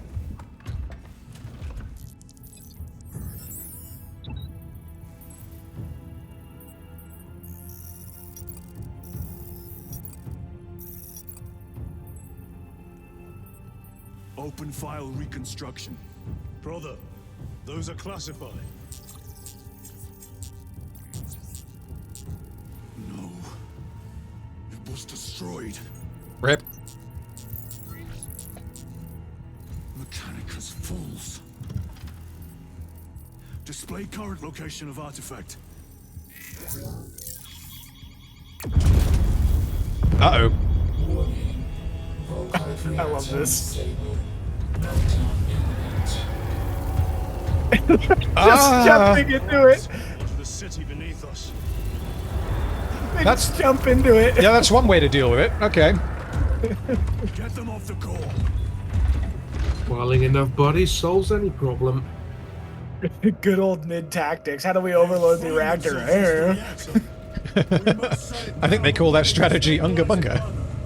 Machine Spirit, power down the reactor. Non-compliance. Remote circuits are fused. Non-polar not required. Explain. Emergency disengagement mechanisms are located on the reactor platform. Clear path to those controls.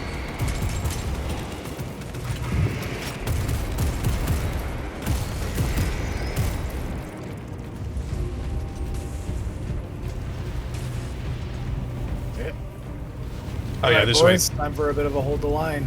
Good. Changing magazine. Spare stims there. Jettisoning Volkite pylon. What do we got? Oh yeah, resupply. These ammo caches will resupply you. Okay, nice. Here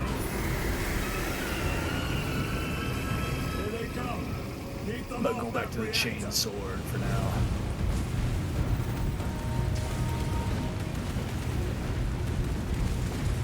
Now they are coming out of the goddamn walls. Yes, they are. Hold the line.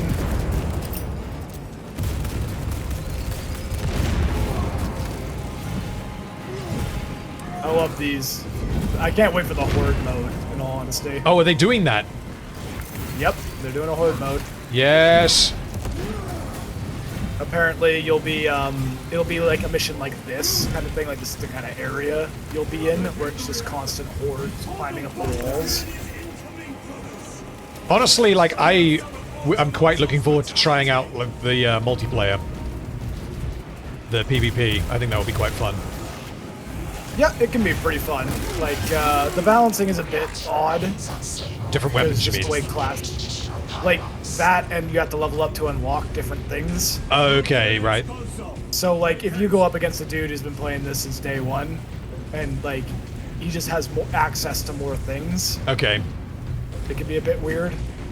And also just the way classes behave. Like, I really don't like a PvP mode where it's pretty rock, paper, scissors in terms of how classes can deal with each other. Yeah. Is the idea then that you're incentivized to take a balanced team, or could you go like 5 of the same guy and feasibly win a game? you can only do maximum 2 of the same class per team. Okay. I think that's how it works in Overwatch. It's been a while since I've played Overwatch, but yeah.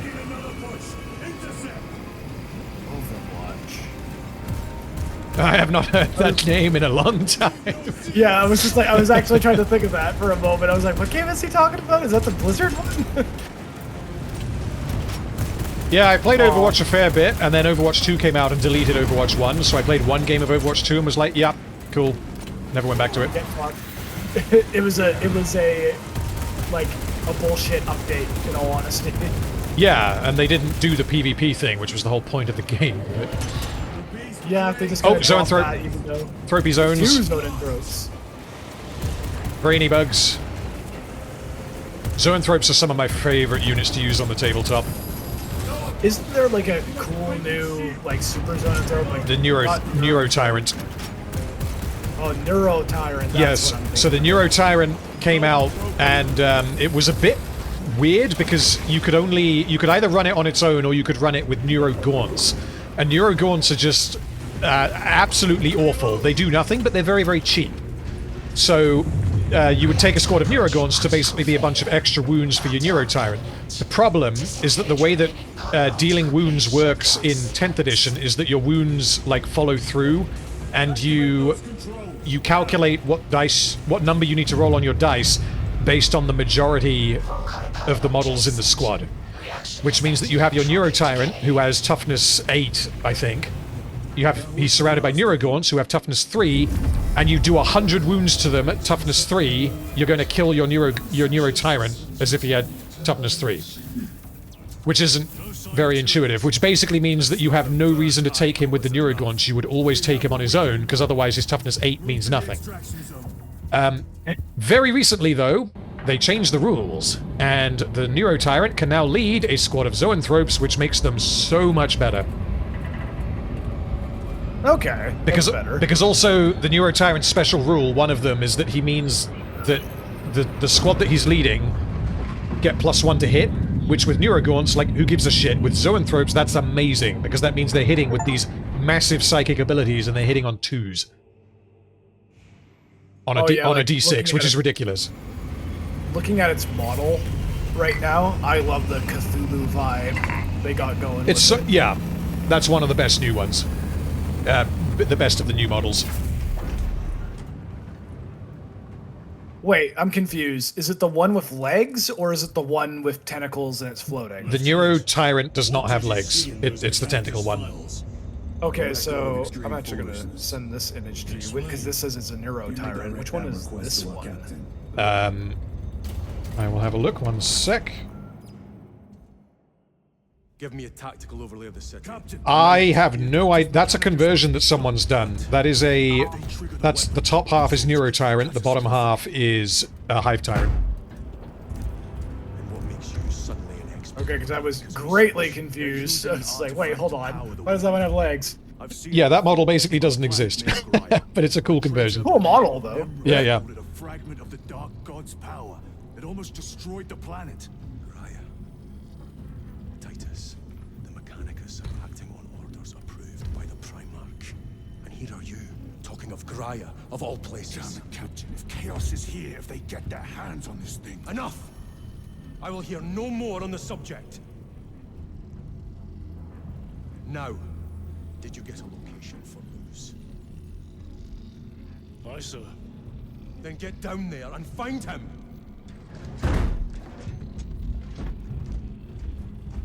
There are those who would see you sent back to the Inquisition. Tread carefully, brother. My heresy detector is tingling. Well, the plot really thickens there, because what Acheron said. As far as this impacted, damn them. The idea that this is a Chaos artifact, and Gilliman approved it. Uh-huh. It is not your concern. You criticize the captain for withholding intelligence. Something tells me there are schemes going on. Evasive obscurity. Stray words have cost me dear. Bleeders says, "Shut up, Scotty. You wear Phobos armor. You don't get to be judgmental." Calm yourselves. Unless you face the chaplain's censure. His model looks great, though. Oh yeah, yeah. Phobos armor, I think, looks really cool. It's just the units that have it on the tabletop are completely useless, I find. Or it fills a niche that I don't really like with Space Marines, where they're like uber tactical and like stealthy and sneaky and shit, which doesn't really. Yeah. If I want to play that, I'm gonna play something that isn't Space Marines. Yeah, like that's kind of what I hate about it is they're smoothing. Like, it's my primary criticism of the Primaris armor is it's too smooth and fancy. When you look at like Mark 8 and below, it's very like it's kind of got this archaic feel to it. Yeah, it looks like While everything has been like also- chiseled out of brick.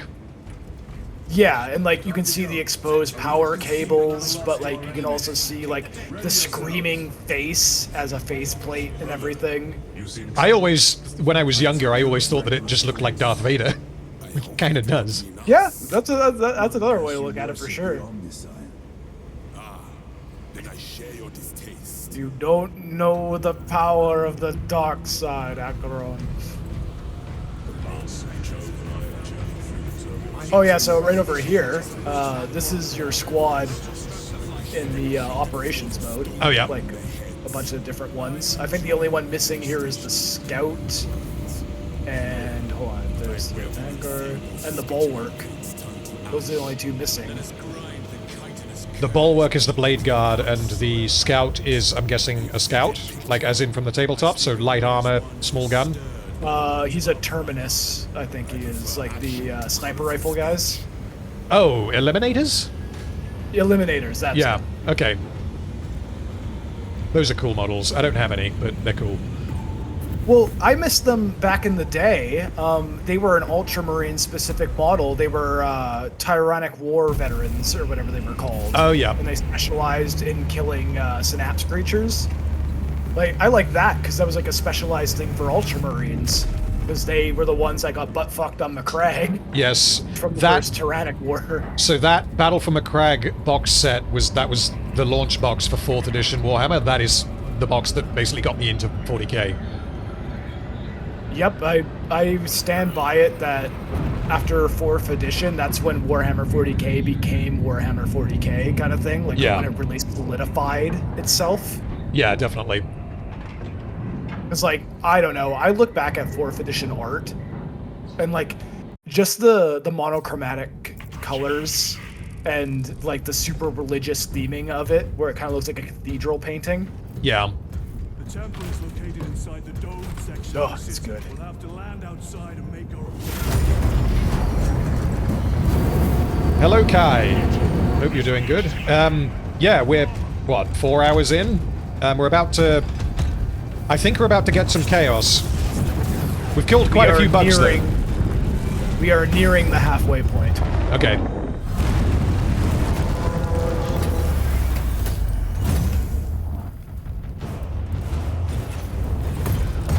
Soundtrack is actually doing a lot of work here. Yeah, I haven't really been paying attention to it, but I will when I play through this again. Minor damage. Tech team is inbound.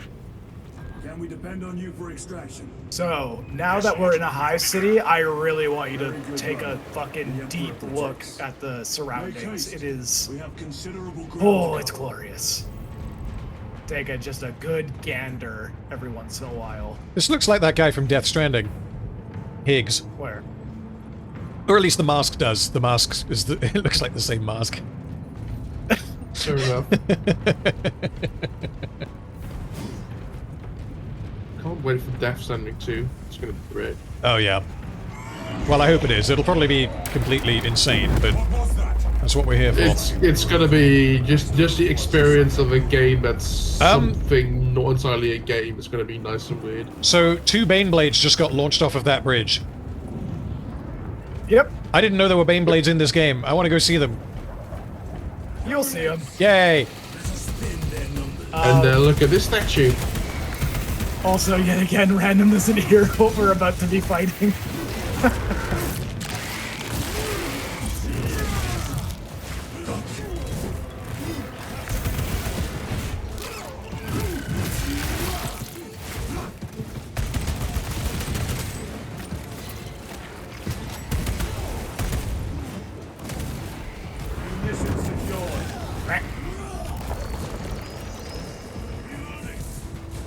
So, also... Oh, a neurothrope. Yep. That's the one we were just talking about. Yep. Well, that's going to be We're fun. gonna be fighting one. Yay! And I hate Also, I waited. Hold on. Stop right here. Yeah. Silly Frog. If you look right over here, you can see a commissar. Oh, that's so badass. He looks fantastic. Yeah, if he we does. run over there, take a quick gander at him. It's a fantastic model. The Commissars, by the way, is basically what, what's his fucking name? The bad guy in Rebel Moon essentially looks exactly like a Commissar from 40k. I am Arias or something like that? Admiral Noble, that was it. Oh, Admiral Noble. For how like trigger happy Games Workshop is, how the fuck I don't didn't know. they jump on that? I don't know. Also, yeah, we fight beside other Ultramarines. We are not the only Ultramarines deployed, and I like that the game is getting that across.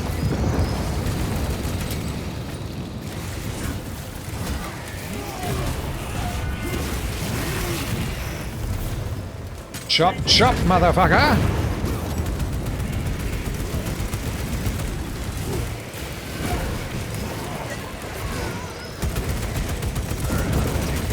Strangler ones. Headshot. Throwing up the sniper know what? rifle right Down there. the hatch. Here, I just realized I kind of want a Cyphus Kane game. Morales! Is that you? Chiron! Bless the Emperor. It's good to see you. Where's your squad? Where's your helmet? Neurothrope tore them to pieces. We need to get across the bridge. Lieutenant, nothing gets across with that beast up there. What are we up against? It has its rear covered and we do not have the manpower to break through. The Cadians are holding the bridge at great cost. Set up assault positions by the bridge. Cadians are just badass. I keep saying that. We will avenge them, brother. Watch yourself. You know what I just realized? I really like the idea of where's your helmet, brother? And it's like he's wearing a red helmet, and it's like, wait a minute, what's my name, brother? Who am I? Like, oh God, am I gonna die? Charlie, there's a melter bomb over here. Does that replace the grenade? Yep. Yep. Okay. Me like it. Does it ever? You only get one, but you'll understand why. Okay, well, I'll wait for a good target. It doesn't act like a grenade, FYI. Okay, well then we're doing it now. Oh no! Boom! Boom! Kapla!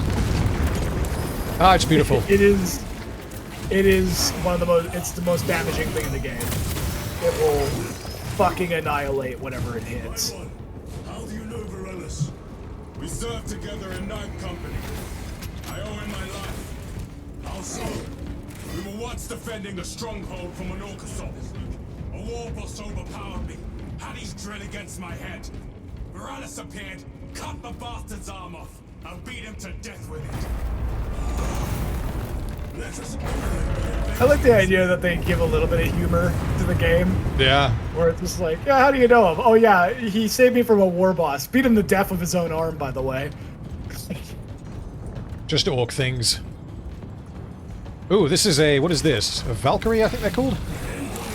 Oh, go away, you. Ah, there's a lictor on me.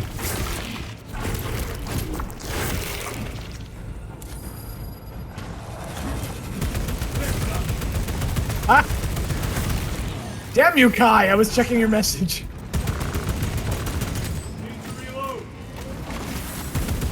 Fine. That'll be cool. Oh, we What got a him. great execution. Restocking. As I was saying, that is a Valkyrie. That is a Valkyrie. I like those. That was a boss in Fire Warrior, which is one of the first... I think it was the first... You played that? Yeah, I bought it. I bought it on release. It was actually the first, well, in the UK, 16+ rated video game that I ever bought. Because I was too young to buy them. I had to ask my mum if she will buy it for me, and she was like, "Oh, it's 16," and you're like less than that. Relic. So, yeah, it was not a good game, but I have fond memories of it. It's quiet. That's all I gotta say to that. Ooh, Guardian Relic, there we go. The guardsmen constantly spamming you. It's quiet, it's quiet. I honestly can't remember that. It's been so long since I've played it. All I remember is that nothing had health bars, which means that everything felt like a bullet sponge. Oh yeah, and the Tau weapons were super inaccurate. Yes. It's like, what the fuck? Nothing good. I have a video to show you after this, now that I know that you played Fire Warrior. You are withholding information relevant to the mission at hand. Mind yourself, Sergeant. Your behavior has been erratic. You force your way into classified files. You tell us nothing. Gadriel, we deserve to know who is leading us. This conversation is over.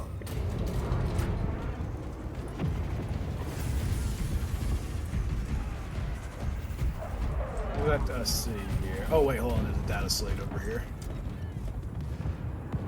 I have no idea what gun that is. What gun? This giant fuck-off artillery cannon.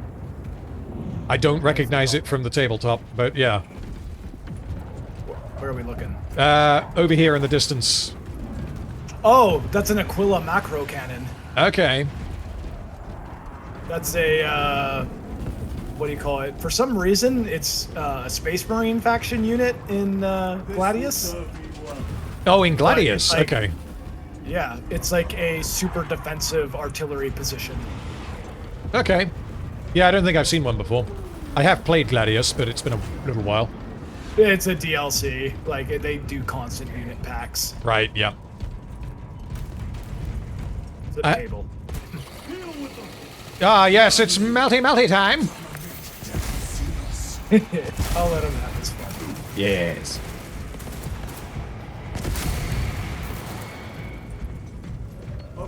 Oh, that's how you ping. Okay. Yep.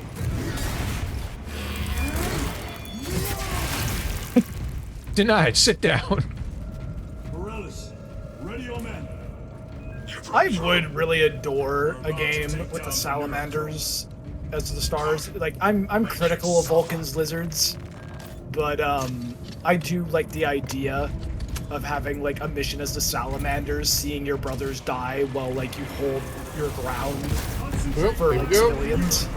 That does sound fun to me, of like just a narrative experience. Yeah, it would depend on what the story is, I guess, but... Well, do you know what I'm actually, like, wondering about? Is I kind of see why they wouldn't do it, because it'd be confusing. But if they went back in time and did games about, like, past conflicts, like the Armageddon War and whatnot, that would be fun. I feel like they could do that because the layman, and honestly, even a lot of people who play the tabletop and know the models, aren't going to necessarily know, how do you dodge this, or do you have to block it? You have to roll through the wave. Okay.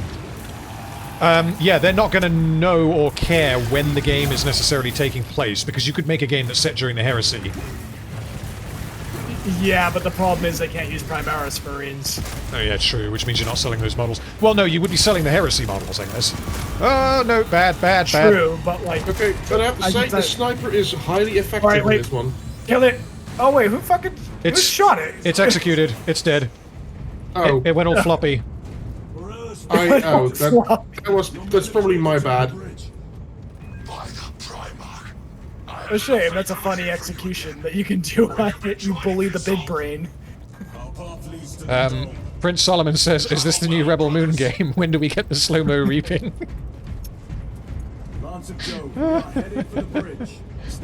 Has anyone checked on Zack Snyder, by the way? Are we getting a Rebel Moon Part 3?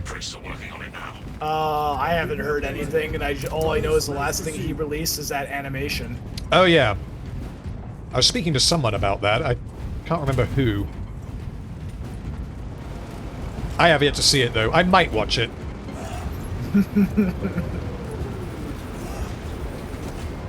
Alright, boys, join the war front. Alright, let's go. For Cadia. Cadia stands. What do we got? Heavy bolter. Let's do it. Another melted bomb. Hey, look at the background over there. What's that? Where? Ping it. Ah, it's a Baneblade. Yes. 2 Baneblades. 2 Baneblades. Por favor.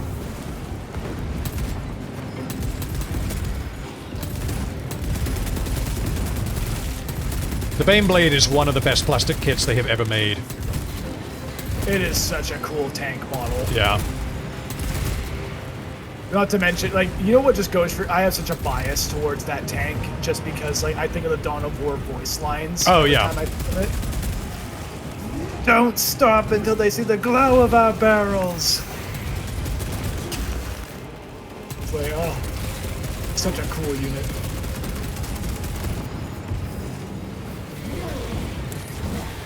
Did you ever hear the fucking Commissar voice lines in Dawn of War 2? I will have done, I just can't remember them. They are some of the most badass lines I've ever heard in my life. Like, I think the Commissar in that game might be my favorite, just in terms of pure badassery.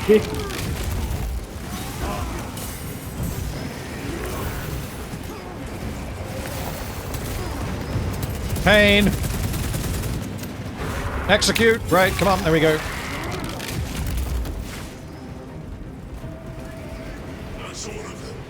Health. If anyone sees any health, just let me know. Nope, this is the end of the mission. Oh, okay, cool. We are about to do something, though. Yay! Oh, that's a repulsor! Fuck yes! Sergeant, good to see you. The Cadians have the bridge under control. Oh, the repulsors are awesome. The whole hover tank aesthetic took a while to grow on me, but the repulsor I really like. The impulsor I think looks stupid, but the repulsor, which is the big one, I think looks awesome. It's just a box with like 17 guns on it. It's ridiculous. It's a box. Yeah, like, honestly... I want to pay some attention here. Okay, okay. Cadians are requesting support. Go. Thank you, brother.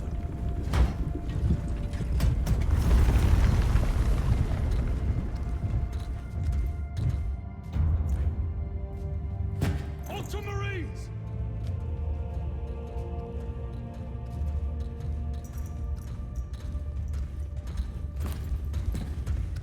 Have the enemy infiltrated the dome? No, my lord. What about the Temple of Thasian? The dome was evacuated days ago. Rejoin the main force immediately. Our orders are to remain here. On whose authority? Captain Fairburn. We are to hold this position until further notice. The dome is empty. Now move on. But, sire... I gave you an order. Forgive me, my lord. Perhaps there was a communication error. The captain insisted. The deserters. No. We have our orders. Vox your captain. If you are deserters, I'll execute you myself.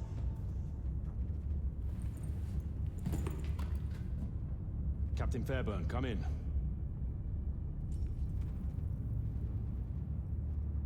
Captain Fairburn, come in.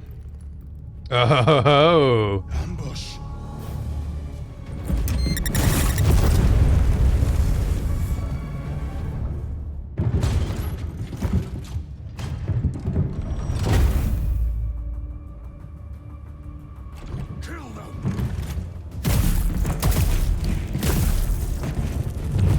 So random. I'm gonna describe you to do one thing for me, and I'll describe it after we kill these Marines. Okay, these are the Thousand Suns, and I'm just... They look so good. They are so good. I have a bunch of them that I'm painting at the moment. Yes! Okay, so after we kill these Chaos Space Marines... Yeah. Do not kill all the mortals. I will show you something very funny. Okay. They have all unique executions as well. Well, there goes his head. Yeah, so, in the lore, the Thousand Suns were a regular chapter of Space Marines, and then the Horus Heresy happened, and there was a bunch of evil bullshit, and then they, basically they had, like, this genetic abnormality because they're all really good psychers, so they're like super connected to the warp. And then... Okay, sorry to interrupt. Yeah, go on. Run at them. Just run at them. Run at Don't shoot. Oh my god, okay. Oh, we're just steamrolling them. Yep. Come here. They're humans. Yeah, I mean, yeah, they're not going to last very long. Choo-choo. Exactly. Yeah, so they, because of how good it, like, how good... Oh, there's stims over here, by the way. Psychers, the Thousand Suns were, the Ahriman, one of their sorcerers, tried to, like, fix them. And he did fix them, but he basically turned them all into sand. So that's why there's a bunch of, like, evil magic sand coming out of them when we rip off their heads. Because there's not actually a body in there. They're basically sentient sand piloting a suit of armor.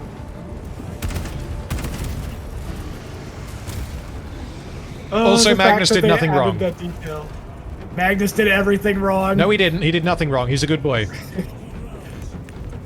I'll agree. He's a good boy. He was just a misguided good boy who made a lot of fucking stupid mistakes. You just reminded me of the if the Emperor had a text-to-speech device where Vulcan gives him a hug. He's like, I'm going to give you a I'm not mad at you for ruining everything hug. Just gives him the hug, and he just goes, oh yeah, when he's kind of got a negative attitude on Primarchs ever since Russ broke his back, and he just goes, I tore out one of his hearts! Why does nobody remember that? Kai, we will definitely do Halo. I can't promise that we'll do it next, though. Because I need to obviously finish this. I've got Ragnarok to do, and I've got Frostpunk to do. I seem to have escaped doing Veilguard, though. I didn't really have any interest in doing that, but I was going to if people wanted me to. But yeah, Halo sounds like a good idea. That'll be fun. Also, painting all that gold trim on those Thousand Suns is a fucking nightmare. They are, like, infamously one of the hardest armies to paint, just because it's so time-consuming.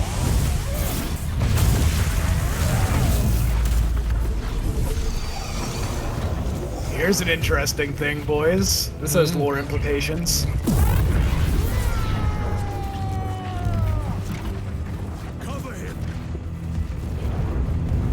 Listen to the dialogue. And by the way, have fun, Silly Frog. Oh, these are Zangors.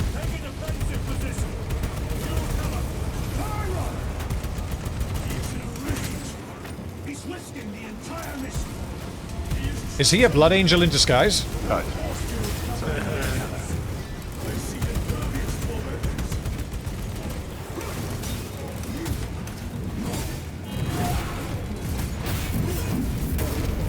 If he was a Blood Angel, you wouldn't be getting much words from him, just gurgly noises as he rips things open. Jonah, thank you for the super chat. I will read it in 1 second. Well, what are you guys? We're on our way. Oh, pain. They teleport. Yeah.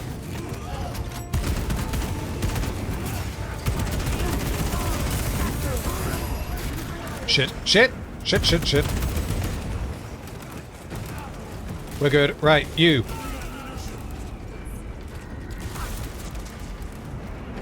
Right, Jonah Super Chat says, yes, Magnus did nothing wrong. All he had to do was nothing, and he did it wrong. Oh my god.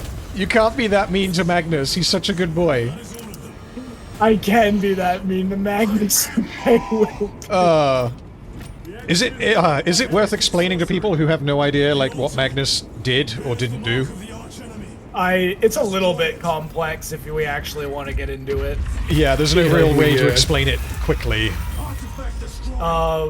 Basically, if I were to give, like, the most Spark Notes of Spark Notes, Daddy was not happy with Magnus after he pulled some shenanigans, and then essentially Magnus was like, oh my god, I know Horus is going to turn traitor. I have to get message to Daddy, and proceeds to destroy all the psychic defenses of Terra and make a demon invasion possible. Which allows Horus to destroy Daddy. Yeah, so the thing is, the reason why I think he did nothing wrong is because at the point in time when he was, when he sent the message to Daddy, his name is just Daddy now, by the way, he was trying to save the Imperium. And he also didn't know about the Webway project, which is what ended up fucking him in the ass, because that is, him accidentally psychically connecting to the Webway project is what caused the demon invasion. And he didn't know that it existed. Well, the problem is that the added context to that is he got to all the wards psychically of where Terra was, and he's like, man, Dad has a lot of fucking protection spells over this, and I can't get past it. Be a shame if I broke them. No, and that's the thing, he didn't break them, and then Tzeentch showed up and was like, hey buddy, you need a little extra horsepower? I can help with that. And he's like, sure, I know demons. He's like, and you're bullshitting me, demon. I can take care of you later. And then Tzeentch is like, well, okay. The best fucking part about all of that is that Tzeentch basically tells Magnus to his face, is like, yeah, your daddy saw me and decided he'd choose trickery. What fucking hope did you have?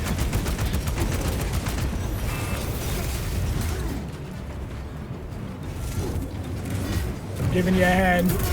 I don't know, this all sounds like heresy to me. You're right. There is a lot of heresy with Magnus. I agree. So, although, I have a Thousand Suns army that I'm working on at the moment. I bought it to keep me occupied in November, December, when I take a little bit of time off from Rings of Power. And, because Magnus, the model, has this giant, like, loincloth thing, like, big flowing thing, and I'm sorely tempted to just paint on it. I did nothing wrong. Oh, well, to give you olive branch here, random, I don't think that's Magnus. You don't think who's Magnus? Your model. Why? That's not Magnus. His soul was broken apart into pieces, and the Thousand Suns, when they saw him again before the rubric happened, they had no loyalty to him. Like, they were oddly pessimistic about him, which is odd for a Primarch. And it's like, oh, could he be a Tzeentch demon? And the real one is broken into shards because Jagatai Khan talks to a shard of him. Right, okay. Yeah, this is getting into the part of the lore that I don't know too much about. Well, here's the problem. Lehman Russ broke his back, tore out his heart, and basically pissed on his corpse. So... Okay. So it's just like, it's one of those things of it could be possible. Lieutenant, you should see this. Also, Terron might be corrupted by Khorne. Possibly. He seems rather angry. Like, Also, just quickly, Zod in chat, do you field a lot of models with Thousand Suns armies? Aren't they high points cost? No, you don't. It's low model count, which is one of the reasons why I picked it up. Like, point for point, model for model, they're very expensive in terms of points in the game. Which means 2,000 point army, you're talking maybe 30-minute minis. It depends on how many Zangors you field, because Zangors, which are the little, like, demon goat men that we were just killing, those are trash. They're useful to have, but they're trash units in the game. And if you don't field too many of them, then you're not going to have very many models. Wait, sit here. What? Look up. I saw that, yeah. Who is that? That looks like... Is that meant to be Magnus? Well, That's it's the Sanguinius. Temple of Thasian, so... That's Sanguinius. That's Sanguinius. It was either Sanguinius or Magnus because of the wings. But I don't remember Magnus using a spear. So yeah, okay, it's Sanguinius. And also, if you look at the temple bits right here, those are Blood Angel relic Ah, nice, okay. iconography. So the reason why there's a Sanguinius temple here is Sanguinius is kind of seen in Imperial religion as one of the, like, not necessarily a saint, but a saintly figure in terms of it was through his sacrifice that the Emperor struck down Horus. Yeah. So Yeah, they he's have revered temples by devoted people to who him. aren't just the Blood Angels. Yeah, and he was seen as, like, the best of the Primarchs kind of thing. Yeah. Also, I just picked up the plasma incinerator and I'm enjoying it. Oh yeah, it's fun. Nice weapon. Very good for Thousand Suns. Oh yeah.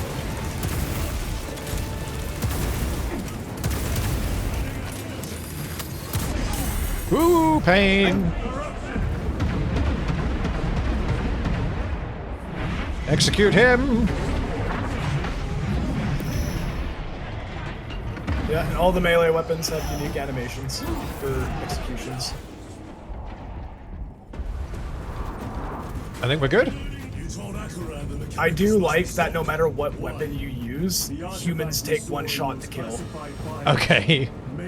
Well, it's lore accurate given how overpowered everything is. Yeah. And you're just gonna hand it over to Luz. Let it continue. These are my orders.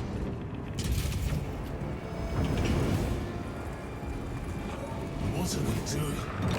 It matters not. There's your first special enemy for the Thousand Suns. That's your sorcerer. So here's a unique thing for the chat. Sorcerers are not rubric marines. They are flesh and blood. Yes. So when Araman turned all of the Thousand Suns into sand, everyone who wasn't a psyker remained, and they kind of command the Sand Boys. Is my understanding, at least. Yeah, pretty much. Like they kind of mutated a little bit by Tzeentch, so sometimes they have too many arms. Yeah, like pretty much all of them were psychers. There wasn't a single non-psyker in the Thousand Suns, but whoever wasn't powerful enough, like the primary actors, they became the sorcerers kind of thing. Okay. And like, to be fair, for all the shit I give Magnus, Ahriman is one of my favorite characters in Warhammer, so.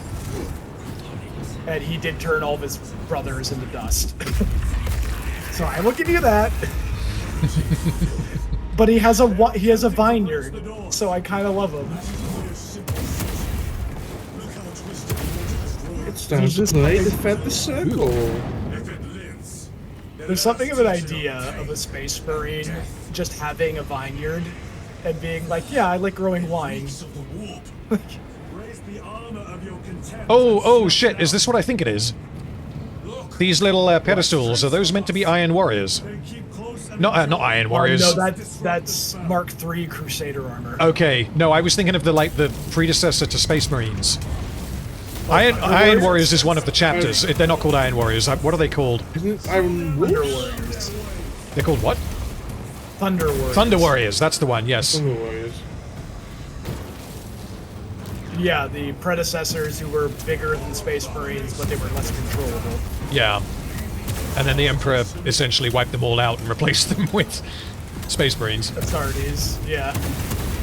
Baldor played a big part in that. And it was the Dark Angels that mainly killed them as well. Because they were the first Space Marine company. Or Legion, I guess. Yeah. Oh.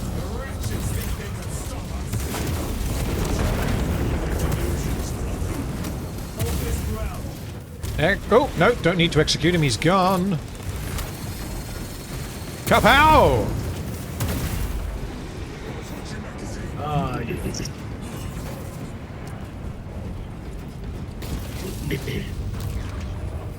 So after this mission, we are firmly in the halfway point. Okay. Is this basically the end of the mission? Yes. Okay. So we're at 4.5 hours there, so I think it's probably best that we stop the stream after this mission. And then, yeah, another like 4 to 5 hour stream will finish the game off next time, rather than doing like 6 hours now and 3 hours next time. Fair enough. If that works for you guys. Sure. Yeah. But yes, this has been a huge amount of fun. This is about as fun as I thought it was going to be. I'm not disappointed at all by this game. Nice. Oh yes, and you haven't even tried out the operations mode, which is like where a few unique bosses are. No, yeah, I'm definitely going to be looking at those. Again, whether I stream them, I don't know, but I'm definitely going to try them. Can I execute a Zangor? Probably not if I'm shooting them with a plasma gun. You know the little blue marker whenever they jump at you, kind of thing. Yeah. There are some pretty great kill animations for that. All right, so the sorcerer is around now. He is very special. Okay. He can revive Rubric Marines. Okay. That is actually that is actually tabletop accurate. So the Exalted Sorcerer, if you attach him to a squad of Rubric Marines, can revive a Rubric Marine every turn. Here, you get the execution. Oh, yeah, yeah. Let's go! Won't do this one. Oh, yes. Let's just toss his body.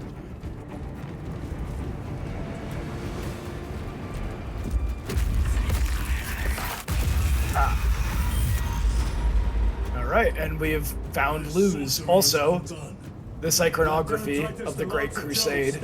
Right oh, yeah. Here. Patched up along our way. See you at the objective. You can look up for a better close-up of the statue. Oh, that is cool. Lance of Jove, stand by for extraction. Affirmative. Hell, I'd even be fine with a Sisters of Battle game. I'd play it, absolutely. In the name of the Yeah, Emperor, fuck yeah, I would. open the doors. Obviously, assuming that the game is good. Something like this is the first Warhammer game where they have really nailed the world, where it feels really, really, really immersive. Because I've played a bunch of others. Because like the strategy games are gonna do a lot for atmosphere, but you're not like in the world. You're controlling like an army from a bird's eye view, so it's not quite the same. I owe you my existence. Come with us. To where? The battle barge. Compliance, but I must speak with Archmagus Nozick at once.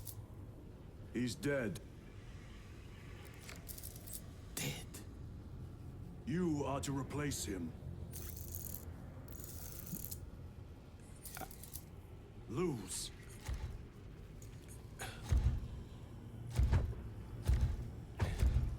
An oddly human reaction from a Mechanicus character. Hmm. I He really seems like a bit that. less You know? bleep bloop than the others. Yeah, he's not. He was a Magus's apprentice, so he's not fully like. He Okay. hasn't gotten a lot of attachments yet. Killian Can says you should try Rogue Trader, and Cassandra also says Dark Tide and Rogue Trader. So I haven't played Dark Tide or Rogue Trader, but Rogue Trader definitely looks like my kind of game. Dark Tide, I'm unsure if I will play it. I don't know, really, but Rogue Trader I'll play at some point. Rogue Trader is a cool game. It's very, My life studying it. very dialogue heavy, even for a Warhammer fan. Yeah. Arrogance. Arrogance. Why must the Mechanicus meddle with the unknown? We follow the will of the Omniscient. Go ahead. Titus, report to Captain Akaran immediately on arrival. Confirmed. Titus. A Captain Titus was killed on the Forge World of Graia over a century ago. He died holding the power source in his hands. Oh, I did hear you. An Astartes could survive power of that magnitude.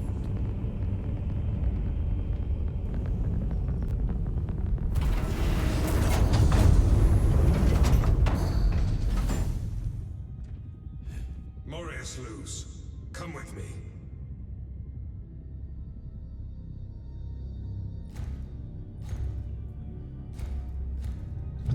Lord Wahoo, yeah, I think that's referring to the end of Game 1. Yes, it is. How does Game 1 hold up, like, mechanically?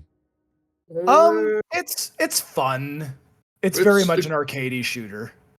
Yeah, and the controls are quite stiff to nowadays. Okay. Like, I've even completed it myself, but it's a while back, but It's fun for the atmosphere, but it's clearly aged. Yeah, okay.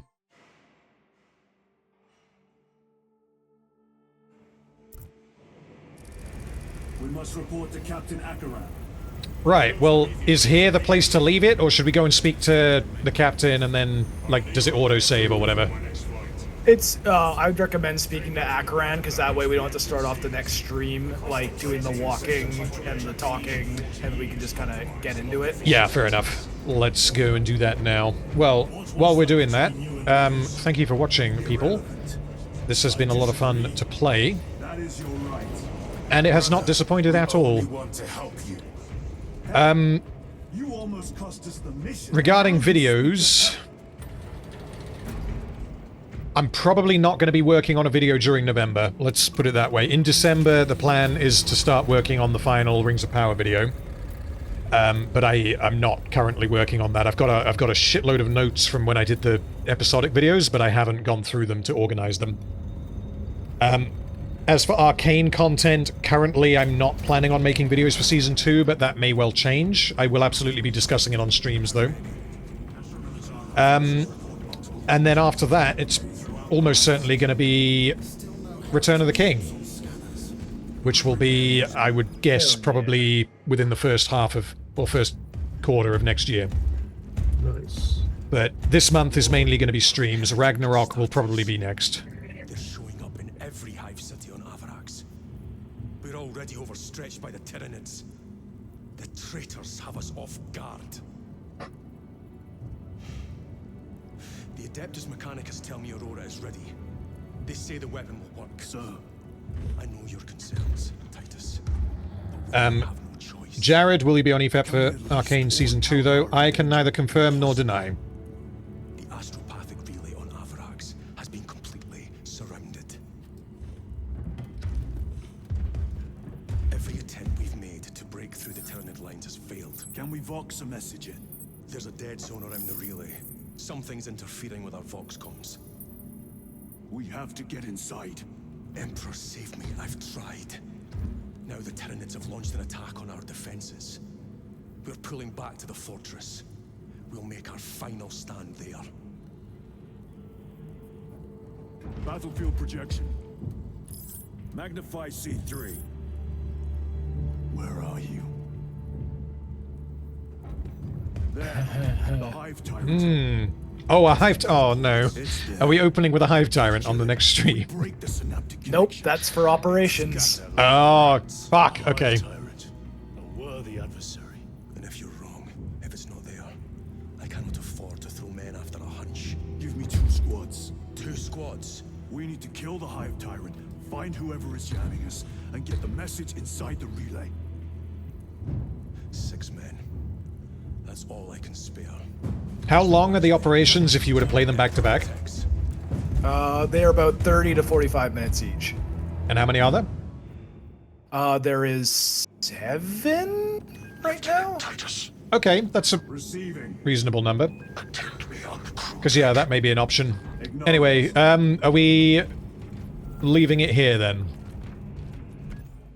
Do you? We can talk to the chaplain and then leave it there. Oh, yeah, sorry. If talking to the chaplain means that we can just jump straight in next time, then we'll do that. Yeah. Sure, because right now this is just all story bits of it being like, hey, this is what's going down in operations. Hey, we're stretched thin. Okay. And now Mr. Chaplain wants to talk to you. And, yeah, Chaos Consortium says it sucks that the side mission has you fighting the Hive Tyrant, not the main campaign. Yeah, I mean, until I play the operations, I don't... It seems a little bit weird to have it split into 2, like, why not just make the campaign longer? But maybe they wanted it to be really condensed and tight, rather than being, you know, 25 hours long or something. Look over here. Where is it? There it is, over on the other side there. Oh, yeah. If we walk over there. Remember that Space Marine that died? The guy... Yeah. The sergeant? Oh, there we go. This is how brothers grieve. He once shielded me from a Tau ambush. Rail rifle nearly took his arm off along with half my helmet. Such a neat little detail. Yeah. So many candles. The Emperor will remember his valor. Yeah, like, I really like the idea of this is what Ultramarines or just brothers do when one of them falls, is they have a little, like, their own little personal sermon kind of for him. Yeah. In front of his room. And then his armor is hoisted up there. It's like, that's a good touch. That's not something that they had to put in the game. It's Not it's nice that they added it though, yeah. Well, it shows that the Space Marines have some humanity to them. Yeah. Yeah, I mean, there's actually been... honestly, in the stream, I haven't really been paying attention to the characterization because we've been talking. But there has definitely been characterization to these Space Marines, which isn't really something that I was expecting at all. Titus, the captain has put great faith in you with this mission. Should you reach the relay, your message to Lord Calgar may determine the course of this war. Choose your Lord Calgar with his wisely. gigantic fists. You doubt my intentions. It is your actions I will judge. I need not remind you of the consequences you suffered the last time. If you cannot trust in the will of the Primarch, then you are unfit for this duty.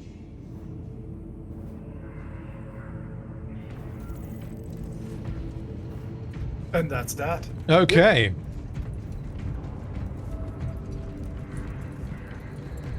They also got the only one on this ship the strict boy walk down.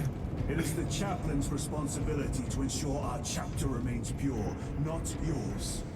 Your erratic behavior is plain for all to see. And now, I find you have a history of it. I am doing my duty, as I was then, protecting a system from ruin.